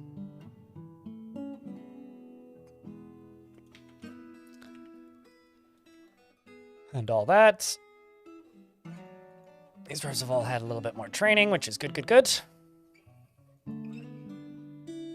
Y'all are meditating. You're still reading.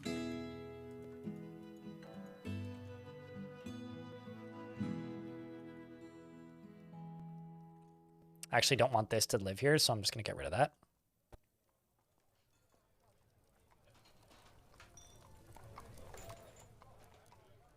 Let them finish reading some books. The Elf After the End. Dead elf?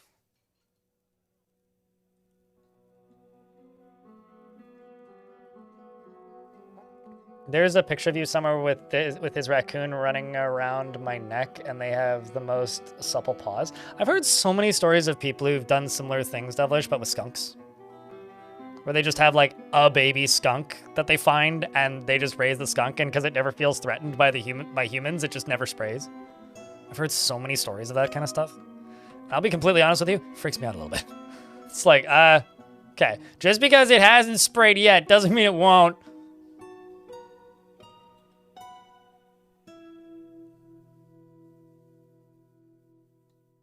I mean, heck, I once broke the law to escape a skunk.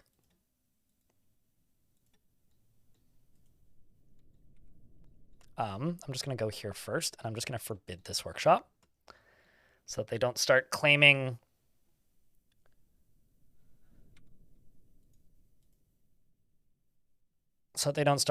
silk.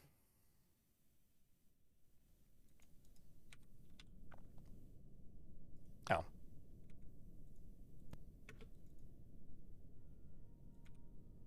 Wow, I'm literally out of blocks. That's wild. I didn't realize that. Okay. In that case, get back to making rock blocks, dwarves. Let's just get all the jobs up and running again.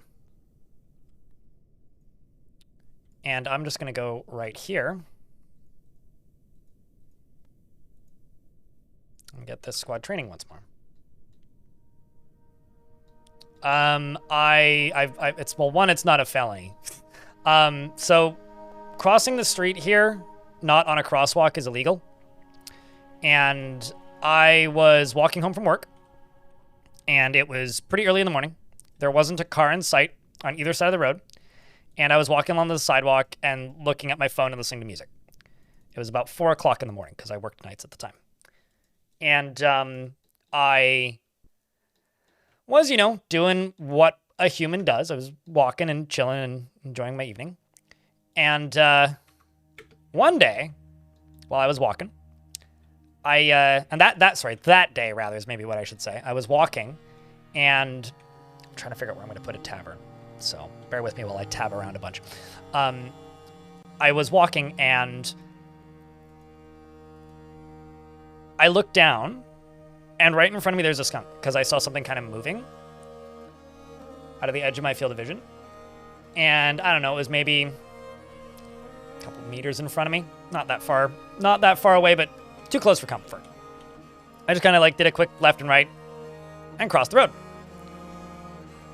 And then go back to staring at my phone and not paying attention to much of anything. Anyway, I immediately see police lights. I'm like, oh, geez. So I slowed down and took my earbud out because I had another, kilometer to walk before the bus. And I looked and I was like, what? and he goes, do you know what you just did? And I'm like, I just ran across the street. And he goes, sir, that's a fine. He goes, and he starts to say, I'm going to let you off with a warning. I was like, there's a skunk over there. And he goes, sees the skunk, looks at me and goes, you know what? Fair. And just drives away. It's one of the funniest interactions I've ever had with a cop. He was trying to give me a warning and was gonna be like, I'm going to let you off easy this time. And it was like, actually, you know what? Never mind. So that was me committing a crime because of a skunk. I think of all of the reasons to run into traffic, a skunk is a perfectly legitimate one. It's right up there with, sir, there's a bear.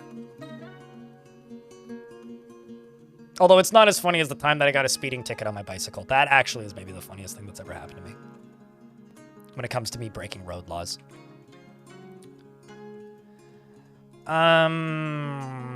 Wait, hold up. I do have tons of granite. What the fuck's happening then? Okay, I need to hotkey this lower area. Hold on, give me a sec.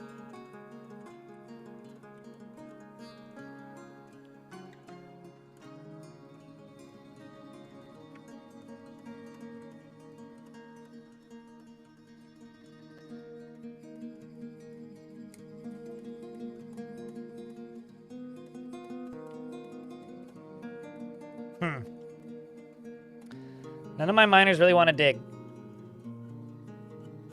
Going downhill. Oh, a very big one. Very big one. There was this hill that was I don't know, maybe a kilometer long. Pretty big ass hill. Close to where I grew up. And, why are they can... Okay, I'm confused.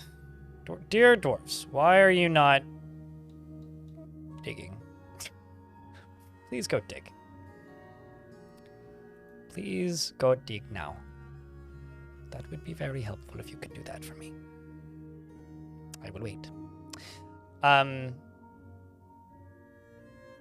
was riding down this hill at maximum speed because there was an equally large hill at the other end, and when you get to the other end, you're never gonna make it all the way up unless you're an actual on an actual good bicycle. And the bike I had at the time was because I was a kid, right? I was 15.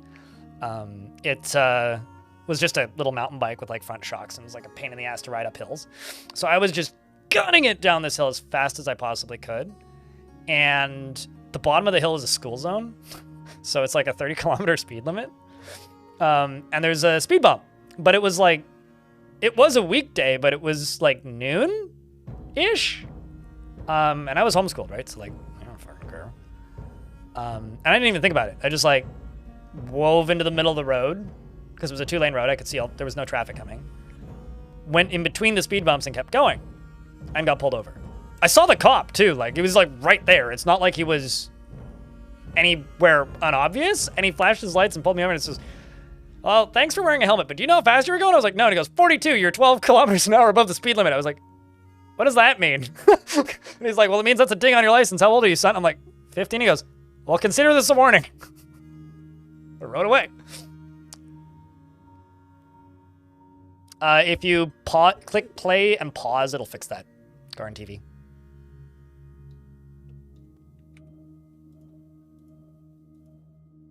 It usually means that your connection is... Okay, something is fucking weird here. Did I deconstruct my stairs? Yes, I did. Okay, that makes a lot of sense. I was like, why can't I get up here? Well, it's like, I have all of this stuff. Why is stuff not getting done? It's like, well, found the problem.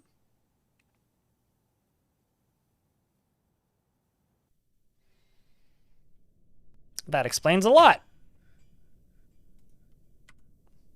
It's like, why are my miners not able to get down here? What is happening? I was so confused. You know, chat, it's completely understandable when people get confused by the Z levels in this game because it doesn't matter how many hours, it still happens sometimes.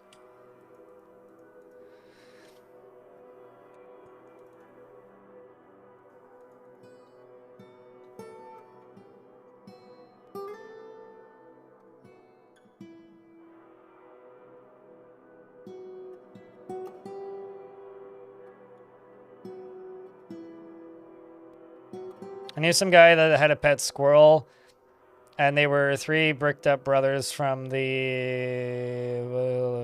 Missouri, and their uncle sent him to university to sling weeds. That, okay. There was a story that blew up in the mid-2000s around here when I was growing up about a guy who was growing weed in a public, like in a park, basically. So like, government property, bad idea. Don't do that. If you're gonna grow weed, grow it on your own, or maybe don't grow it on your own property. But like, if you're gonna grow weed, grow it somewhere where you're like less likely to get caught. Anyway, he was growing weed on provincial property, and in order to disincentivize people from going into that area and finding his stash, he left like whole raw chickens for bears, which is really sad because a bunch of black bears were shot because of this. Like, they were attacking people that were coming into the area. Like, they weren't friendly.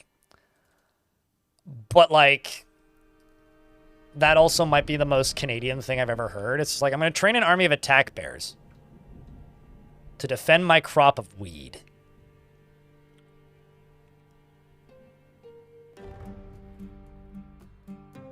I mean, I could have challenged it.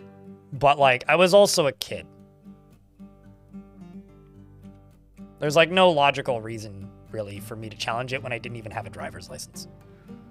And I don't have one now, so.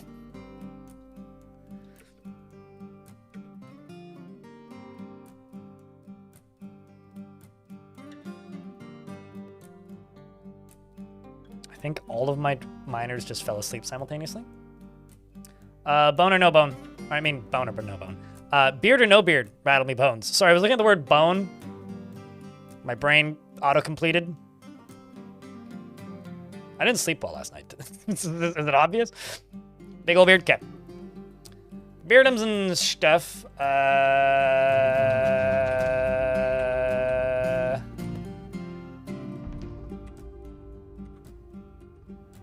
You are now Rith.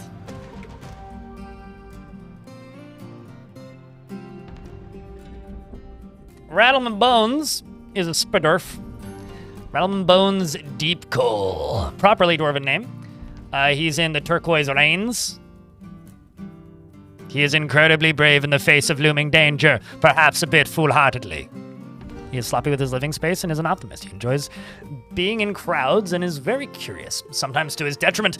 He does not generally seek retribution for past wrongs, and he is rarely happy or enthusiastic. He is conflicted by this since he values parties and merrymaking in the abstract. He occasionally overindulges and tends to be swayed by the emotions of others. He tends to think before acting and rarely feels discouraged and has a tendency towards forming deep and emotional bonds with others. He prefers that everyone lives as harmoniously as possible, though he is troubled by this, by his own nature, as he prefers discord and debate at a more abstract level. Thanks for your battle, me bones.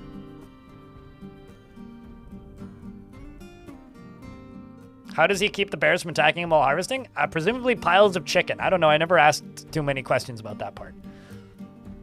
But presumably piles of chicken. He often feels discouraged and has a tendency towards forming deep and emotional bonds with others. He prefers that everyone lived as harmoniously as possible, and he is troubled by his own nature as he prefers discord and debate at a more abstract level. He so he likes the concept of debate, but doesn't actually like debating. He personally views knowledge as deeply important and respects skill at arms, dislikes cooperation, and doesn't respect society that is settled into harmony without debate and strife, and dreams of mastering a skill. He likes granite, aluminum, and tanzanite, bitter orange wood, giant giraffe bone, and common snapping turtle shell. He likes the sound of the fabulous droplet, the sight of the glittering suitor, and when possible, he prefers to consume mountain goat, sweet potato wine, and bitter vetch seeds, and absolutely hates leeches.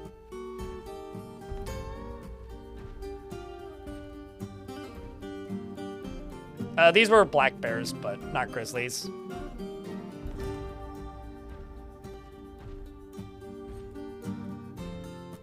Throw chickens in other areas, probably. Yeah, and they need to be shot because or they got shot because you walked into the area and then they just walk up to you, and that's how you kill a bear.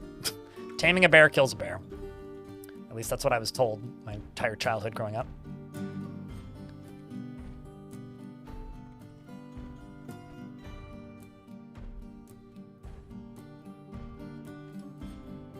It's me getting bedrooms done for the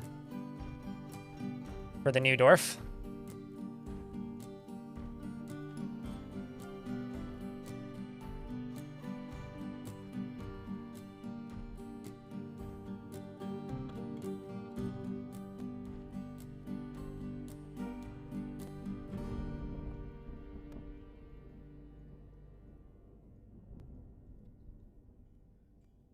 All right.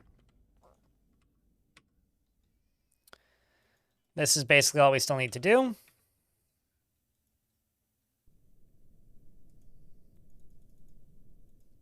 Just now going to take a little bit.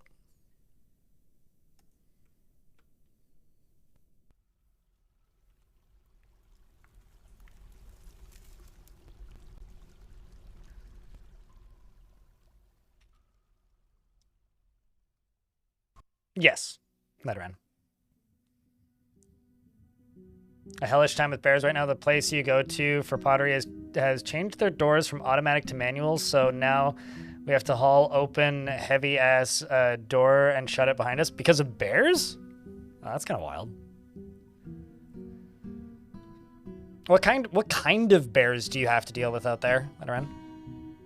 Humor me on that question. I genuinely don't know. I mean, where I lived, it's always been black bears.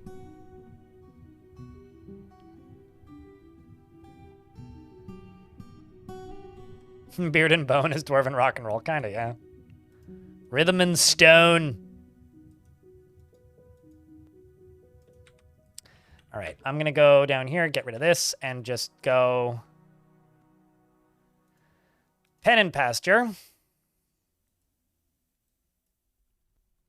Goat, goat, goat.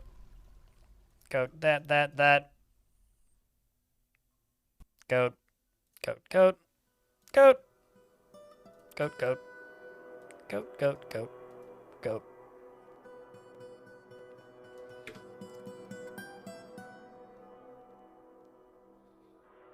Yeah, no, that makes sense. I grew up close to Alpine, so pretty high altitude. Not like out in the middle of nowhere or anything, but where I lived was like widely considered the suburbs, depending on who you ask. But like back when the suburbs were a bit more remote out here, I guess. That's the way I'd put it. Let's see if it's the right one or the wrong one. It's the right one. And that should be the last of them.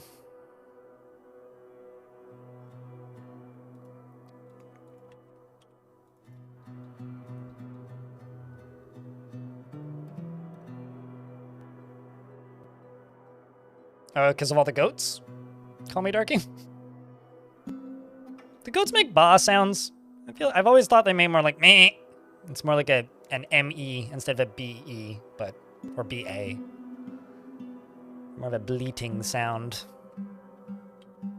They kind of just shout at you instead of ba-ing. I don't know where I'm going with this.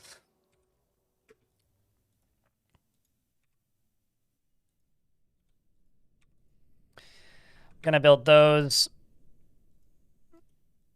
Let that get done. Throw 2 more stoneworkers down here. And go doors.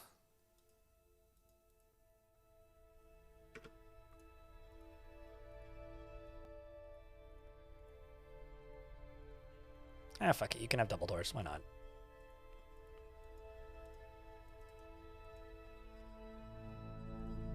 Let's unforbid all these.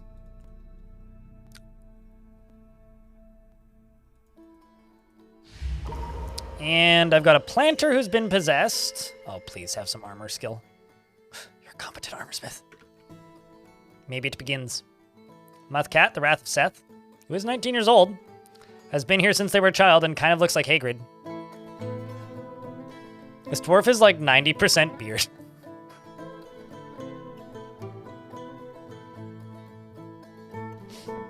All right, chat. Any bets on what piece of armor this dwarf makes?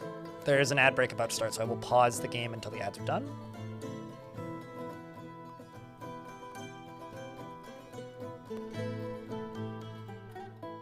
But currently the game is paused because they are an armorsmith, so it is going to be some sort of armor artifact. Armifact? Armifact. We'll go with that. And also, through the Twitch side of things, we've beaten the daily minimum by $9, by the way. If you add in the YouTube side of things, I don't know, 30 extra or so? Trying to do a little bit of math, squinting at it. Armor fact, ha! I mean, thanks for signing up for Armor Facts. Please respond with stop to end these messages. I have been in this place before. That's actually really good timing on that.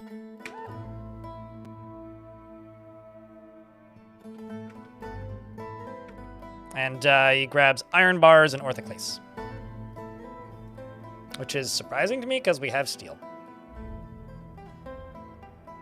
Actually, not much, but we do have steel.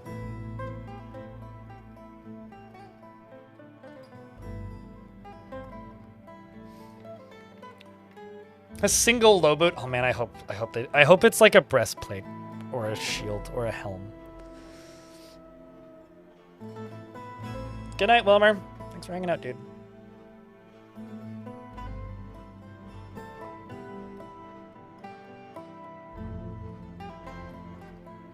I need to ruin it now that Zerdy's pointed that out. It is actually symmetrical, yeah, which is very rare for me.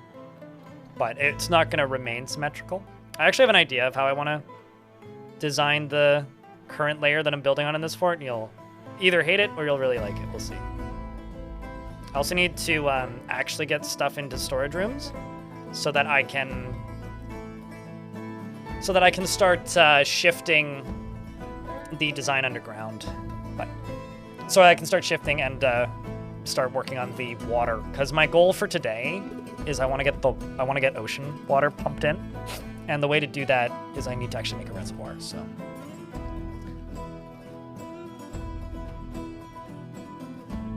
I mean, deer are terrifying.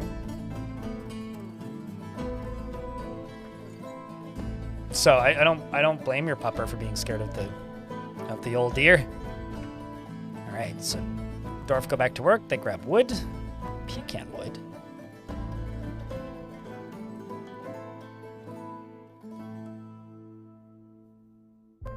But yeah, my hope is it's not a boot or a glove.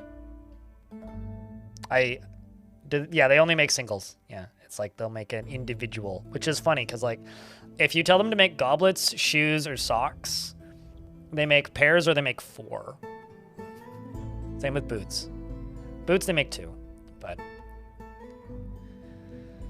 like 1 order of a goblet makes 4 goblets. Same with cups. But like if it's an artifact, they just make 1.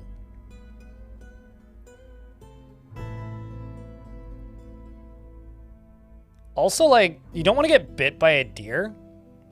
I saw a dead deer recently. When Orange was over, we were walking across town to go to a brewery. And when we were heading around one of the corners on the road, there was just a dead deer on the side of the road. Which, like, I didn't see until it was, like, right next to me. And I jumped kind of a lot. I was like, whoa! The fuck? Yeah. Deers are big. You don't want to get bit by a deer. But yeah, their hooves are also really sharp. I've only played it for about 300 hours. Limit up. Did it get a patch or something? Because you're the second person today to ask me about that game. I binge play it. I play it for like 3 days straight, once every other year. Maybe once a year-ish. But I always burn out pretty quick. I find the combat to be horrendous in that game. Like, I actively dislike the combat. And every time I've gone back recently, I've hated the combat more. So it's been a while, but... I once moved a box in my garage and there was a dead rabbit on the floor and you screeched. I don't blame you. So wait, you've been making 40 goblets every time you tell them to make 10? Yeah. Yeah, you have. You absolutely have. All right, Dwarfus. We got honey badger bones, 2-humped camel bones, pecan wood logs, sea lamprey leather, pecan wood logs, orthoclase, and, of course, iron.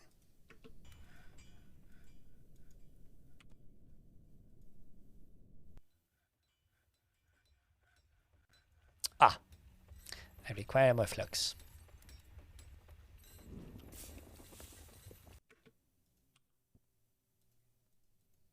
And yes, I'm aware that, like, if I did patterns that were less like this, this would happen. This would get done quicker, but you know what? I don't care, and I like making weird patterns, okay?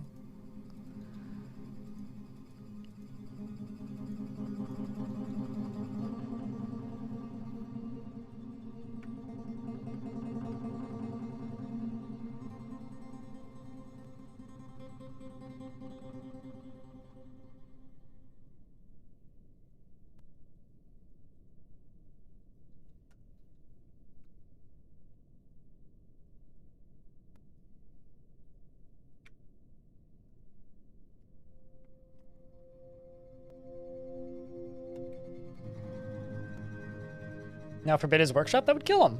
What? Why would I do that?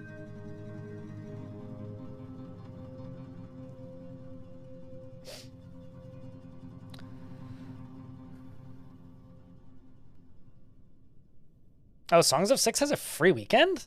That's weird.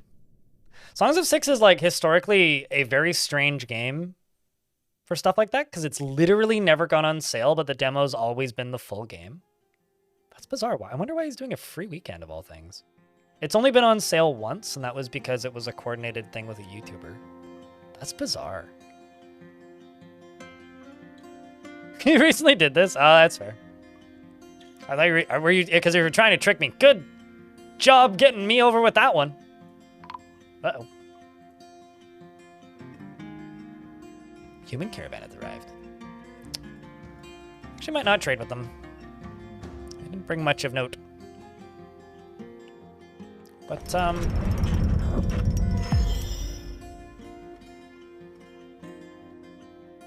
interesting. Huh. It is on sale. I wonder why that is.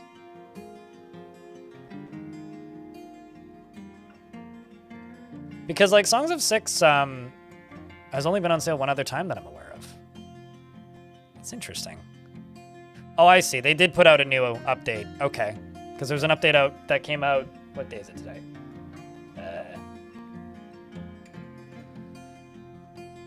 Dear fun, why is your screen... Okay, so they put out a patch today. That explains it. New update. Riders of Doom released. So yeah, they put out a new update today. That makes sense.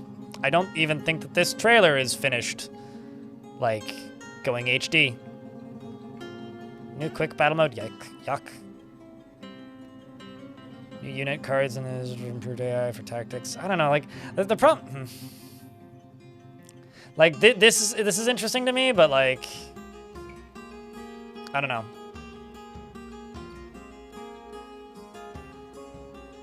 I don't know. I don't know if I have the itch for it right now. I think I'm a little bit more in the... How do I put it? Oh, it's sleek? Oh, that sucks. I would say that is... The only thing that would make it worse is if it was something that my dwarves couldn't wear. That sucks.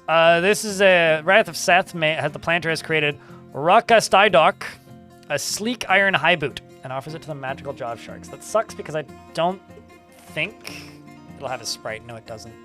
This is a sleek iron high boot. All craft worship is of the highest quality. It is encrusted with oval orthoclase cabochons and encircled with and decorated with bands of honey badger bone, two-humped camel bone, and encircled with bands of iron, pecan wood, and sea lamprey leather. This object menaces with spikes of pecan wood.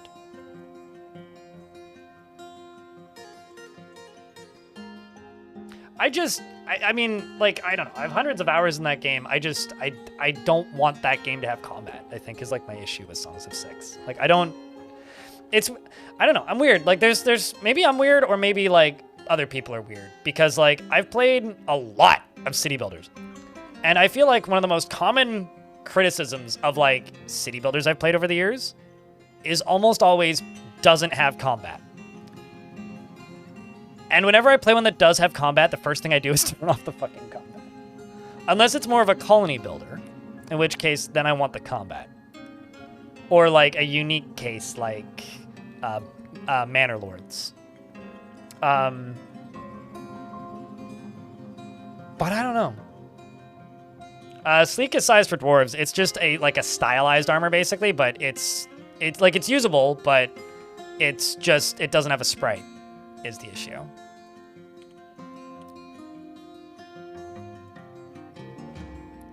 Keep hitting the wrong keys.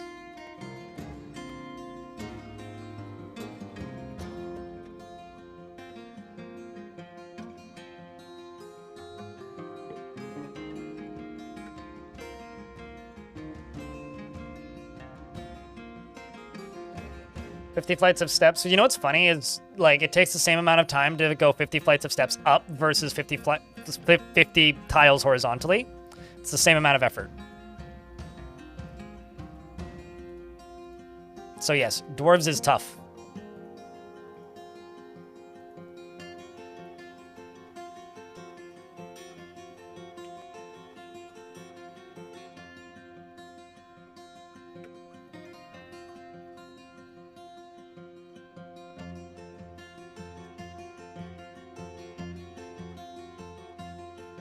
Makes sense that the miners would all be getting together.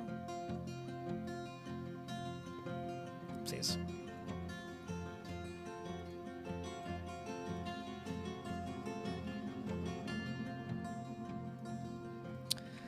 And then right here, I'm just going to plop down some floors.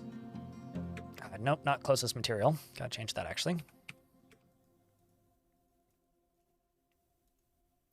going to make a little stockpile right here.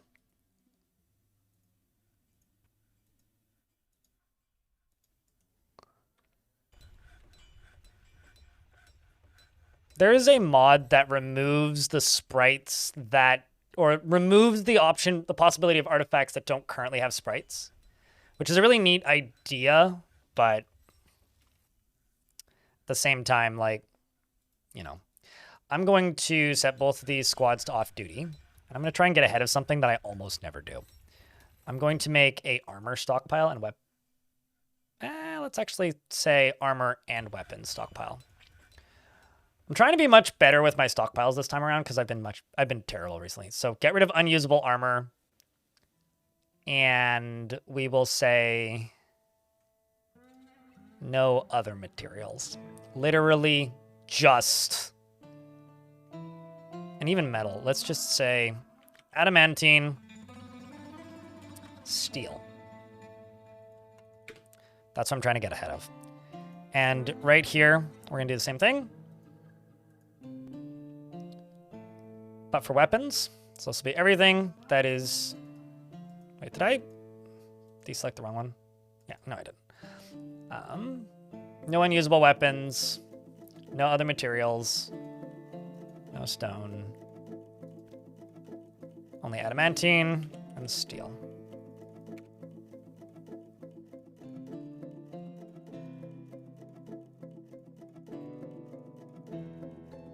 Yeah, I don't know. I get the feeling that this sprite work stuff, because whenever that comes up in like Q&As and stuff with Tarn, he's always like, yeah, we have art for it, or like art was finished recently for that, or like the artists haven't started working on that one yet, but it's almost always like, yeah, we recently finished the art for that.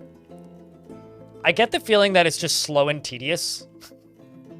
Like, and it's just something that they're plucking away at. Like, that's really the gist that I get, is it's just slow and steady, gets the sprite. That's how I see it anyway, because it's certainly how it seems.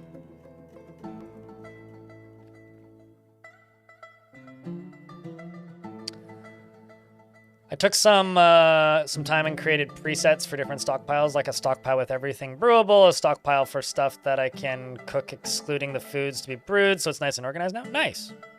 Did you use DF hack or something to like remember them? Color Max?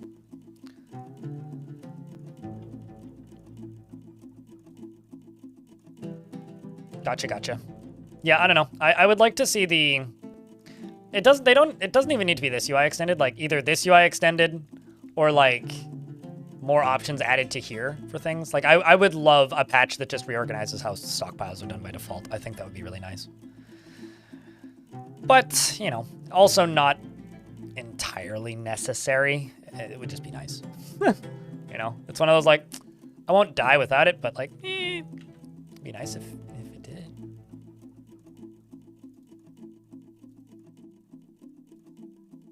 Also, for those of you who are like, why are you manually assigning all of your bedrooms?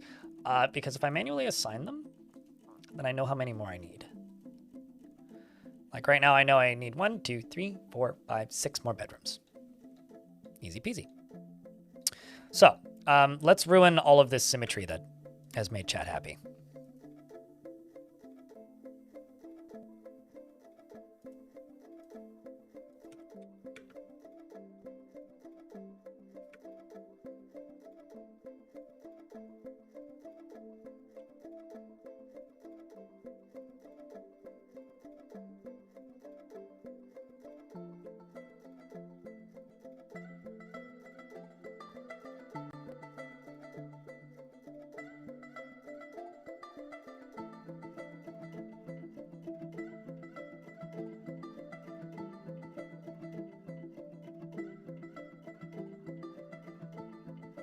Let's also go into here real quick and just go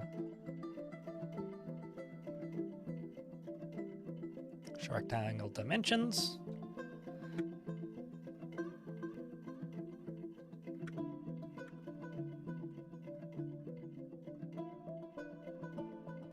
You have to put sand bags into a stockpile, which yes, you can filter by.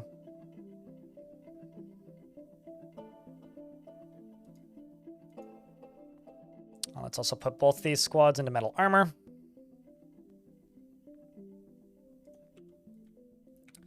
Bars. Got 37 steel. Okay, so let's do steel breastplate, steel gauntlets, steel greaves, and we'll do 20 of each.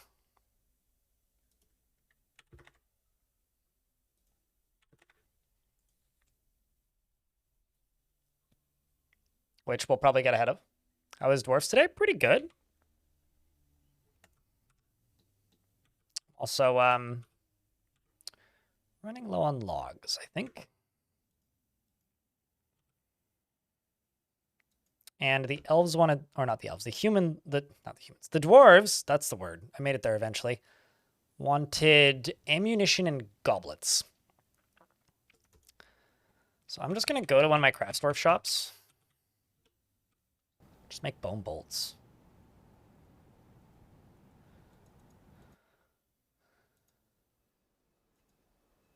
Bone. Bolt.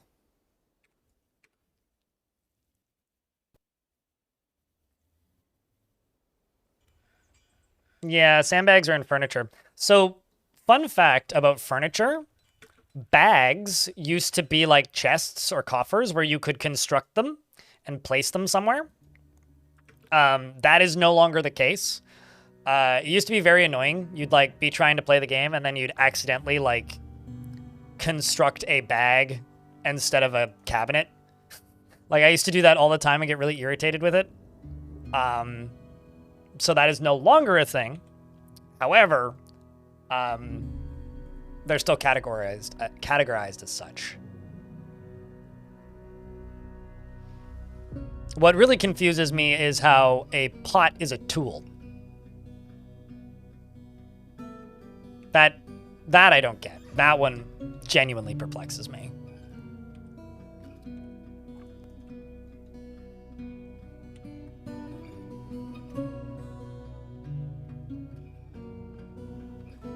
Letteran, I'm going to give you a hatchet.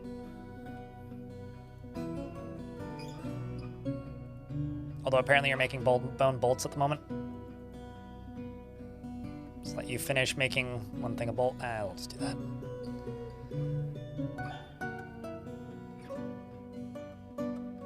I'm also going to make iron battle axe, and we'll just make 3 of them.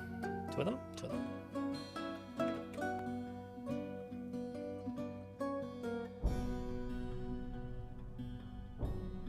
Is a kettle a tool? If a pot is a tool, then I don't know.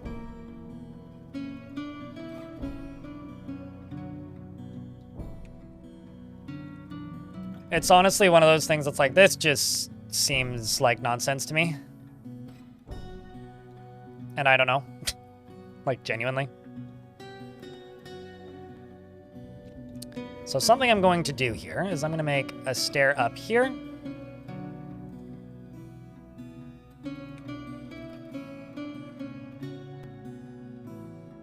And across from here.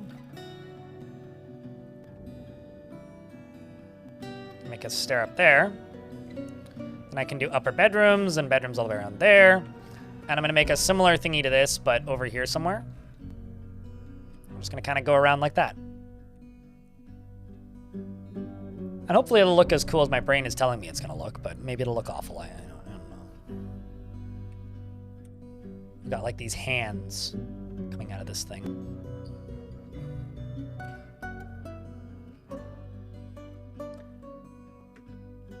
You wish to claim a bookish dwarf.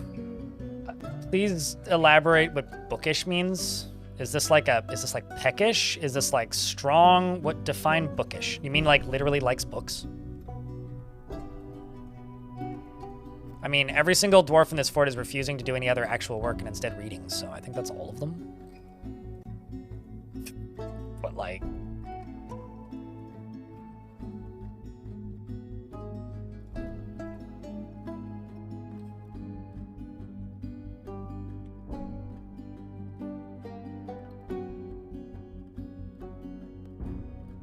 If I have scholars or scribes? I do. Well, I don't have many. I think I have 2. I don't think either of them are beardless, but I can look. Give somebody else the scholarly tasks.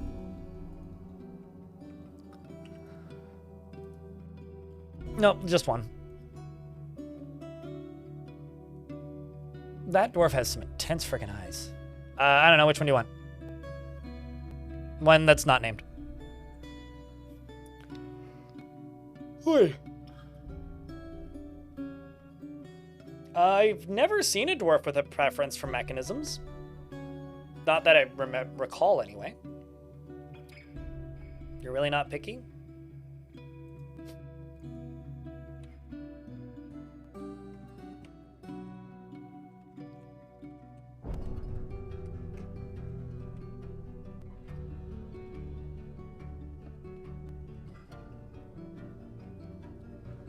You are in the military.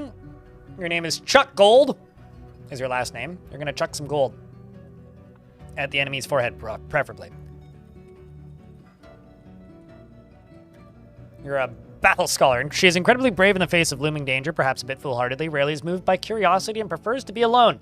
She is somewhat quarrelsome, and she is bothered by this, and she values friendship. She prefers to present herself modestly and tends to be swayed by the emotions of others. She likes to keep things practical without delving too deeply into the abstract, and she is quick to form negative views about things.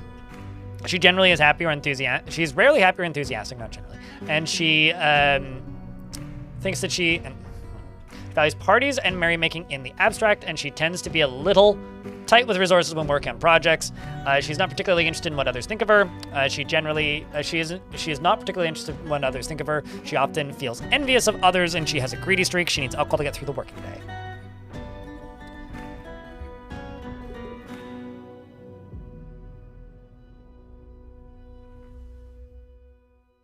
Gross. Clockwork. Personally is utterly disgusted by guile and cunning and is indirect and is not particularly interested in what others think of her. Tool to make pickles. Valid point, says Erdes. And she dreams of crafting a masterwork someday. She likes cert and lay pewter, as well as cinnamon glossier and green glass and lynx tooth and crutches and turkeys and for their snood. In the words of the sovereign of luxuries, and when possible prefers to consume meth. Wait, when possible she prefers to consume mead, bananas, and lizards. She worships Servish and is not a member of any religions. Interesting. She has no family nor friends that she's telling us about. And I'm curious about how Tim's doing. He's currently leading yet another weaponsmithing demonstration. He's becoming our weaponsmithing demonstrator professional. I mean, he is satisfied after teaching weaponsmithing. He wants to be extravagant. Oh, you needy bastard. Well, since he wants to be extravagant, we can get my dyeing industry up and running properly, and we can start making everybody some fancy togas. I think that's the mode of operation here. Yeah, I mean, Tim is like one of the three happiest dwarves in the fort. Him and his lover, Mac, getting by pretty good. Although Mac wants a break from life, so we'll give Mac a break from life. He is a skilled armorsmith, though.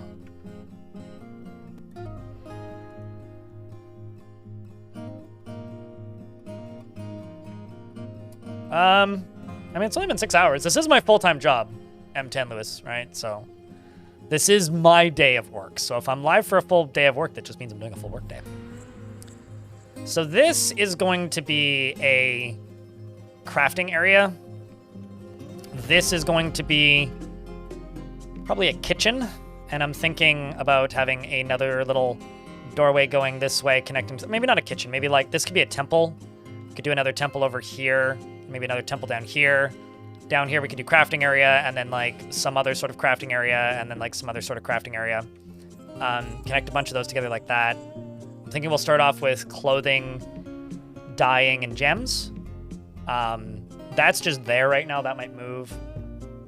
Also, thank you very much for the first subscription in 33 minutes, Clockwork, by gifting us up. Appreciate you.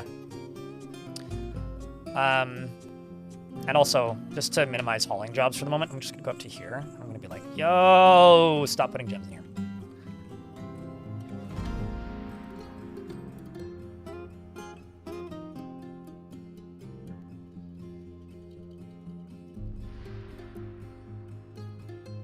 It took a very long time for this to be a viable job, trust me. You know, it's funny, when I first got into doing this as a job, every time I really thought about it, I was like, man, I got into this too late. You know, I would have such a better chance if I only started 2 years earlier or 3 years earlier, before a bunch of things in the industry changed. And now, that I've been doing it for so long, I'm like, man, I got in so fucking early. It's weird how your perspective changes as time goes by.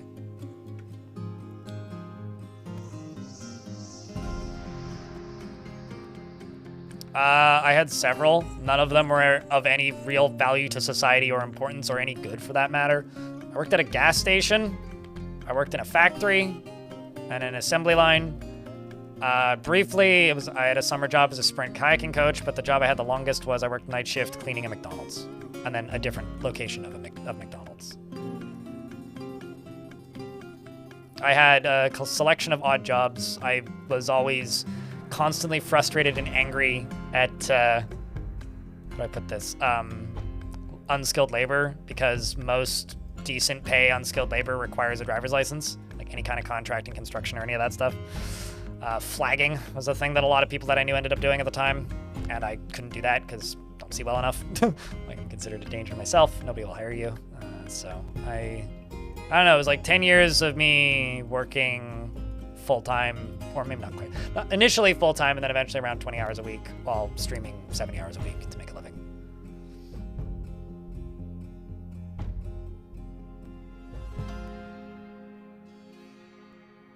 I went from IT to bartender. Why don't you, like, find a very easy to automate IT job and then do both simultaneously? Or, like, do IT for the bar. Big brain. No, I don't know. Yeah, what, that your perspective changes? Yeah, no, I get that. So, yes, Rattle and Bones, but you can't see them unless you turn ASCII on. So, they're just almost invisible outside of ASCII. But yes.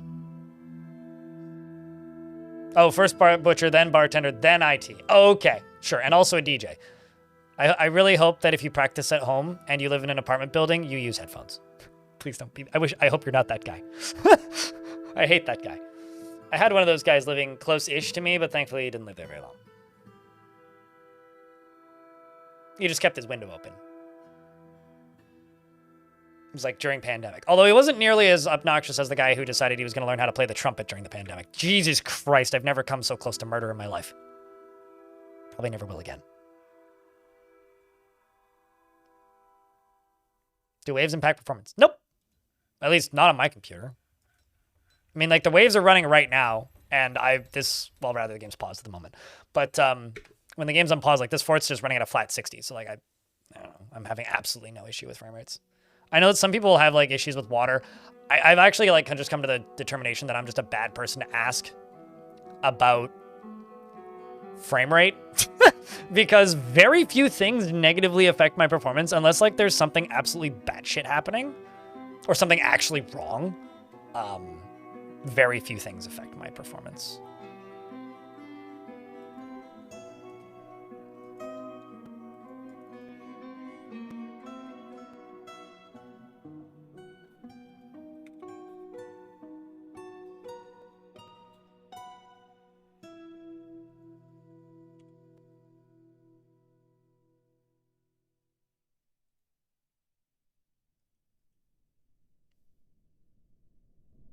No, they don't actually. They don't actually affect moods. Because they're not considered a waterfall. It's ocean spray, not mist. There's a difference. Which has always kind of perplexed me, but... Yeah, we have a giant raccoon. They will sometimes, like, if you make a very small, narrow, rickety bridge with no, like, railings, they will wash your dwarves into the ocean. Which is never good for your dwarves' health.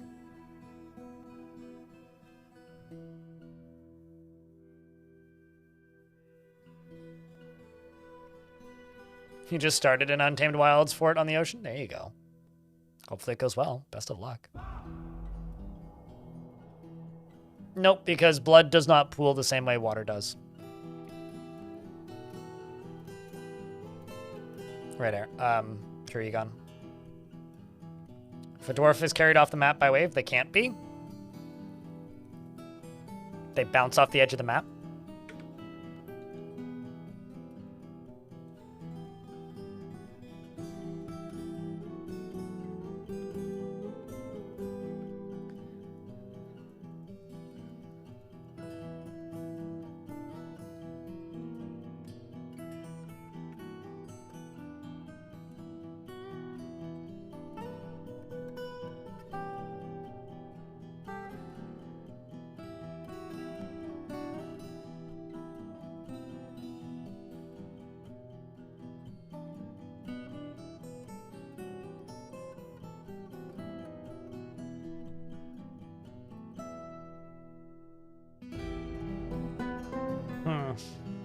Let's just do this.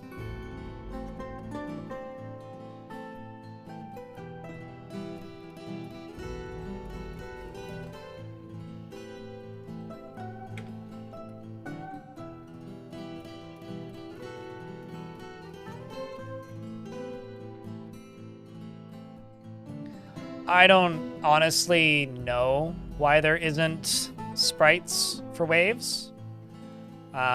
That is something that you have to ask Tarn about. And every time I've asked him about it, his response is always just, yeah, that's something we need to fix. And then, like, that's it. So I don't know. The game had them before. I don't know if there's any mods for it, because honestly, I don't look that much. I don't stare at the oceans except for early game. So it is something that kind of bums me out, but like at the same time, I kind of don't care. Like it's not like it's gonna hurt the gameplay or anything. I think it's mostly bad for new players who don't realize that the waves are there. Because it will like wash your dwarves across the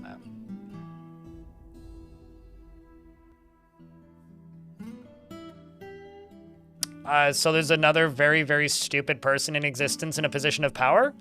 I'm not even remotely shocked by this, Hekios. That is kind of funny, though. Wait, hold on. Are they in... Does this person think the Earth is flat, Hekios? Or are they trying to make people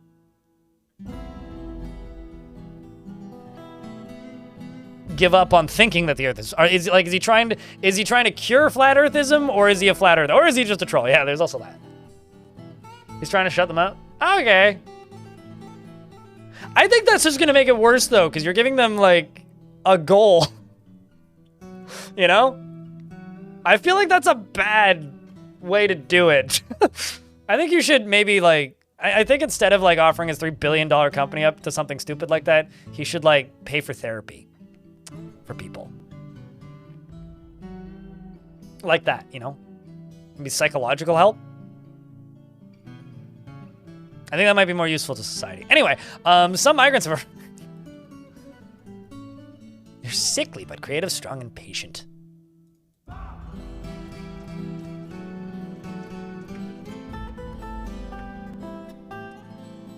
It's not like anyone will actually win. Oh, no, I mean, totally, but...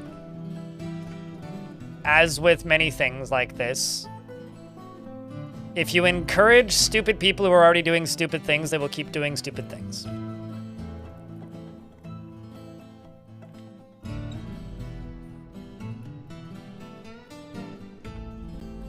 You know? Guess we're about to get a manager. Or a mayor, rather, not a manager. Gracious. This dwarf is gracious, Chad. He personally views decorum as a high ideal. Is deeply offended by those that fail to maintain it. He values knowledge and considers craftsmanship to be relatively worthless. Doesn't particularly value loyalty. Doesn't really value skills related to fighting. You know, this dwarf seems like a scholar.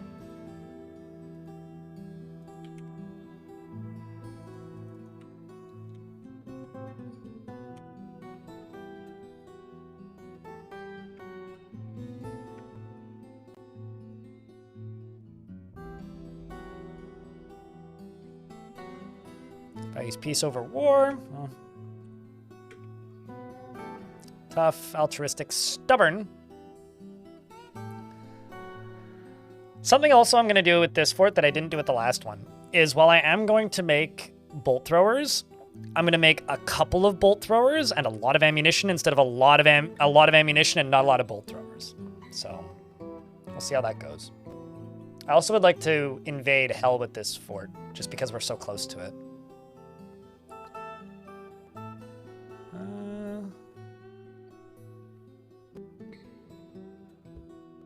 Free advertising? I guess, yeah, I mean, you did just promote them in my chat. I mean, it does make every normal person in the world look up and go, huh? I don't know. Flat earthers to me just kind of make me sad. Because, like, there's something to be said for backyard scientists, you know? Like, backyard scientists, if you think about it, is where we have modern science, is why we have modern science, is like just guy thinks or lady think or person think about thing and like tries to prove it correct. But the reason like when you mix backyard science with conspiracy, the result is everybody who gets the correct answer is against you. And that is a very dangerous thing. Like, I find it oddly fascinating psychologically, but I don't know. It's just, at the end of the day, it's just kind of sad, you know? Like, for every person who got a chuckle about the fact that that guy launched himself into a rocket and then died from the fall, is just, in my opinion, kind of a bad person. Because, like, people that are willing to go to those lengths are smart and intelligent. Just very unwise, you know? And I think that kind of sucks. Also, Rotten Rhea in YouTube chat, thanks for the membership. Appreciate it.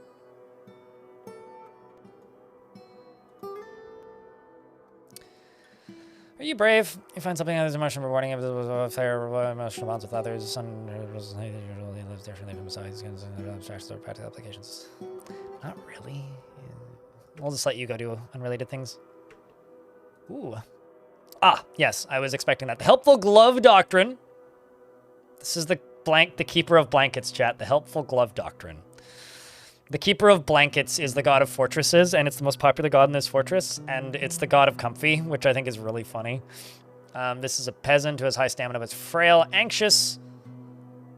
The worst outcome will be the one that comes past. He has a sense of duty. Do you remember mastering skill? No. He doesn't really value skills relating to fight it. Okay, fine. Go grab a pickaxe. Sorry, spouse, 2 lovers, 5 children? Wife, lover. Jeez, man. This guy's been busy. He has no confidence at all in his talents and abilities. How the fuck do you have 3 lovers and 5 children then? Please explain. He is not careful with resources, and this must be the hair. He's not careful with resources and when working on projects, and he often spends unnecessary effort. He's brave in the face of imminent danger. Excellent. Grab a spear. Go stab a fool in the face. What's your name? Sarvesh.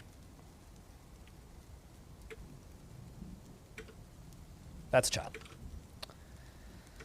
The god of comfy, yeah, the keeper of blankies. This is your opportunity to post-crypt comfy. Holy shit, you have a lot of kids, lady. Man.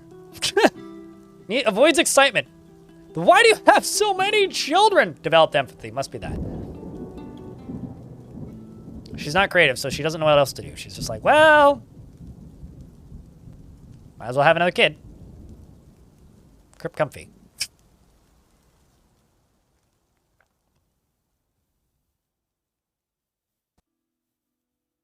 Why have you been a part of and left 3 religions? Why did you kill 2 goblins? Ooh, what happened to you? This dwarf has seen some shit, man.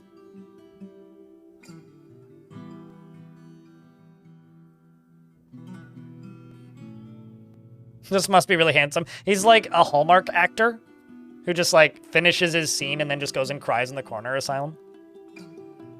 Man, even this kid has some combat skills. Hold up.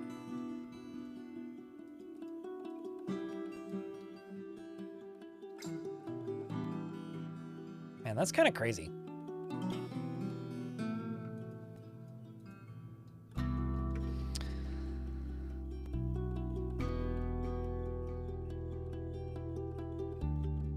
He looks so cute when he cries, though. He's just so good at it, man.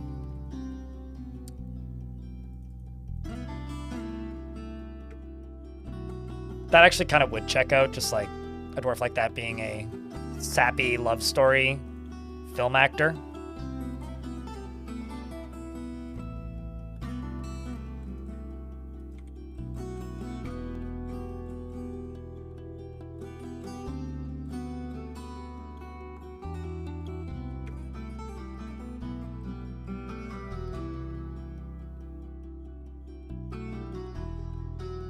Pillow Fort is a goat. Yes, Operation Pillow Fort is in fact a go-go. Maybe not totally a go-go, but mostly a go-go. Also, bars.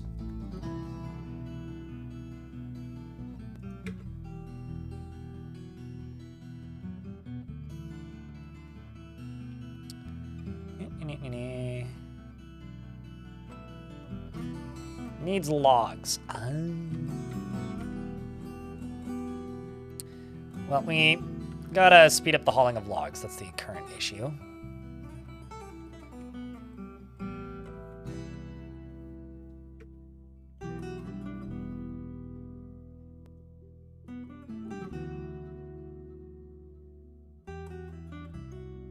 Why are you no make charcoal? Which stockpile are you hooked up to? It should be that one.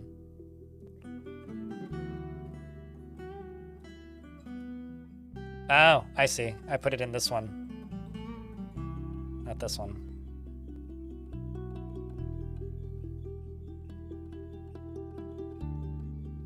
Yeah, that makes sense. I'm also just gonna go down here and go furnaces, wood furnace, 1, 2.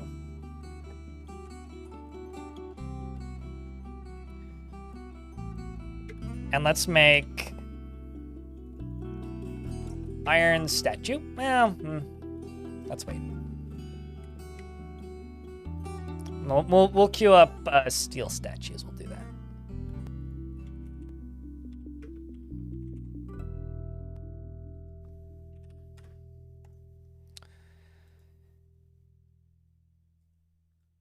And what other kinds of metals I has? Yes.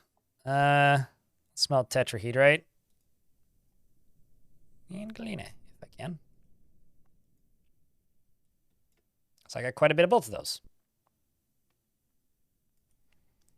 And let's make some silver tables and silver thrones and naturally lead goblets and lead toys.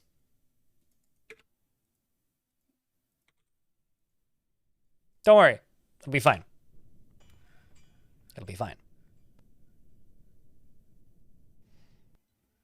It will slow the dwarf down because they'll be weighed down in regard to them punching harder if you give them lead rings.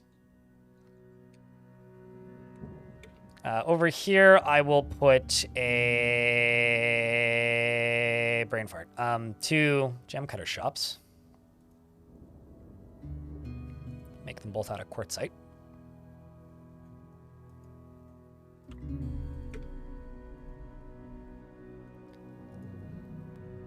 And I will put a stockpile there for cut gem, cut glass, and cut stone.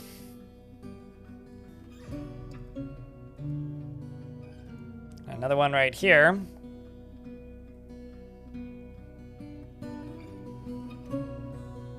For rough gem and rough glass. Hey, old dwarf. I can't click in the right spot when not looking. That's it.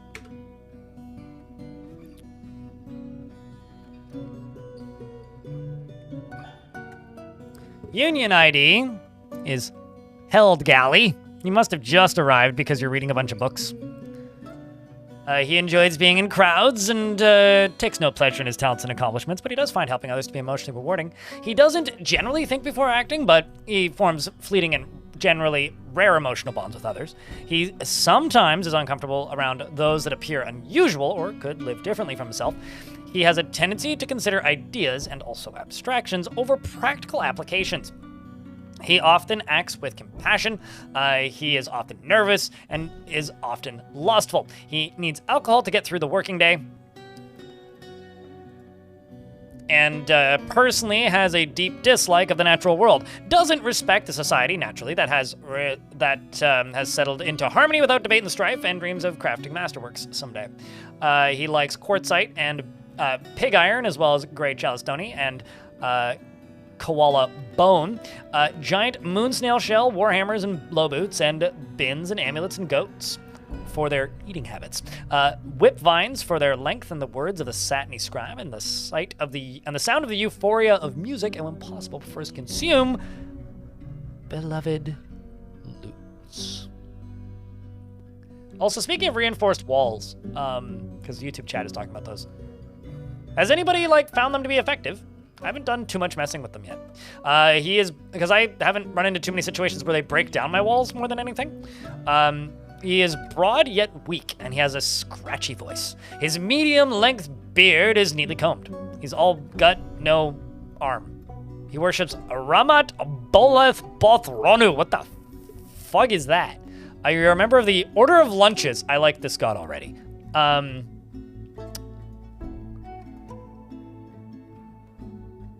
The Order of Lunches. I like lunches. Although I'm more of a brunch guy, but I mean, hey, I'll settle. Okay, so worships the god of food. All right, do tell. What the hell is up with this world and the god of food? Couldn't you just worship a normal god like the god of war? I don't believe I've ever seen a god of food before. Yeah. Okay, so what is this god then?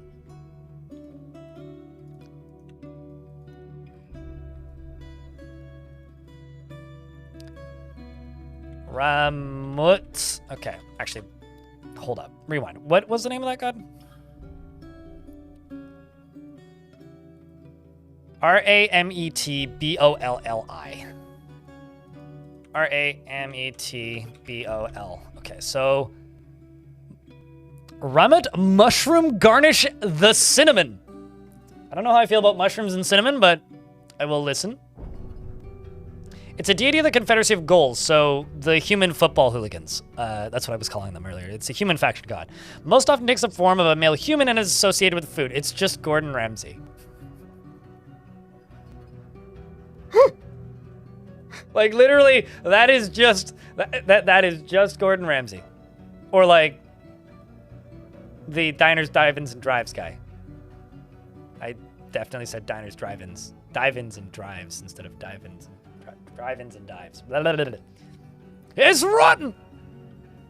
The god of snacks, dude. I love this god. What is it with this world and great gods? We've got the god of food with a religion that's called the something of lunches, and we've got the god of blankets. Yeah, true. That temple I don't think we'll get a temple to them because I feel like they're not super commonly worshipped. But if we did get a demand for a temple to that god, it would have to be just a dining hall. Actually,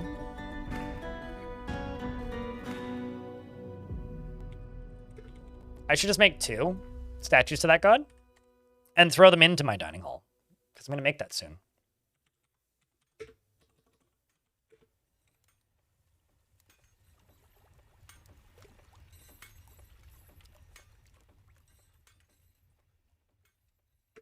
Poor manager's super busy at the moment. Okay, so that's that. I'm also going to put a leather worker's shop down here.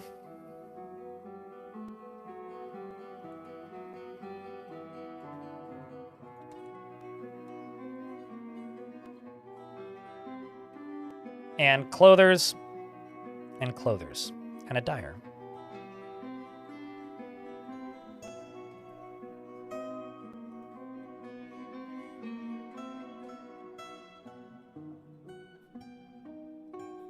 We got the blanket god and the food god. Something tells you that herb is popular in this world. Well, these dwarves are all fucking stoned. Is that what you're saying? Wouldn't surprise me. I mean, kind of would surprise me because dwarves can't smoke, but hemp clothing could happen.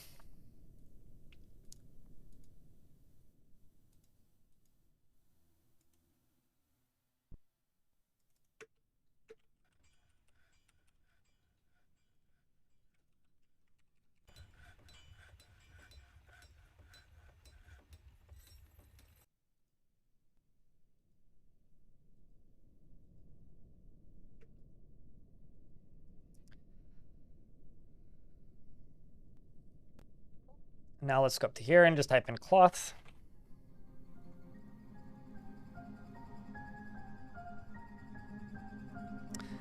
All right, I do have a farmer's shop.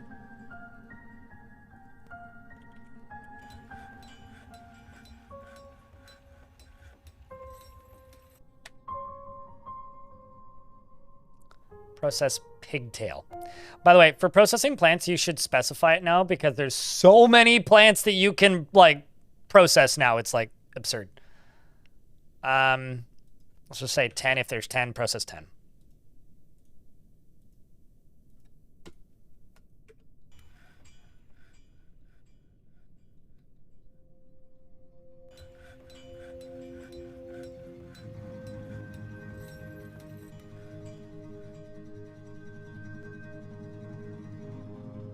Oh, also there's a demand for a farmer's guild. Do I really have that many farmers? Barely. Wow. Okay.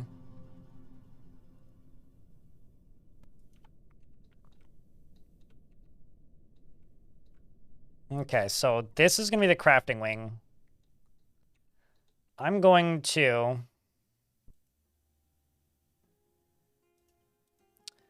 make another tunnel going this way.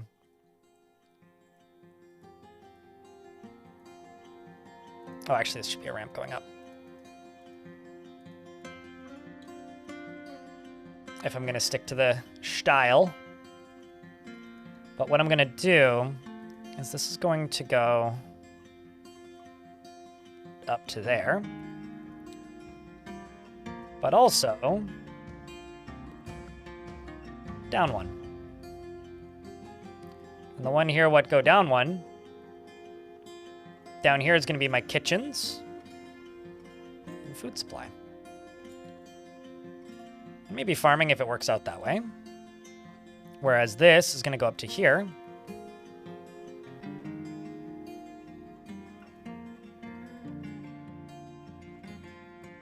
This can be the tavern.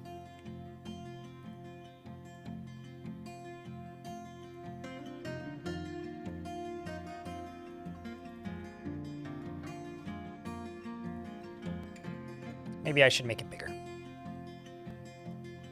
Doesn't seem big enough.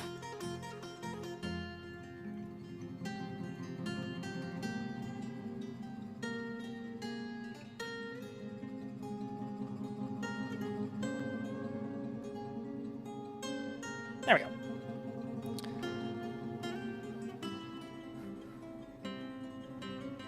Is there a specific storyline vibe you want to go with this for? You see the Tame the Ocean, but you weren't around for that? I'm not really going for any storyline. I'm just kind of seeing if things happen. I think like the biggest kind of story note is that I have this one dwarf who's absolutely awful. Like everything about him seems like the least pleasant person in the world. Who's currently teaching everybody armor smithing. He is my expedition leader. He's Adil. Tim, we named him. He's kind of notable because he's gay, which is not super common in the game. Yeah, no, we named him Tim right at the very beginning. We named the starting 7 dwarves. And I did that specifically so that so we could like try and build a bit of a better story. Because I find that like if I don't name the starting 7, rather I've not named the starting 7 unique things for a while, and it's been very hard to follow the stories. So not naming them after viewers has actually been kind of nice. Like, anyways, that's kind of the biggest, I think, chunk that we've got so far. But it's still mostly just a matter of I would like to figure out how to keep the dwarves sane more than anything. Cut gems.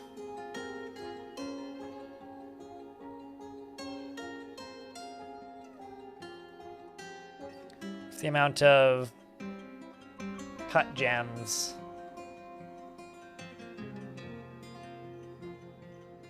is...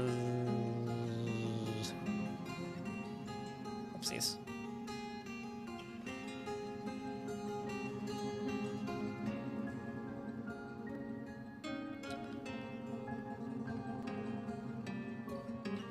So at most, the amount of cut gems is greater. Less if the amount of cut gems is less than 50.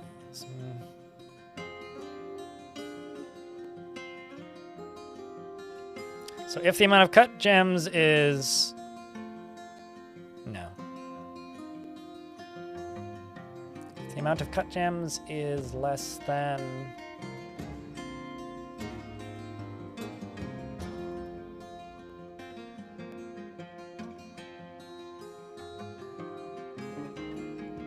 Yeah, we'll do it this way. If the amount of cut gems is less than 20, and the amount of rough gems is greater than 50, got 10 gems. We'll do that periodically. I just want to keep some of everything around. We'll do it that way. I mean, that's a Twitch streamer. Tim the Sorcerer.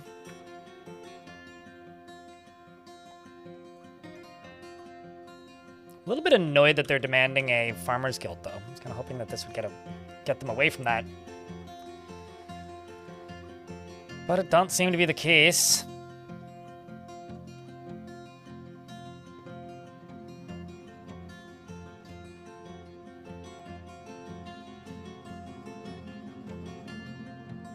I'm also going to deconstruct these.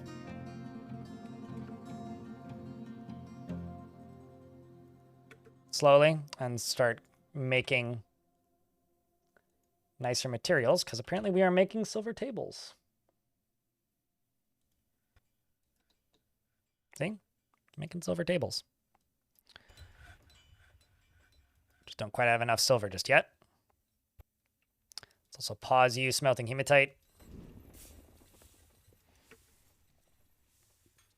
And this stockpile needs to be expanded upon.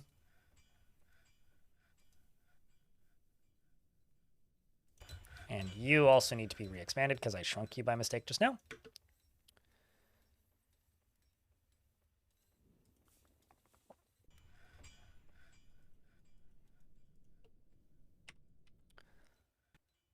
All right, and yeah, so that's kind of the whole fort. I mean, I'm mostly still just trying to figure out how to survive the sieges. That's largely what I'm still doing, is just trying to figure out how to survive sieges. Like, the game's been kicking my ass so much recently that, like, that is the main goal. It's why the themes are minimized at the moment. Or at least not the focus.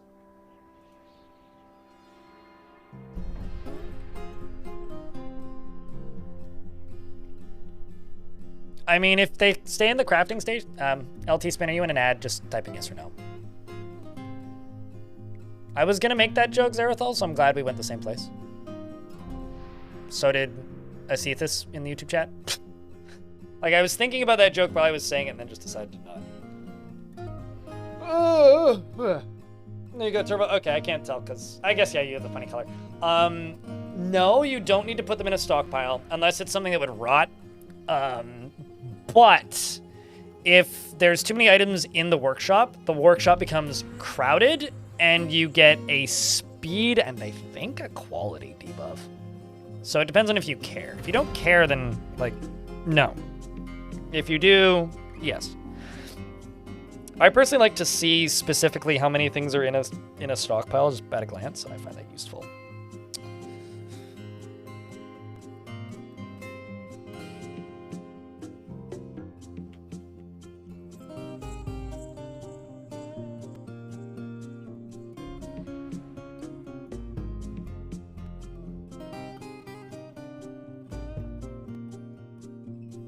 Let's just unpause while they work on this.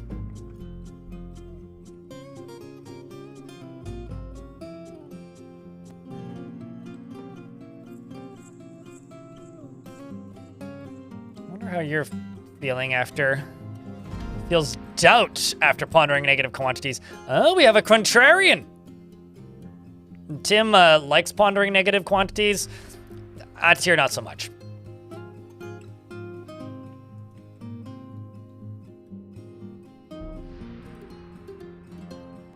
All your dwarves are busy. I mean, yeah. Try and remember to give your dwarves breaks every now and again, otherwise they will kind of go nuts. Like, if you're going to make sure that, like, every dwarf has a task at all times, just make sure that you pause them all, like, once a year and give them a break, because you will drive your dwarves insane if you just overwork them to death. Like, there's always been some traditional advice for Dwarf Fortress, which is just like, have as few idlers as possible. Idlers are good. You kind of need them.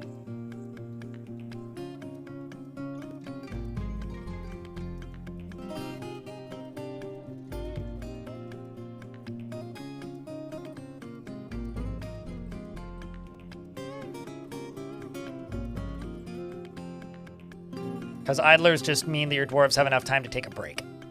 Which, I've had like this piece of, like this statement in my head about this game for a while, which is like, the fastest way to learn to play Dwarf Fortress is simply treat your dwarves like people. If you treat them like people, and like, I sort of, for lack of a better term, pretend that you are running a company with actual people, and if you run them the way like shitty bosses do, your dwarves won't be happy with you. If you run the fort the way that like one would imagine a good boss could, your dwarves will be a lot more productive, less distracted, and generally be easier to work with.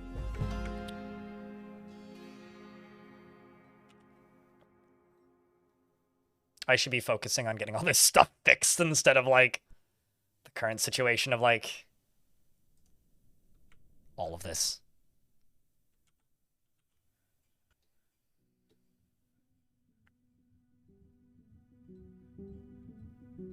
I mean, he wants them to be ready to tear each other to pieces in the death battles of the Eternal Wars. Zeverzun? What's a Dwarf 401k? What's money? The Dwarf 401k is keep working until you're 170 years old and die maybe by then. Alcohol is free. Hope you don't need a liver.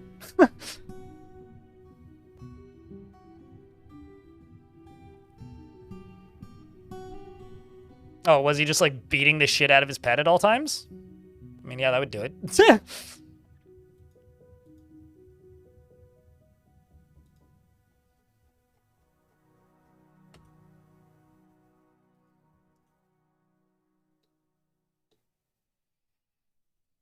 I feel like Black and White is a game that a lot of people reference, but I genuinely wonder how many people actually played.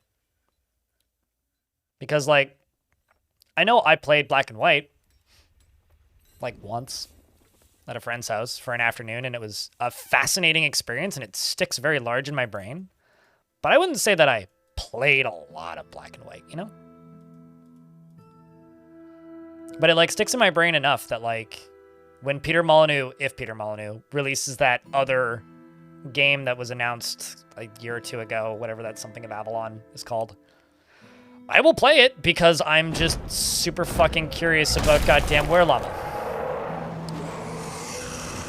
Strodino Osolongu has come. A very large llama twisted into humanoid form. It is crazed for both flesh and blood, and its eyes glow bright green. Its charcoal hair is patchy. You will fear the night, probably.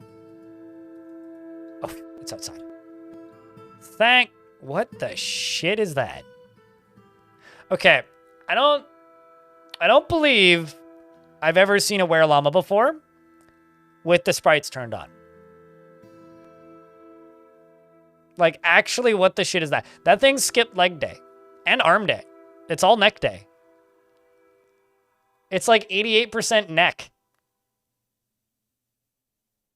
Also, his last name's Suck Terror. Sucked Terror.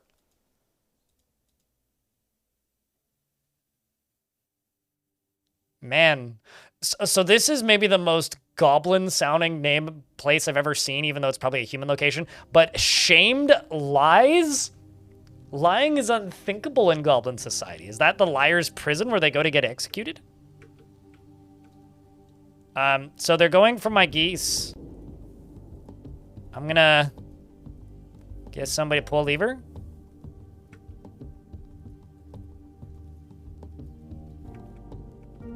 Okay, it is murdering Zell, my goat. Rest in goats. Goat Zell.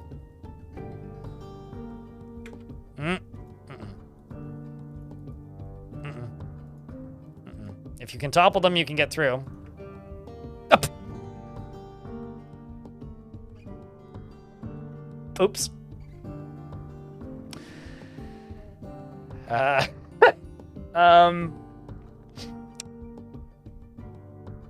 Yep. He's dead. That's that. That's for the Werelama. Slammed into the siding. Yep. And here I was like, oh no, it's gonna get it. It's gonna maybe topple. That's bad. And then it's smack. Well, so much for my fears. Splat.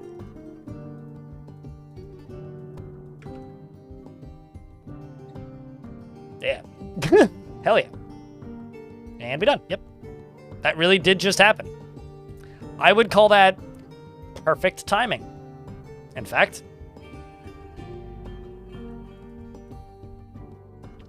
the problem is I don't actually have anywhere to dispose of corpses at the moment.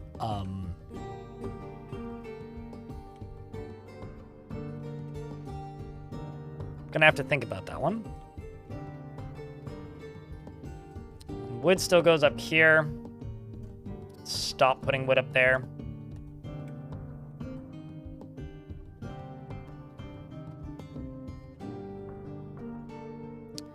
Gems is going down here.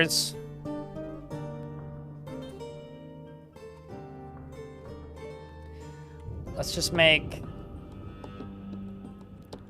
cloth bags, 10 of them.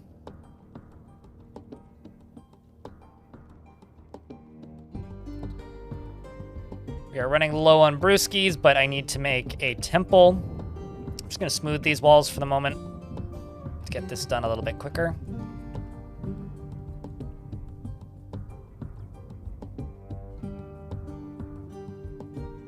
I actually don't know who pulled the lever. There's no way to check either. I should have checked, but I didn't.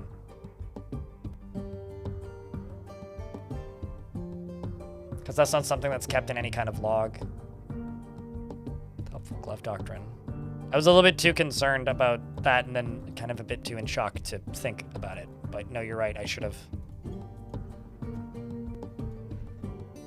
There's no, like, lever audit to find out who pulled a lever, which actually would be a really useful thing because, like, ghosts can pull levers. Ghosts can also unlock locked doors. Like, if you manually lock a door, a ghost can unlock a door. I've had, like, Forgotten Beasts let into fortresses because ghosts go and unlock it on my behalf, which is very nice of them. There we go. We now have the Keeper of Blankets, the Lord and Savior of Comfy.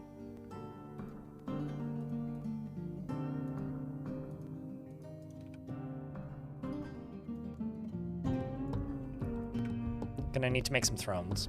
Let's make iron thrones.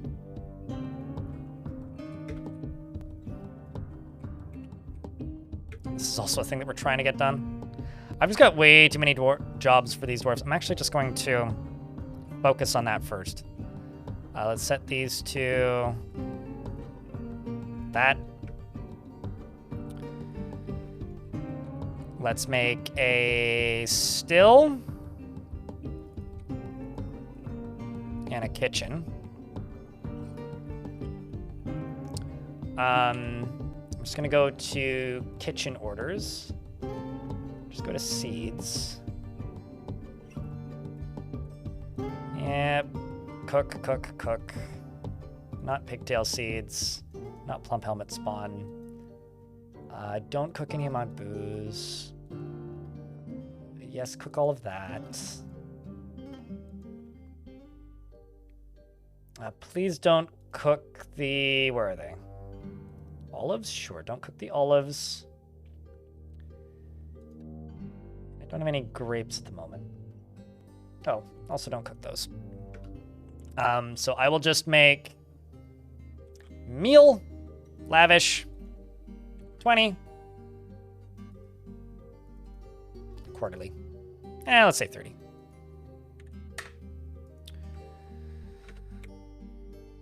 And then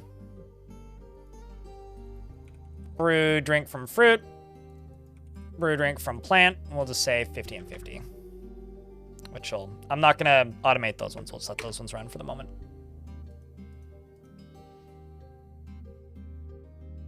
Yeah, this is true, Sanic. It's good to see you, by the way. Yeah, one could say that ghosts are like the smart locks of fort mode. So I need to get this up to a value of 6,000.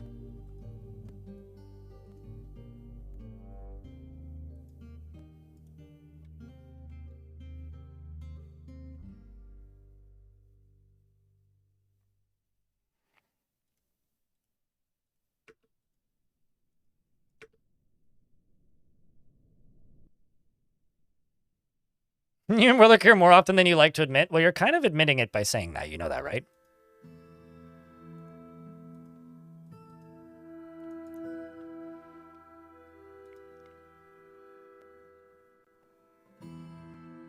Grouchy after getting into after getting caught in the rain, and bitter after being after getting into an argument. What's the value of this? No, just long-term residents only for this temple. Can you claim the giant raccoon? Sure. What do you want to name it? Is there something specific you would like to name it, or is it just your username?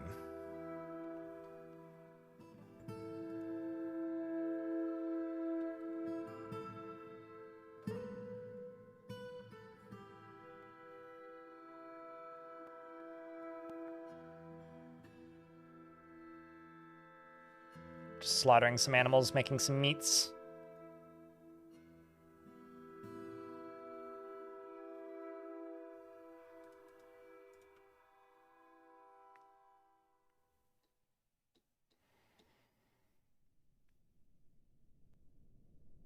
Kicking over an altar? Don't have pissed off dwarves. Dwarves break thing when they mad. Arrest them for their crimes. Send them to prison. Kill them. But once a dwarf, like, this is one of those preventative maintenance things. Do you want me to name it Store Lurker? I mean, I don't know why I would name a raccoon Store Lurker. That's not a very raccoony sounding name, but if you insist. You're the one who's doing it, so if you insist, then I will name it Store Lurker.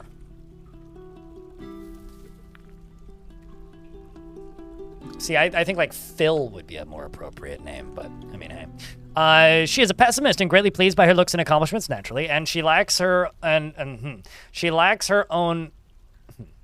She lacks confidence in her abilities and is grounded in reality and tends to avoid crowds. She is often cheerful and could be considered rude and doesn't mind wearing something special now and again. She finds obligations confining, but does not easily fall in love and rarely develops positive sentiments. Yeah, but like, Store Lurker? Whatever. Sorry, I'm just being overly judgmental for no real reason. Okay, got the value up a little bit more. Got to get it up a little higher.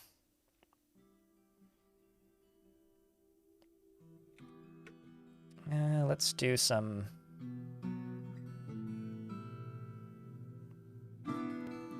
gem windows.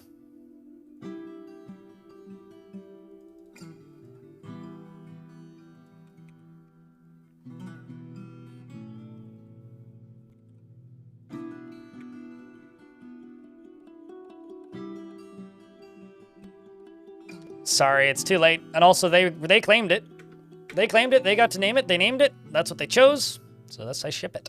We send it. If they chose Bob, I would have named them that.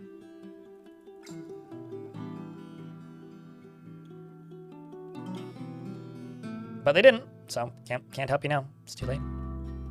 This is also the reason why I named the starting 7. Because it's like, I personally, when I name things, I try to, like, saying lore friendly is just like silly and not actually totally true. But I do try to keep the names of things a thing that it sounds like a dwarf would name it. Or at the very least, like, a name. But like, the second you let chat take over, it's like, well, we'll name it. I usually just name it after people, which is totally fine. Or they have a word that they think is funny, and that's also totally fine. But it doesn't always, like, resonate with everybody, if that makes sense. Certainly not always with me. So I don't tend to follow things if they have a name that I'm like, whatever. Like that? Oh yeah, that's so-and-so.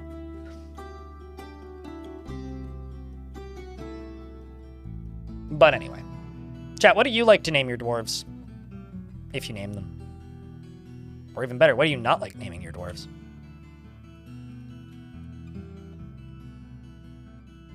All right, these dogs are gonna be the death of me. Maybe not the death of me, but they are annoying the shit out of me. So I'm gonna go down here. Pen pasture. Dog. Fucking stay out of where I'm constructing things, you stupid mutts. And puppies, you better behave yourselves or jump in the meat grinder. I mean, the butcher shop. Like the good livestock you are.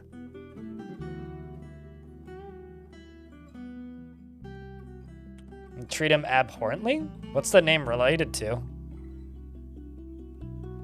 I've definitely named a few dwarves like Bill Gates before.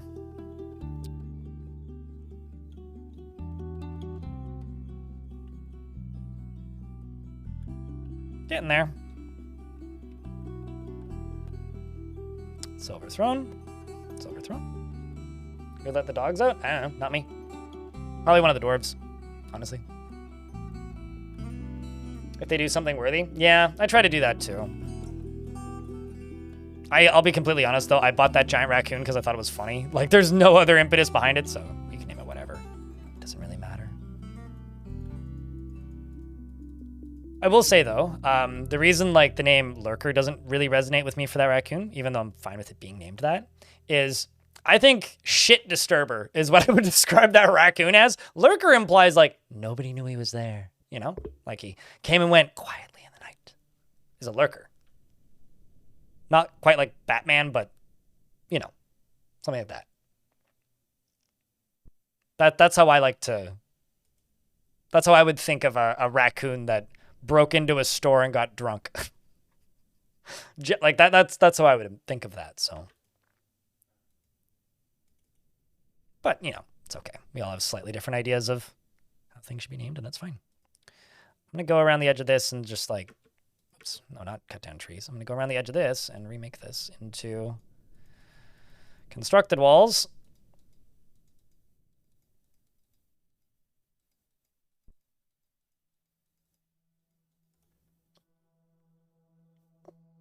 No, it cannot. Tackler. It could probably be a mount in adventure mode, but in fortress mode, it cannot be war trained. Most animals can't be war trained, to be, like, completely honest.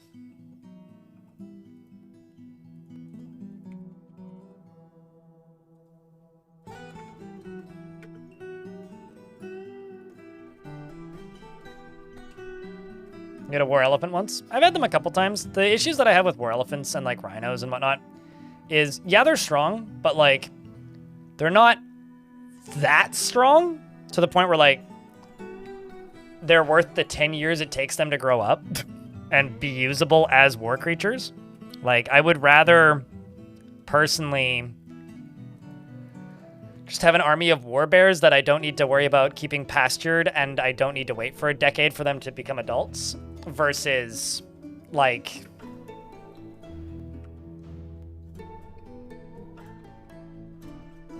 do I have a llama? Oh, that's what that fucking is. Versus like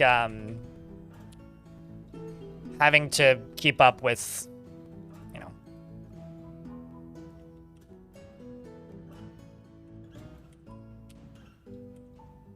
micromanaging where things are living and standing and all that. Can I get any cool engravings? I don't look at engravings as much as I should. Probably not. I mean, these dwarves are all like amateur engravers, so it's unlikely there will be anything particularly notable. Like a hidden moon. Moon in a cloud. There's a deity of the trade and wealth. Like this dwarf's like just making graffiti, like drawing the pantheon kind of thing, which is depicted as a female dwarf. Got gems. Yeah, these are all very low skill. Oh, there's one. It's a rendition of the Ocean Man. That's my fortress logo, of course, which is an image of a dwarf raising a swordfish, and the goblins are impaled on the swordfish. The swordfish is greeting the goblins, and the goblins are confused. The dwarf is striking a triumphant pose. The image is a symbol of the magical jaw of sharks, the local dwarven government. You know, obviously, as you do. Take me by the hand.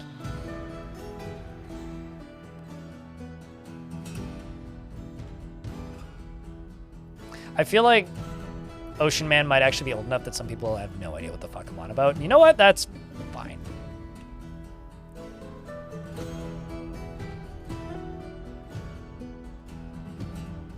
You know, what I'm gonna do is this. I'm gonna go around this side instead.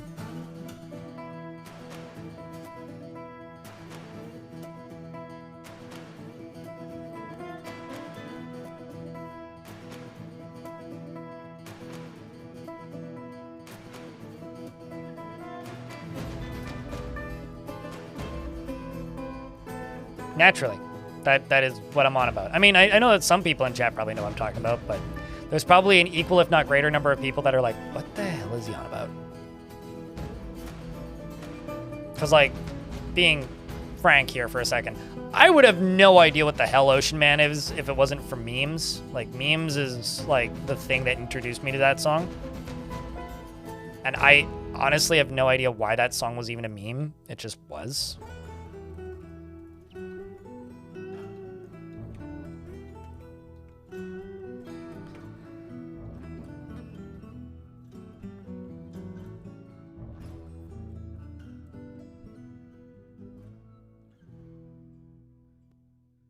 No, but you know what's also impossible, Keller? You growing up. It's truly impossible. Absolutely improbable, even.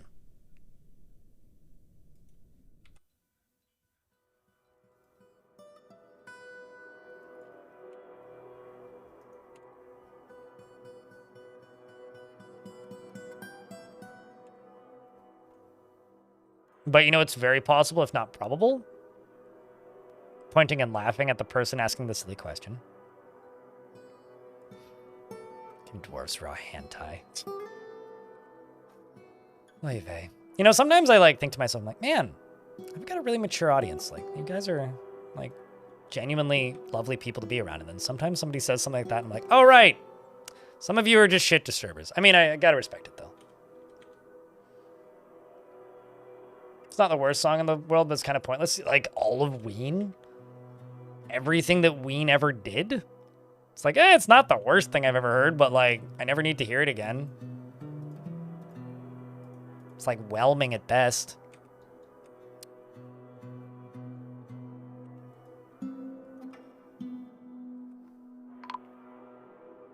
Caravan has arrived. They brought camels. They wanted ammo.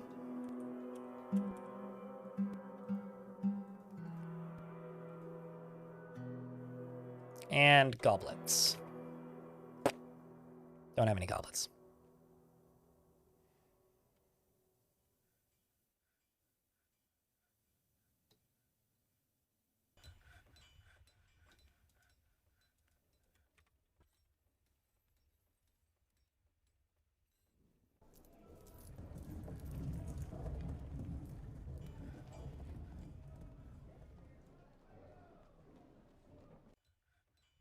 Sitting pot burns, gotta stir it.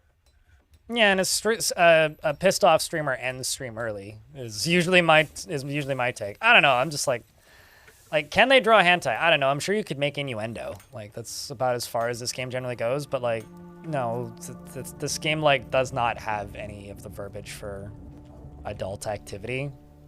It's one of those things where it's like one of the funniest for me anyway. Funniest things in the Dwarf Fortress community over the years is in the old days, there were these things called forums, right? And in fact, they still exist, and some people use them, which is crazy.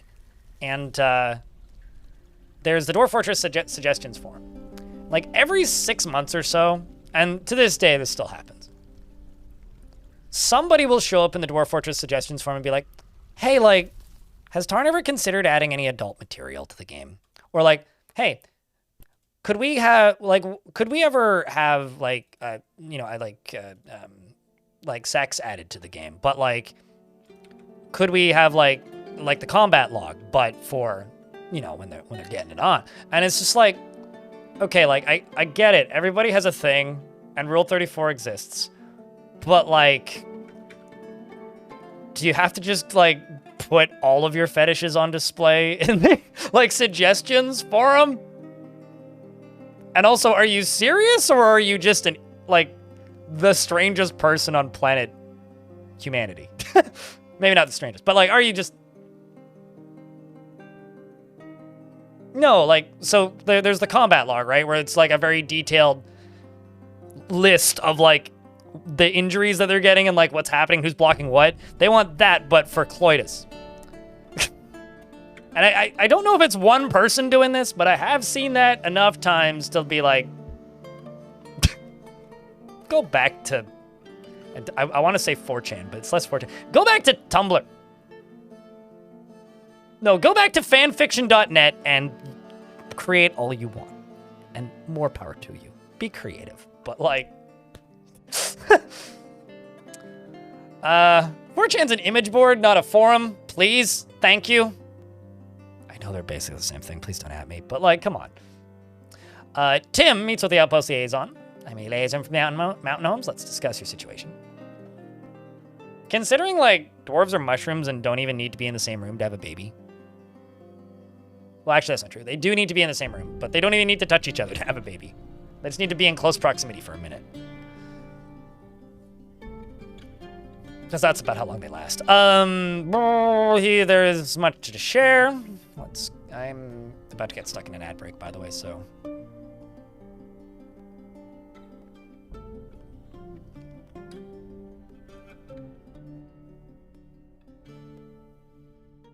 don't even know what I want or what I need. Let's just ask for coal. They want blocks and quivers. Okay.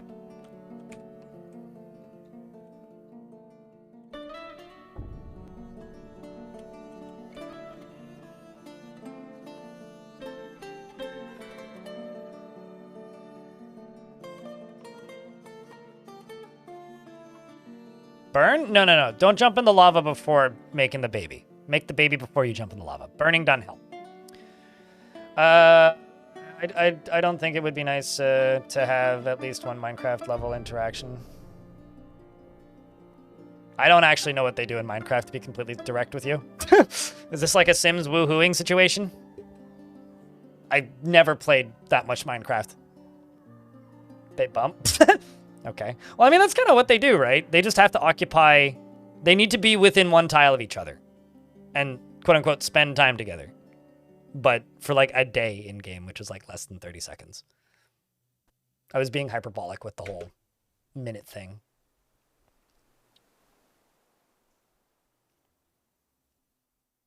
Deep Space! Hello, Zers! How is thing? Yo, Deep Space, I want to know what you think of this fortress design. Boop. Boop. Boop. It's taken a minute, but I'm liking it. I'm liking it like a fungus. Male dwarves are in fact born with beards, so you're halfway there.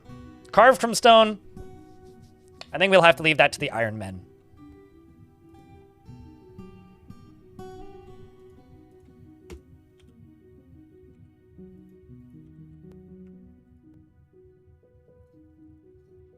Oops, that's the wrong tool.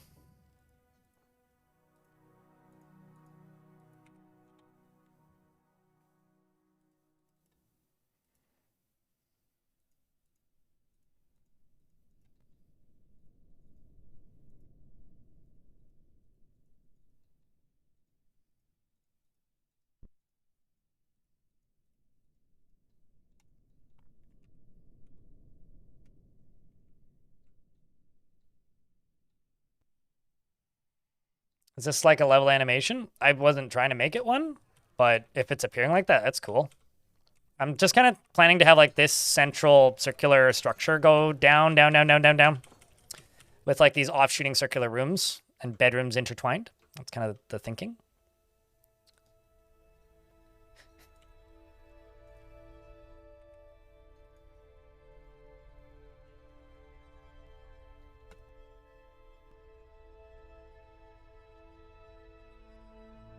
Feed a dwarves and Adam's apple. Why Adam's? Didn't Eve pick the apple? Come on. Speaking of, they need to read this book first.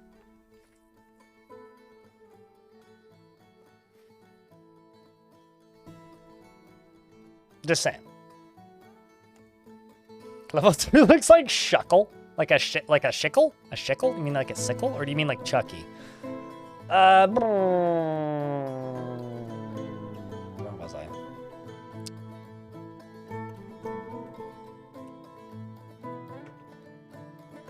Waiting for freeways. Don't make me delete the library again. I'll do it. Mac withdraws from society. Andy's an armorer.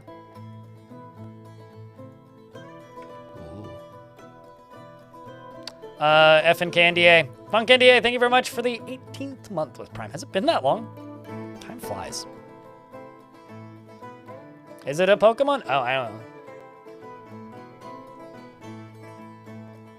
don't know. This is well-known fact about me. I've never played a Pokemon game.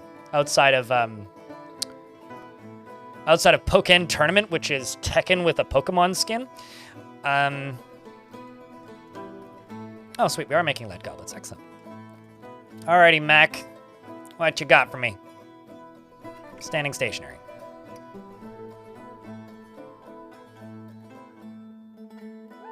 Cut gems, okay.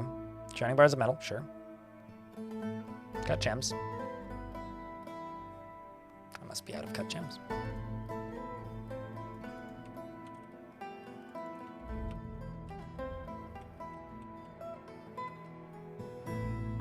Nope.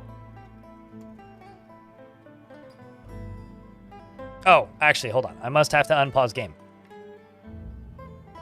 Let's try that.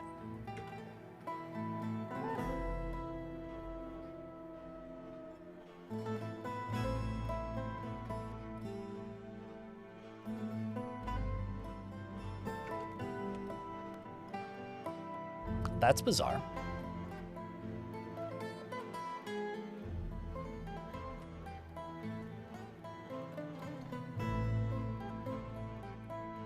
What do you need? It's like nobody's cutting gems because there are cut gems. So...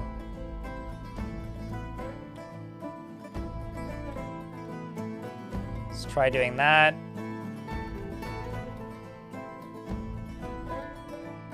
Let's try doing 2 of those.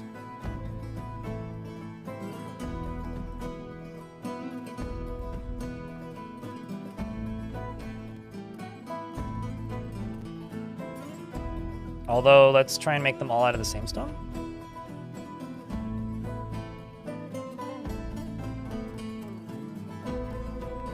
Because, like, it shouldn't be shining bars of metal. I've got so much.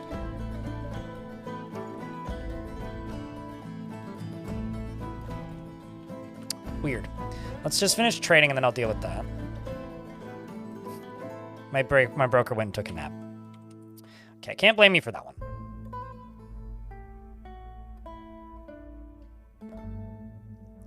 I will take a look after well, actually here, I'll go take a look. But like, it's very unlikely that it's a specific kind of metal.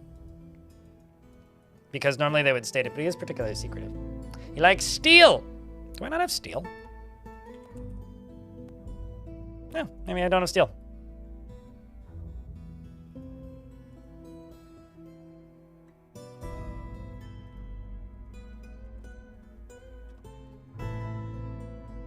What? Hold the fucking phone. You need iron? What is that? What is that? Needs pig iron, sure.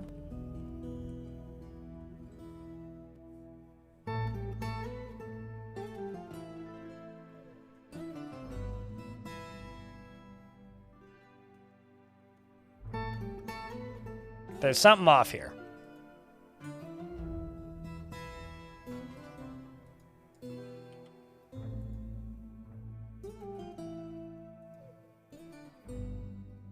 Don't have enough refined coal.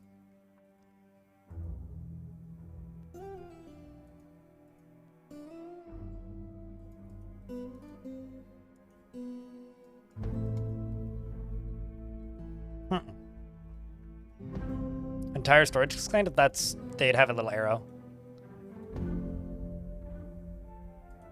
So no, that's not the issue. Did I make you into a different stockpile?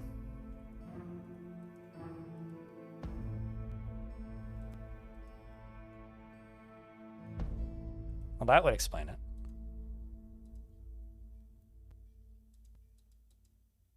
So you could do it.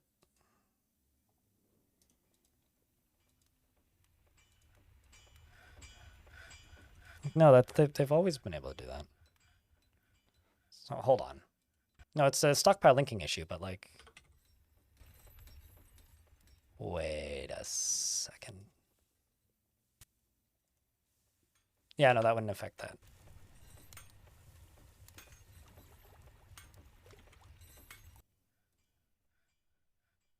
Let's make you a steel bar. That's what you do. It would be actually kind of strange. I can't remember the last time I saw a dwarf that was like, I need this particular material type, but not actually specify it. I guess that's got to be because they're particularly secretive.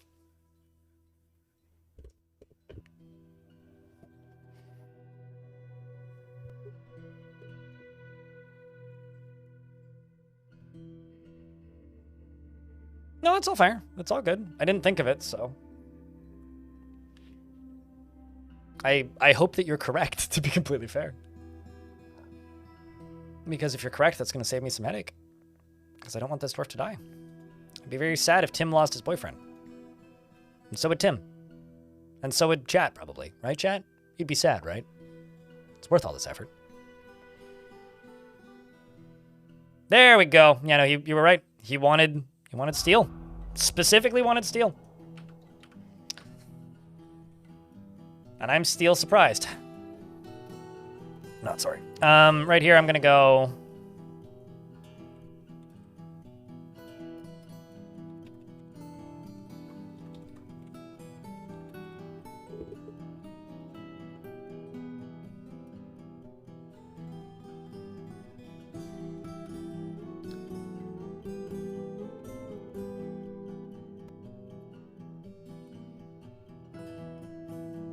Put dog fat on it.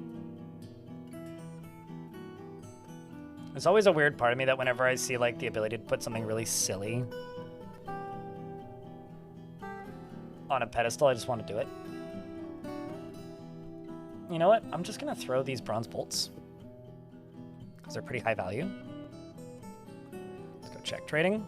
Yep, there we do. 470 value, that's not much, but it's fine. It's enough to get some cloth.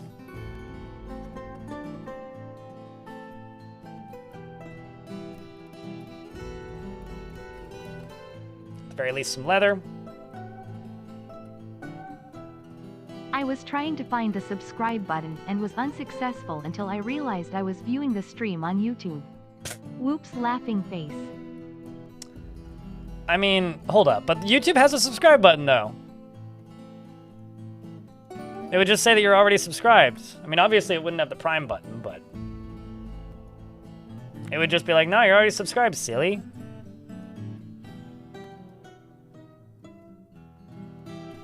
Presumably, unless you're not subscribed to me on YouTube, in which case, well, I'm fine. I guess. Zalser, thank you very much for the subscription. Thanks for keeping that sub alive. Chat, can I get a big round of beers for a friend here? Helping keep that channel running. Instead of walking, of course. So he went and grabbed granite cabochons. Of all things, you grabbed the granite cabochons.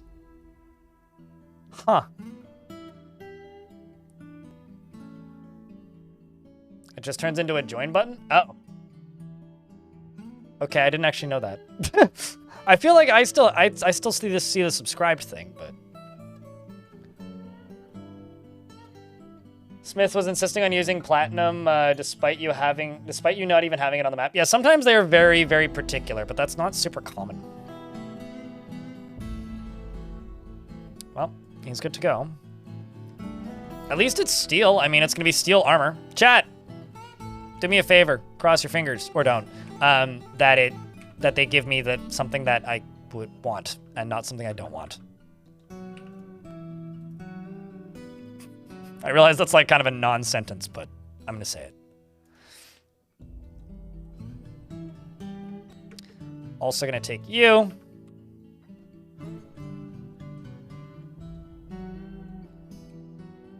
And just go farmer shop. Let's make a couple of them up here. And then let's also go clothing. Just go loom, loom, loom until I can redistribute them somewhere where they're useful.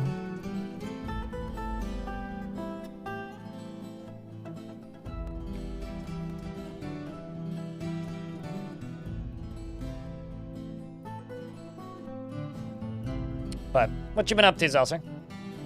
Steel gem? No, granite. Well, I mean, actually, rather, he could make a steel gem. You're right.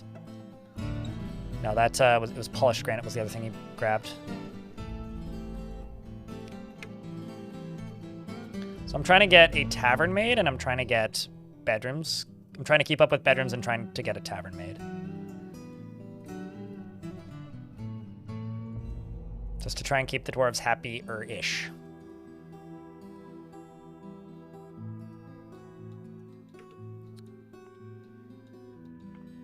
While also keeping ahead of this.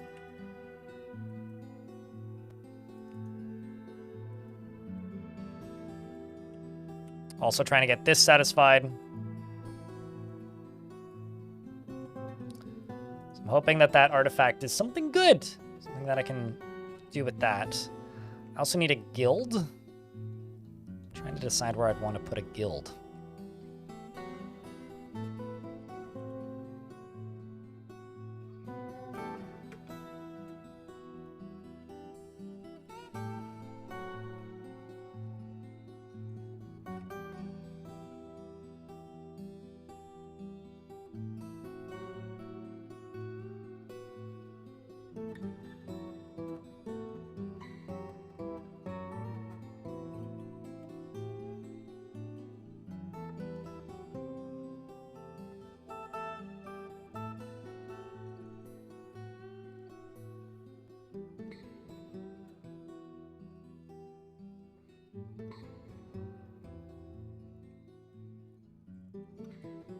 See, let me just go up to here.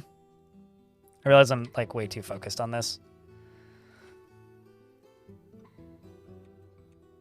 There we go. And you can go away.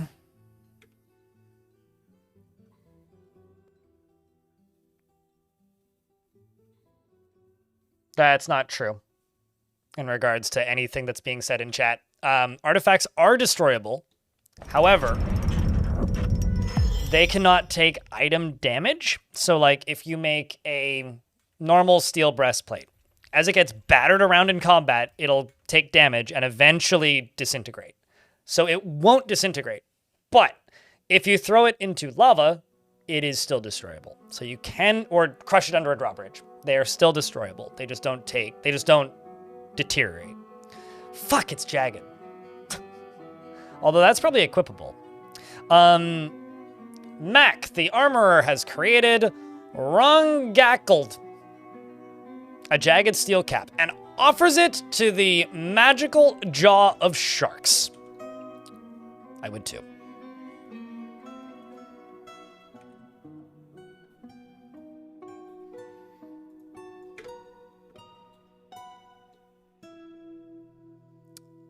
I'm gonna just... Oops. Do you ever just, like, accidentally bop the wrong thing? I'm just gonna say I'm offended by that statement. Please apologize to chat, and also I will apologize to you, Mithril, because chat moved and I bopped the wrong person.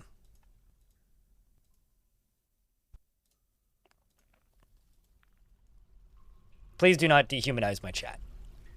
I refuse to accept that kind of slander at the good people of my chat. You know, sometimes people joke about streamer bully chat and then streamers stand up for chat for once.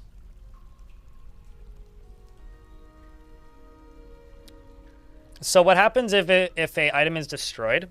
If you visit it in adventure mode or reclaim the place, it appears on the surface somewhere. But in fortress mode, they can be destroyed.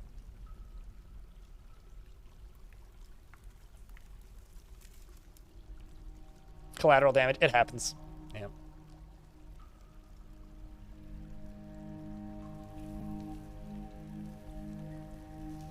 The only thing that makes this job worth doing is that it's people in chat. Just think about it.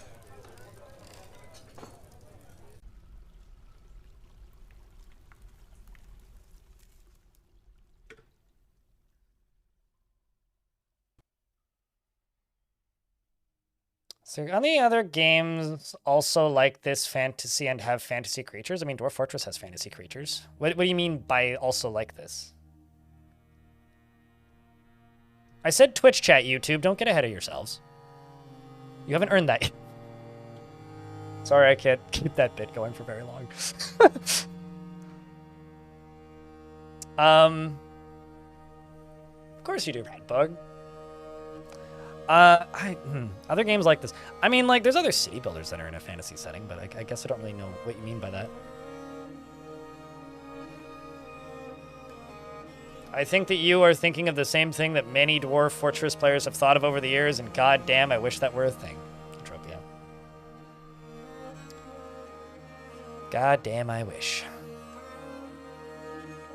Like, sometimes, there's many things about Dwarf Fortress that are wonderful, and then there's some things that are just kind of frustrating, and one of the things that's kind of frustrating is Tarn's over-insistence on, like, sticking to his simulation, which is one of the greatest things about Dwarf Fortress, but also a very frustrating thing about Dwarf Fortress. It's frustrating because, like,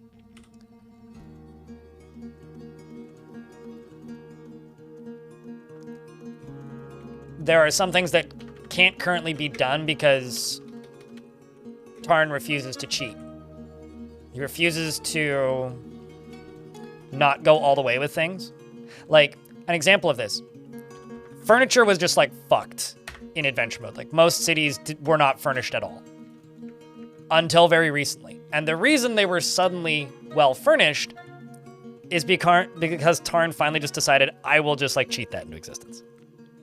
And it's, like, one of the nicest immersion-related things to come to adventure mode in a very long time, if ever. Yet, it's because he decided to break his own sim. So, because he wants, like, stuff to be distributed organically within World Gen, but, like, that doesn't happen enough most of the time for there to be furniture, technically. What's the difference between copper armor versus steel armor? Keller, if you at me, you'll get faster responses from me, and I know the answer to these. Steel is sharp and hard and pretty light.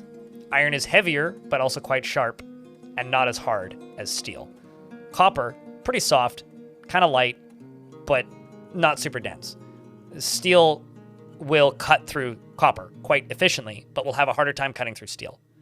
So the difference between a copper artifact and a steel artifact is if it's a cutting weapon, it's going to be more effective at that. If it's a blunt weapon, you maybe want the softer, heavier, denser minerals or materials like lead or gold or silver.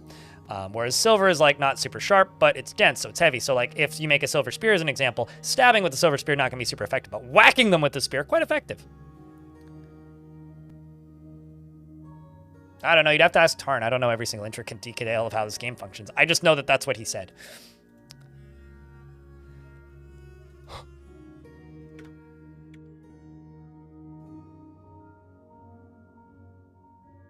No, he seeks out the most stressful situations, no matter how dangerous or no matter how dangerous. Okay, well, animal dissect.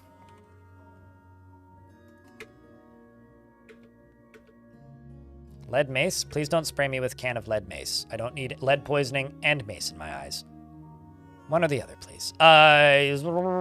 Fumbling waste of time unfavorably. Yes. Mm-hmm.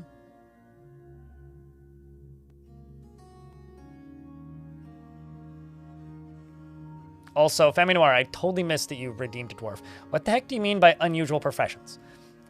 You've watched this stream for months. I specialize my forts. The vast majority of the dwarves in this fort are going to end up armor smiths.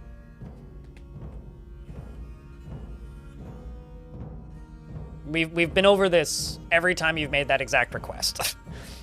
So I will wait and say, would you like a dwarf with a beard or a dwarf without a beard? Or you want a non-armor smith? I quit. I give up. Fine. Have a peasant. Do you want beard or no beard? If you want a specific profession, ask for a specific profession. If I don't have it, I won't give it to you. If you ask for unusual professions, I will just, I don't know, give you a goose again. Because that's an unusual profession. Professional goose. It's very important. Only honkers can do it. Yeah, we're too early in the game for strand extractors.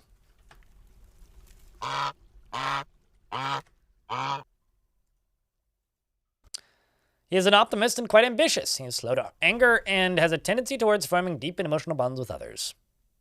He prefers everyone live as harmoniously as possible and doesn't focus on material goods. He often feels lustful. What I would honestly do, Femi, is if you want to be super specific about your dwarves, don't let me choose. Because I will just go, nah, and give you something stupid. Because I don't want to have to make your decision for you. I'm the guy that's like a pain in the ass to go out for lunch with because I have no idea what the fuck I want ever. So like with dwarves, if you're going to select something, be a bit more specific. Because you're just like, dwarf with unusual profession, any likeness. Okay, so any dwarf is how my brain says. So I'm like, please be specific. But if you're just like, I want a dwarf that's a thrill seeker that is not creative and is never lustful and is currently wearing tattered pants, I probably won't be able to do that for you. But like, I don't know, like ask to see the list and pick something. That is probably the best way to go about this. All right, has a tendency towards forming deep and emotional bonds with others, prefers that everyone live as harmoniously as possible, and doesn't focus on material goods. Often feels lustful, and like if you want the oddity, just ask to see the list is probably the best way to do it. Doesn't focus on material goods, and is often feels lustful. Lives a fast-paced life, and is not inherently proud of his talents and accomplishments, and is not particularly interested in what thinks others of him. I'm sorry for missing your dwarf name for so long. That's my bad. You should have just added me. Just yelled at me. He's not particularly interested in what others think of him and laughs very loudly when he's excited. It's like my dad. Needs alcohol to get through the working day, like most dwarves, and dreams of mastering a skill. Personally prefers a noisy and bustling life to boring days without activity. You must like all the puppies barking. He likes self-right. Why are you sleeping? Oh, wait, actually, are you sleeping in the library? Okay, you do have quarters. Never mind. You are going to your bedroom. He likes self-right and copper and lavender jade. Squares? Specifically. Goblets and alpacas for their resemblance to a miniature llama. And when possible, he prefers to consume carrot wine and red spinach seeds. And hates slugs. Me too. Me too.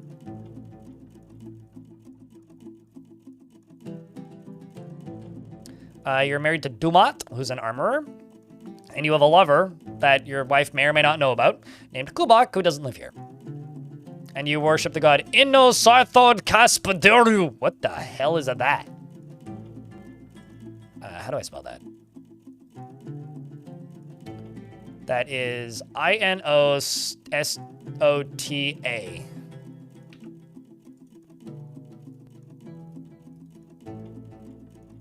There's a lot of weird gods in this world. Ocean Lakes, the heavily puddle of drinks. I'm gonna tell you this. I don't really want to drink out of a puddle. That implies they're spilled. Like that god must smell like the mosh pit at the end of a loud music show. Worships the ocean. Probably fish actually, would be my bet, but it could be the ocean. It could be the ocean.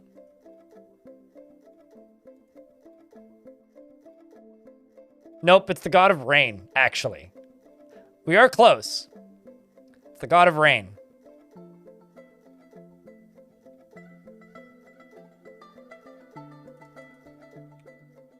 The holy puddle, the holy sploosh.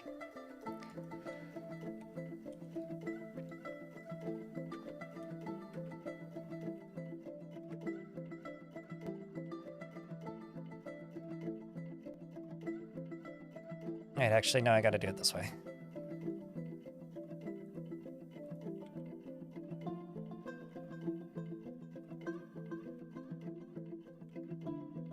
Yeah. We'll just ramp up to there. We could do... Yeah, that's all just gonna be kitchens and a lot of crafting. A lot of farming-related stuff.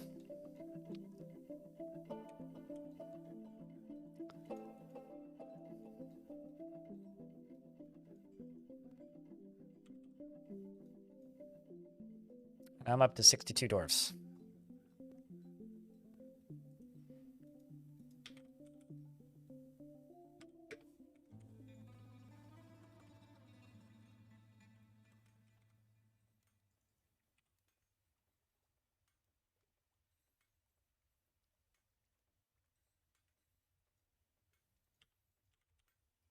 Cool. We are currently making steel bars, so that's good.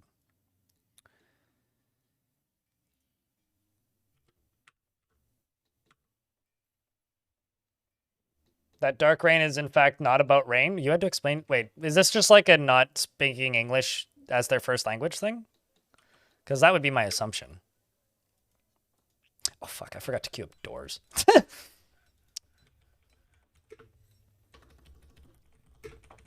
I kind of want to make iron doors, but...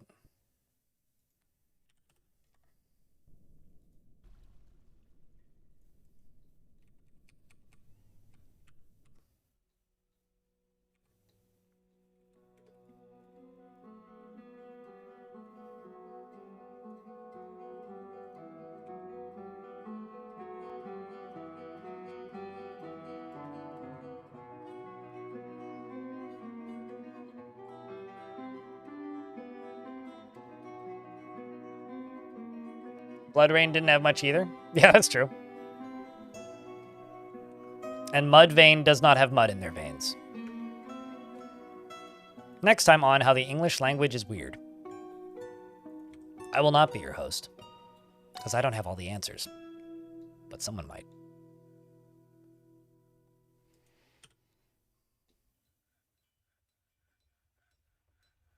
Yeah, I really like that they can worship forgotten beasts.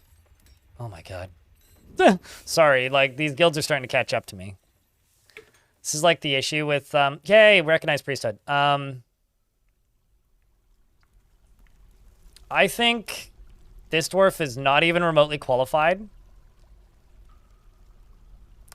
Chat, what do you think? Should Mac get this position?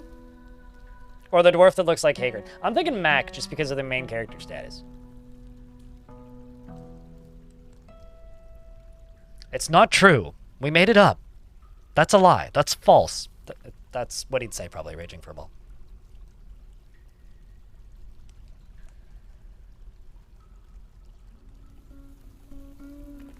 Could you have a religious leader? So the way we do the redemptions is through Twitch chat, because Twitch chat has mechanics built into it for it. YouTube chat does not have a way to redeem dwarves. If I just named every single person who asked, everybody would be named, and there'd be nobody available ever. Can you have a religious leader? Respectfully, no, because I'm not trying to break that. It doesn't take many channel points to earn enough to name a dwarf. Occasionally, I do chuck them out into the YouTube chat, but if I do that right now, then that's rigging the system. So it's like I'm very torn because I already have 2 sets of notifications, 2 chat rooms, a stream to manage, a video game to play, and multiple ads to keep track of when they're running so that I don't, like, babble to the wrong chat when there's ads running. But at the same time, I don't want to add more. Like, the reason I don't stream on TikTok or any of that shit, is like, I don't need a 3rd one. So, yeah, I don't know, man. I think I'm going to give it to Mac, just because main character. The Sacred Medicine. Oh, that's neat. Huh. I will approve the Farmers Guild.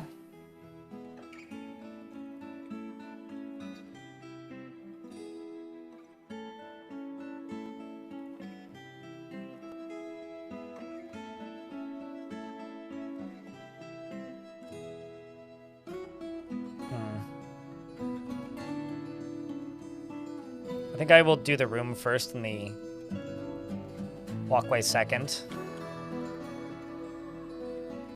Let's do 15. Wait, 15?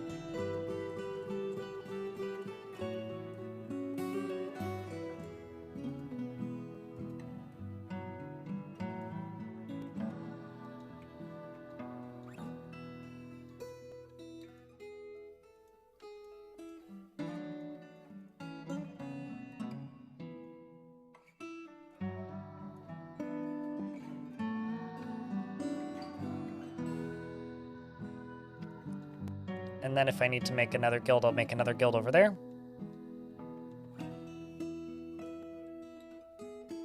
No, that's not what I said at all. You are, like, extrapolating based on a thing that I'm trying to explain. And you know what? The way that you frame that makes me not want to explain it, to be completely honest with you. Because what they said was, YouTube losers never get to name dwarves again, but it's not even remotely close to what I said, my guy.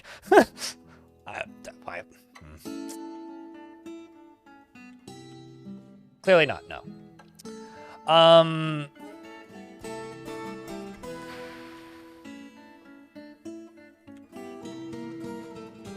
I know this is, like, probably partially self-inflicted.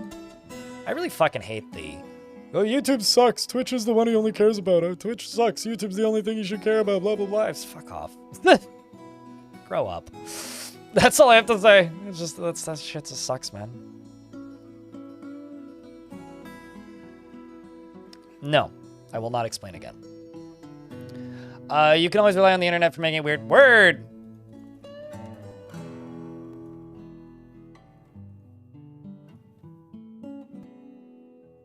Word. It's going to be a big-ass guild, and then I need one for metalsmithing. Or rather, one for farming.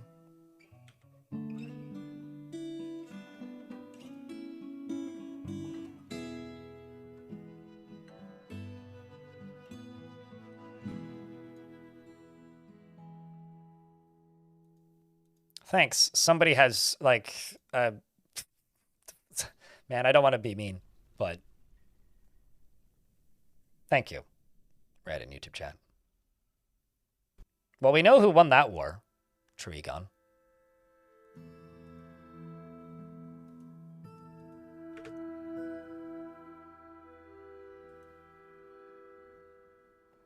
No, because believe it or not, they're in separate religions.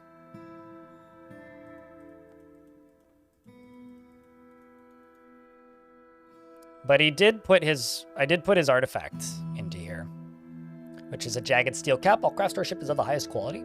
This object is adorned with hanging rings of steel. On the item is an image of a diamond in granite.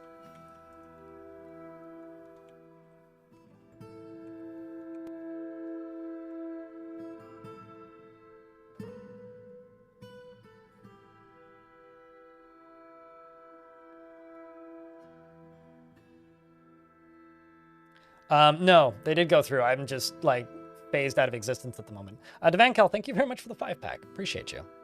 No, I'm just in, my brain's in a lot of places at this exact moment in time. Thanks a ton, dude. You won by not buying any console? Yeah, I mean, I guess my family owned a Wii. I did actually buy a PlayStation, but the reason I bought a PlayStation was because a PlayStation 3 was cheaper than a Blu-ray player. And I wanted a Blu-ray player.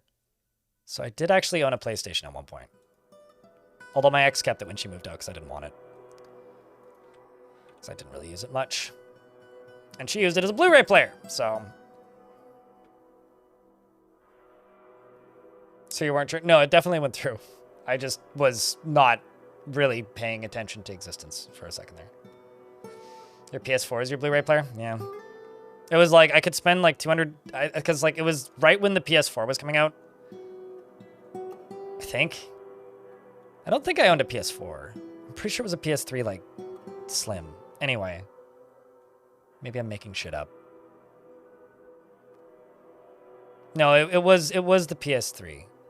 Because the PlayStation 3, because it was like right when the PS4 was coming out.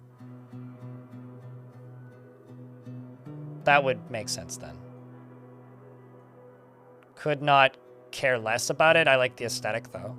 Like on paper, am I into Warhammer Fantasy? Not at all. Not into 40k either. Do I think the art looks cool? Yeah, that's about it. Chief Medical Dwarf. Chief Medical Dwarf is available. It's COG. Would you like COG? I don't actually have a hospital though.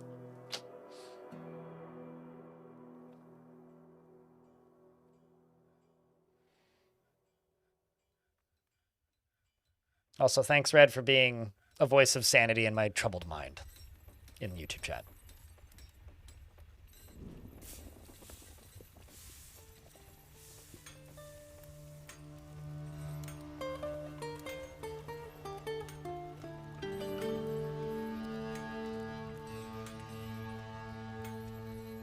I guess Tackler's getting cogged.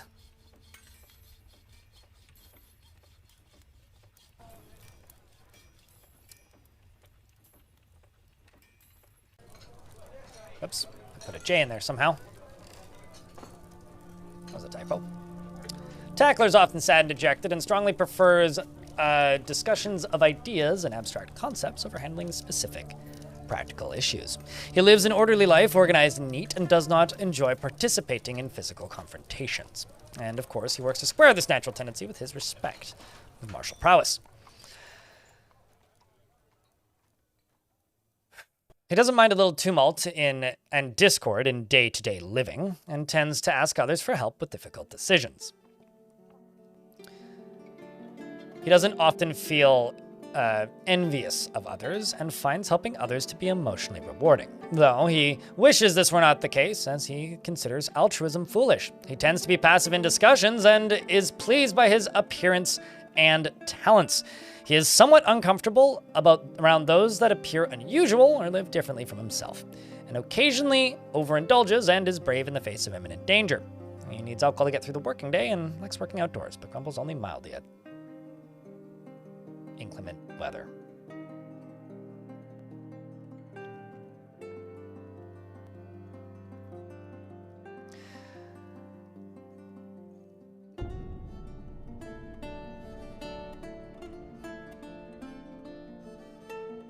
Yeah, because I was naming like 15 dwarves in a row, right? There is no strict rules here. But if you want me to respond to you positively, don't like dehumanize yourself into being nothing and make me think that I'm like treating YouTube like shit, because I'm not. I'm literally just operating the way I always have. I don't give out dwarves randomly 99% of the time. Sometimes I feel like being nice and I do it. I'm sorry for breaking my own rules. It won't happen again. If you want a dwarf, hang around for when I say, hey, YouTube chat, post a thing, and I'll give you a dwarf. Or show up in the Twitch chat and earn some points. Otherwise, I can't help you, man. I'm going to finish reading this dwarf now. He needs alcohol to get through the working day and likes working outdoors and only grumbles mildly at inclement weather. And dreams of raising a family and personally finds that the acquisition of power abhorrent and would have all masters toppled. He finds the pursuit of skill mastery off-putting and sees sacrifices wasteful and foolish. He dreams of raising a family.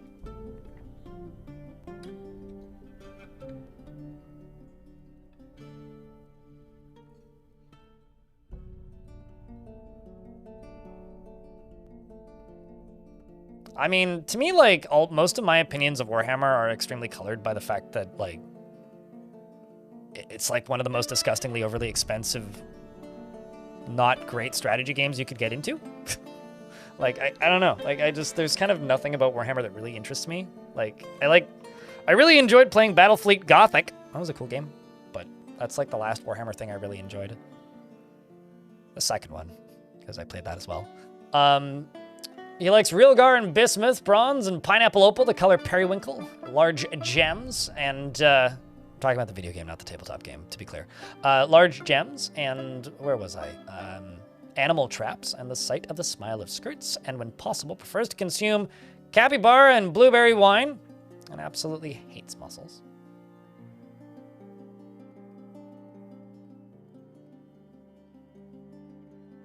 Holy Jesus, it costs so much. Yeah.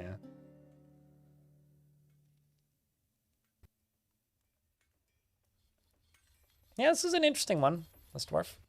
He's reading a book, too. He's married to Albel, who's one of my tanners. He is also a member of that religion that just got their temple made, so he's probably pretty happy about it. Yep, in fact, he's satisfied after the establishment of a temple for the helpful doctrine.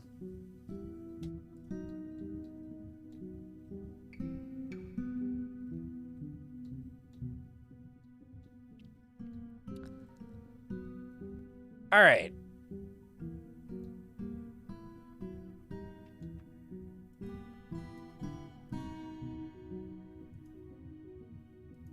Because I'm inevitably going to have to build another one. Just going to make this a lower priority. That's what? 11, 14, 15? 15. And 15.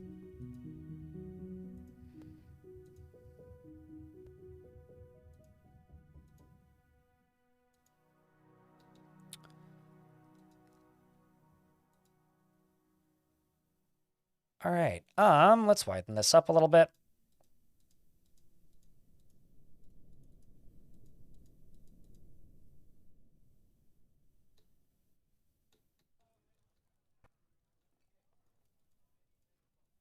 You know, I wasn't intending for these to look like Christmas baubles, but they're kind of looking something like that.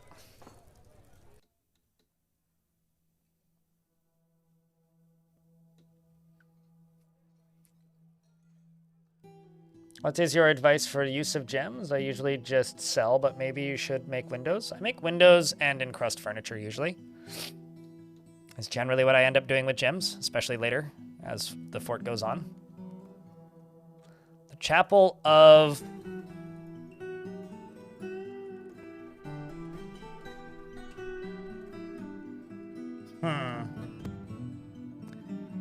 There we go. The Chapel of Blankets.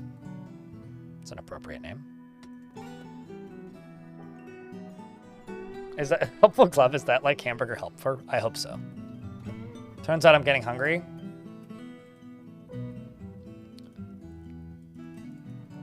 All right. I've already, oops, excuse me. This can be a farmer's guild. That can be the metalsmith's guild. Down here can be the tavern. We're making more blocks, making more doors, getting more bedrooms done.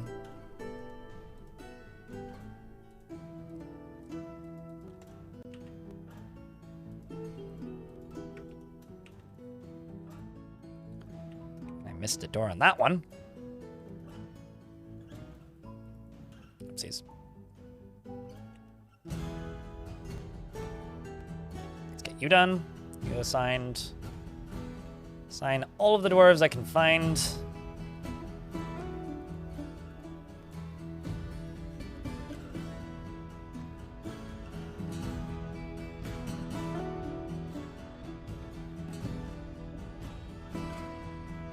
In YouTube chat, I like encrusting things the dwarves can carry or wear, like scepters. Yeah, I mean, increasing the value of crafts is not a bad thing. Like rings. Those are finished goods. Or what those are classified as.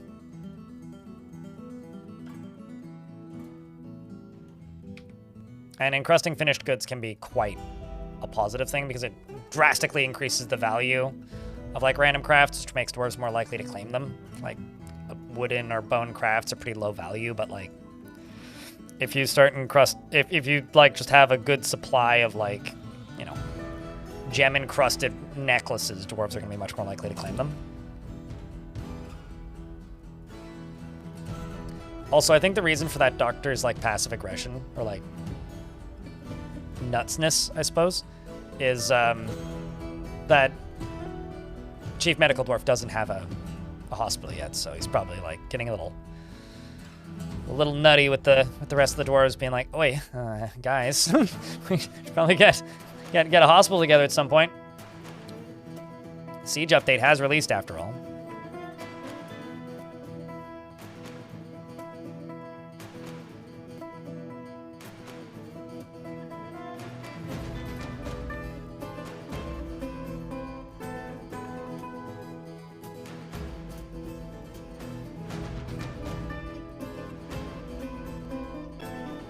It's significantly less value, but still higher value than nothing. You can also do both. Sulfur Knight.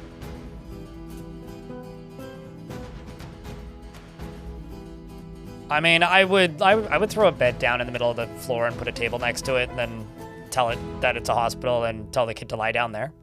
Call it a hospital and tell the kid to lie down. We'd be fine. We'd stick his arm back on. It might not heal properly, but that's not our problem. That's the kid's problem.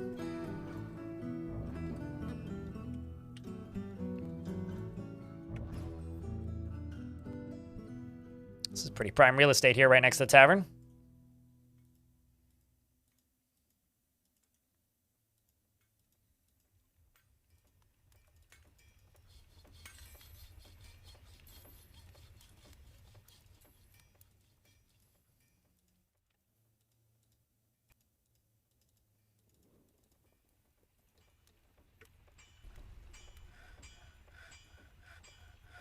Actually kind of like the shape of that. Let's try and do that more.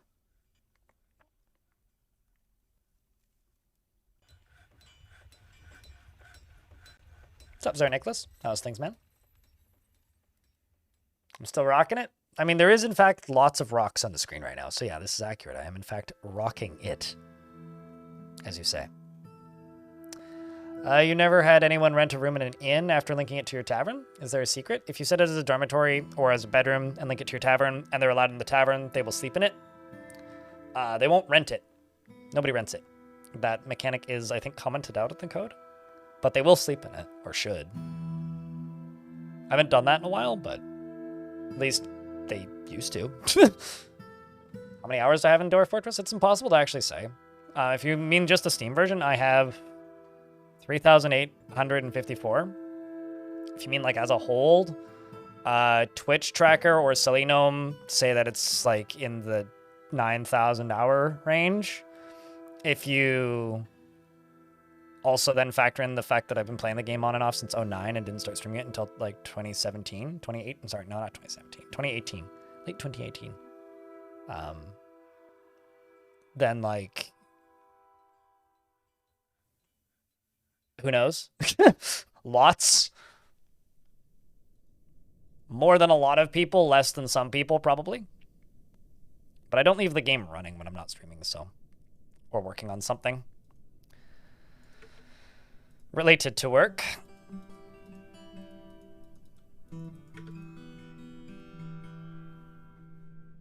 So I have a lot of hours. Since the dawn of time, it's been 10,000 years. Or something. I don't know, a little bit. Is how many hours I have in this game, probably.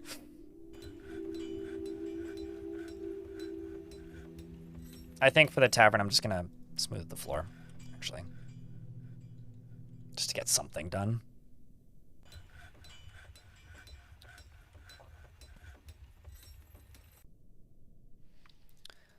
And let's do rock table. Rock throne. Let's make them both out of granite. Granite is a nice material for tables and chairs, and let's just make 60 of them. I want to not have too few tables. That's infinite. I want to not have too few tables and chairs.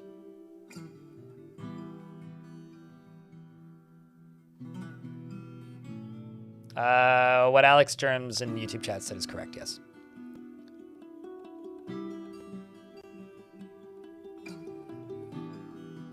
What blind has dwarfship? I will say it is genuinely difficult for me to say the word craftsmanship.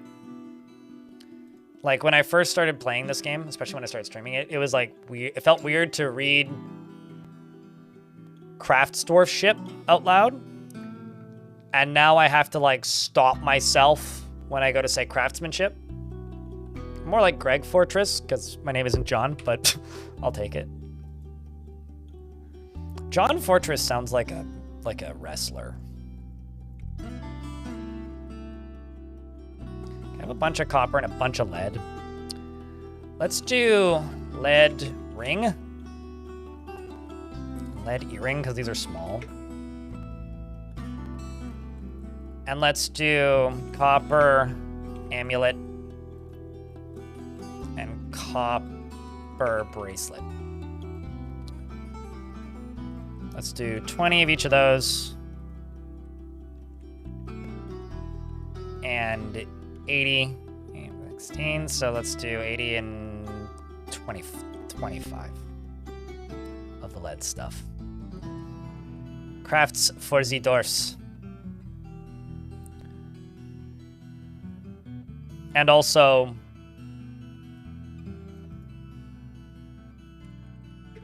some more wooden barrels.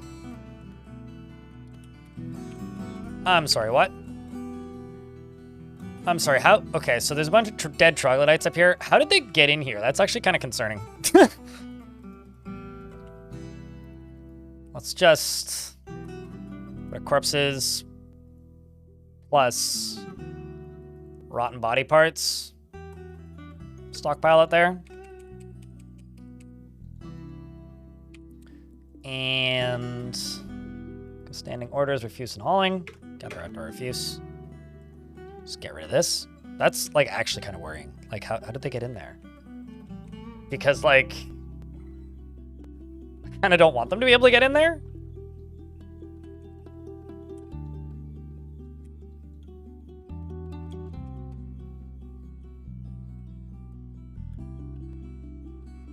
Okay, well, they shouldn't have any way in here. About the middle one.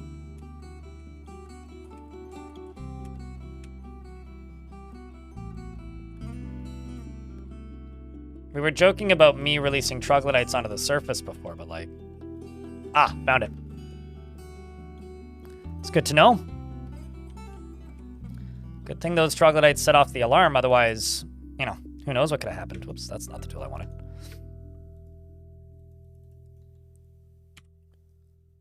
Forgotten Beast could have got us. Okay, so I need a farmer's guild.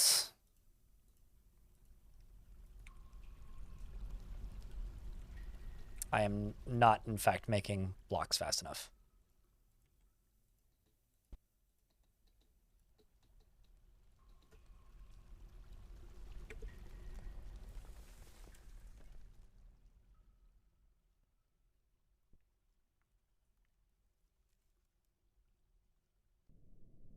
Since you've spent so much time in it? Not maybe just the crafts dwarf thing, which is like an odd one. I think I'll like more. I think the thing that will like it was inevitable. Is like the sort of thing that I think has maybe infected my vocabulary. Like, you know, like the weird like it's less like I think less of it as like dwarf fortressisms and more like just the way Zach Adams writes. Like, you know, it was inevitable, it is terrifying, those kinds of things. Something of the highest quality.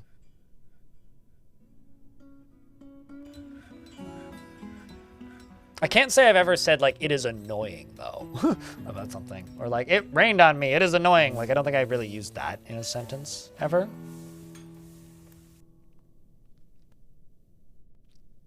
Nobody gets it? No. I'm sorry.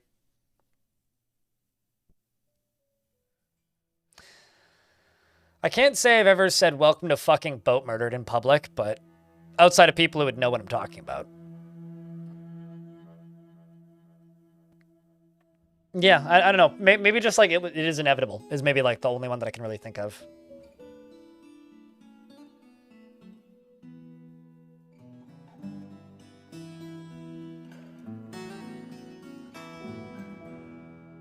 I got caught in miasma. It is disgusting. Oh, great. Hold up. Why is there turkeys? Sorry, I've just apparently got a bunch of animals I didn't realize I had.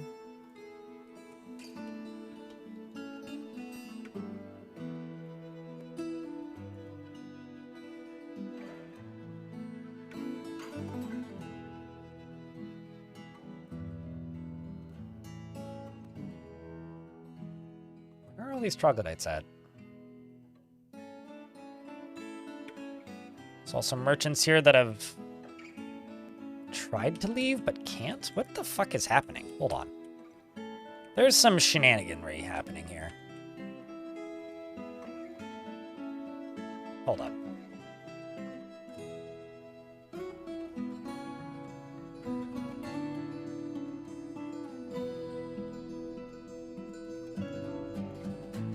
Dear merchants, please leave. I don't think that actually fixed you, Mr. Stuck Merchant.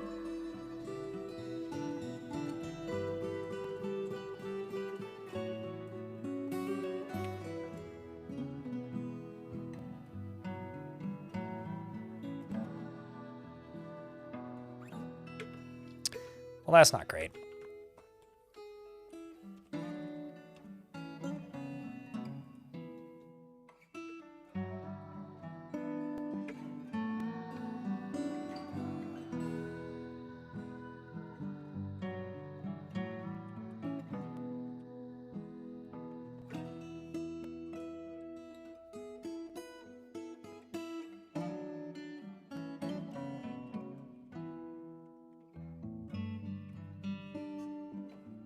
Come on.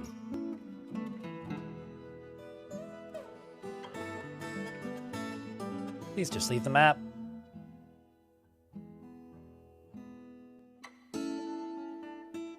Tackler, I would like to actually play this like Fortress and for it to do well. And that is the antithesis of that. I mean, I could, but it's not gonna benefit anybody, really. It's just gonna make this Fortress slower and less interesting for you to watch.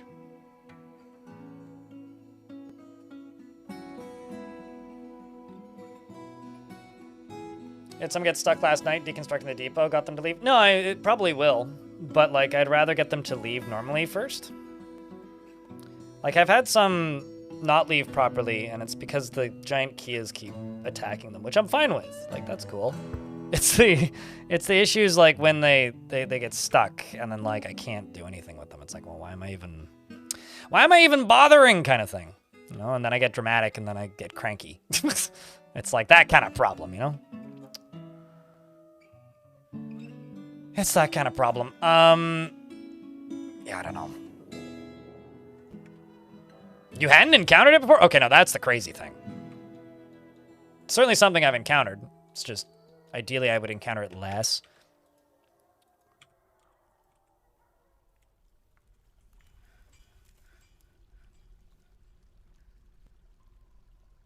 Because that's like a bug as old as time. This is going to be an inn/tavern. The Mountainous Sugar. It sounds like a Def Leppard song. Let's see how many tables and chairs they've made. Plenty. Cool.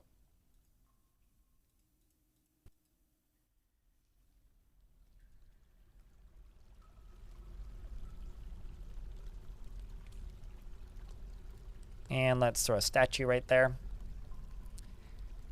And a statue right there. I'm going to do all this while we're in the ad break, because there's an ad break happening at the moment.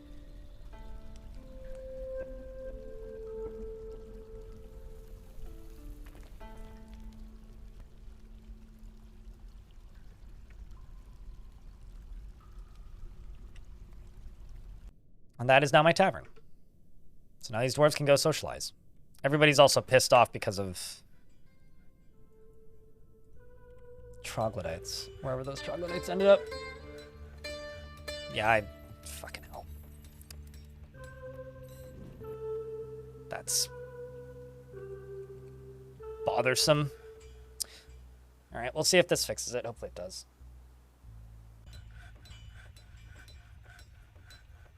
Yeah, I feel like if like one of the mounts gets distracted or chased off, or if one of the like hauling animals that they're using decides to scatter for whatever reason, it like breaks their ability to leave, and it's frustrating, but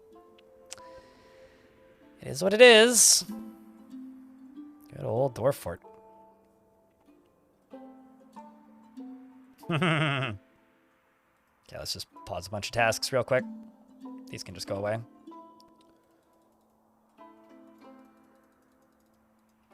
I need to give these dwarves a break. If you look at their moods, you'll see why.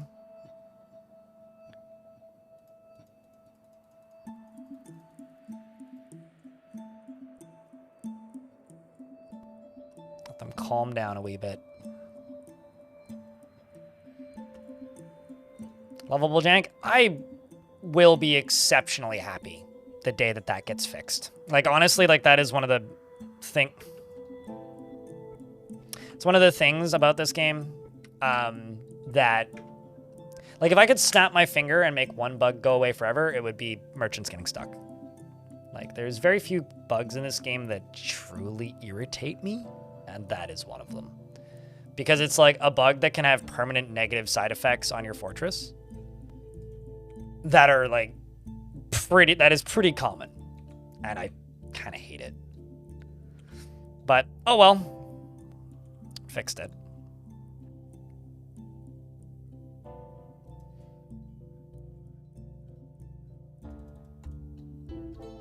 Like if it didn't have permanent negative side effects to the point where like it could brick your faction, because it can cause civil wars, it wouldn't irritate me so much. But like it can impact the number of migrants you get. It can like destroy your fortress's ability to progress. It can stop you from getting other traders in the future. It's like There's too many side tangents it can cause that are exceptionally negative for me to, like, say anything nice about that bug.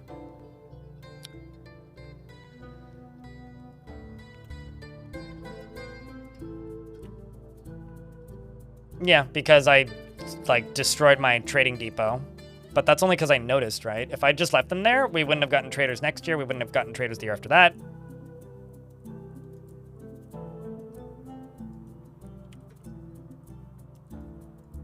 Where the fuck are all these dead troglodytes?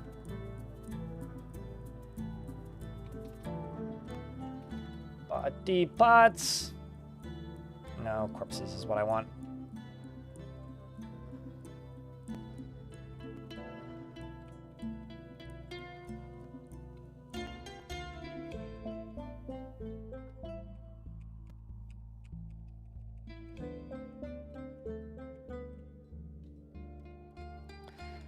Well, hopefully we can get those troglodyte bodies out of here, because that's going to cause us some grief if we don't.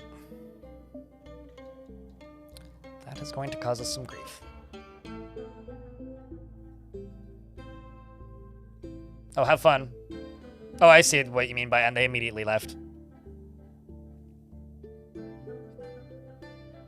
A cave dragon that left, and they immediately, yeah.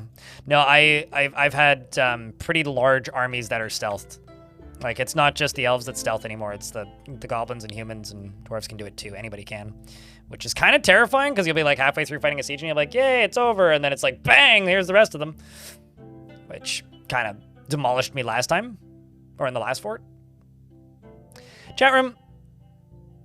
You know, like that advertisement of, you're not you when you're hungry, have a Snickers? I think I need a Snickers. And it's dinner time. And I've been live for almost 9 hours. I don't know why, but my mood has just kind of gone off a cliff. I'm going to make a farmer's zone right here, so I remember to finish it. And cheese for everyone. No, just me. Actually, I'm not going to give you any of my cheese. I'm actually kind of limited. I should probably go buy some more. I'm kind of running low. So true story. About a little over a year ago, there was a scare between Canada and the UK where our free trade agreement got like torched or like threatened for a hot second there because they didn't want I think they didn't want our beef. That's what it was. I can't remember. It was like a food trade thing. And the result was like, they were like, well, if you have to buy this and we have to buy this from you. And then they were like, no, well, we're not going to sell you our cheese, was like the thing.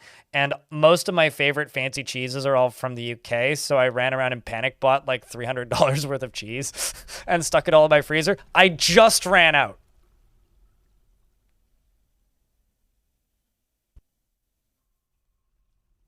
I just ran out. And I'm kind of sad. Anyway, that was all a bunch of hogwash. It didn't end up happening, but I did panic buy a bunch of cheese. So I have to buy more cheese now. Cheese is good. It's true. I agree with that message. Chat, I'm going to call it for the day.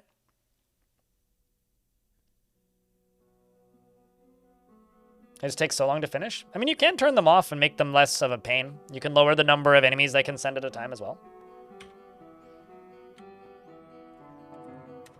YouTube chat, I'm shutting you guys down first because you don't have a raiding possibility. But if you would like to raid somebody, pop over here onto Twitch, and then we'll go raid someone. Otherwise, I will see you guys tomorrow. But tomorrow, YouTube chat, we will not be streaming Dwarf Fortress. Tomorrow, I will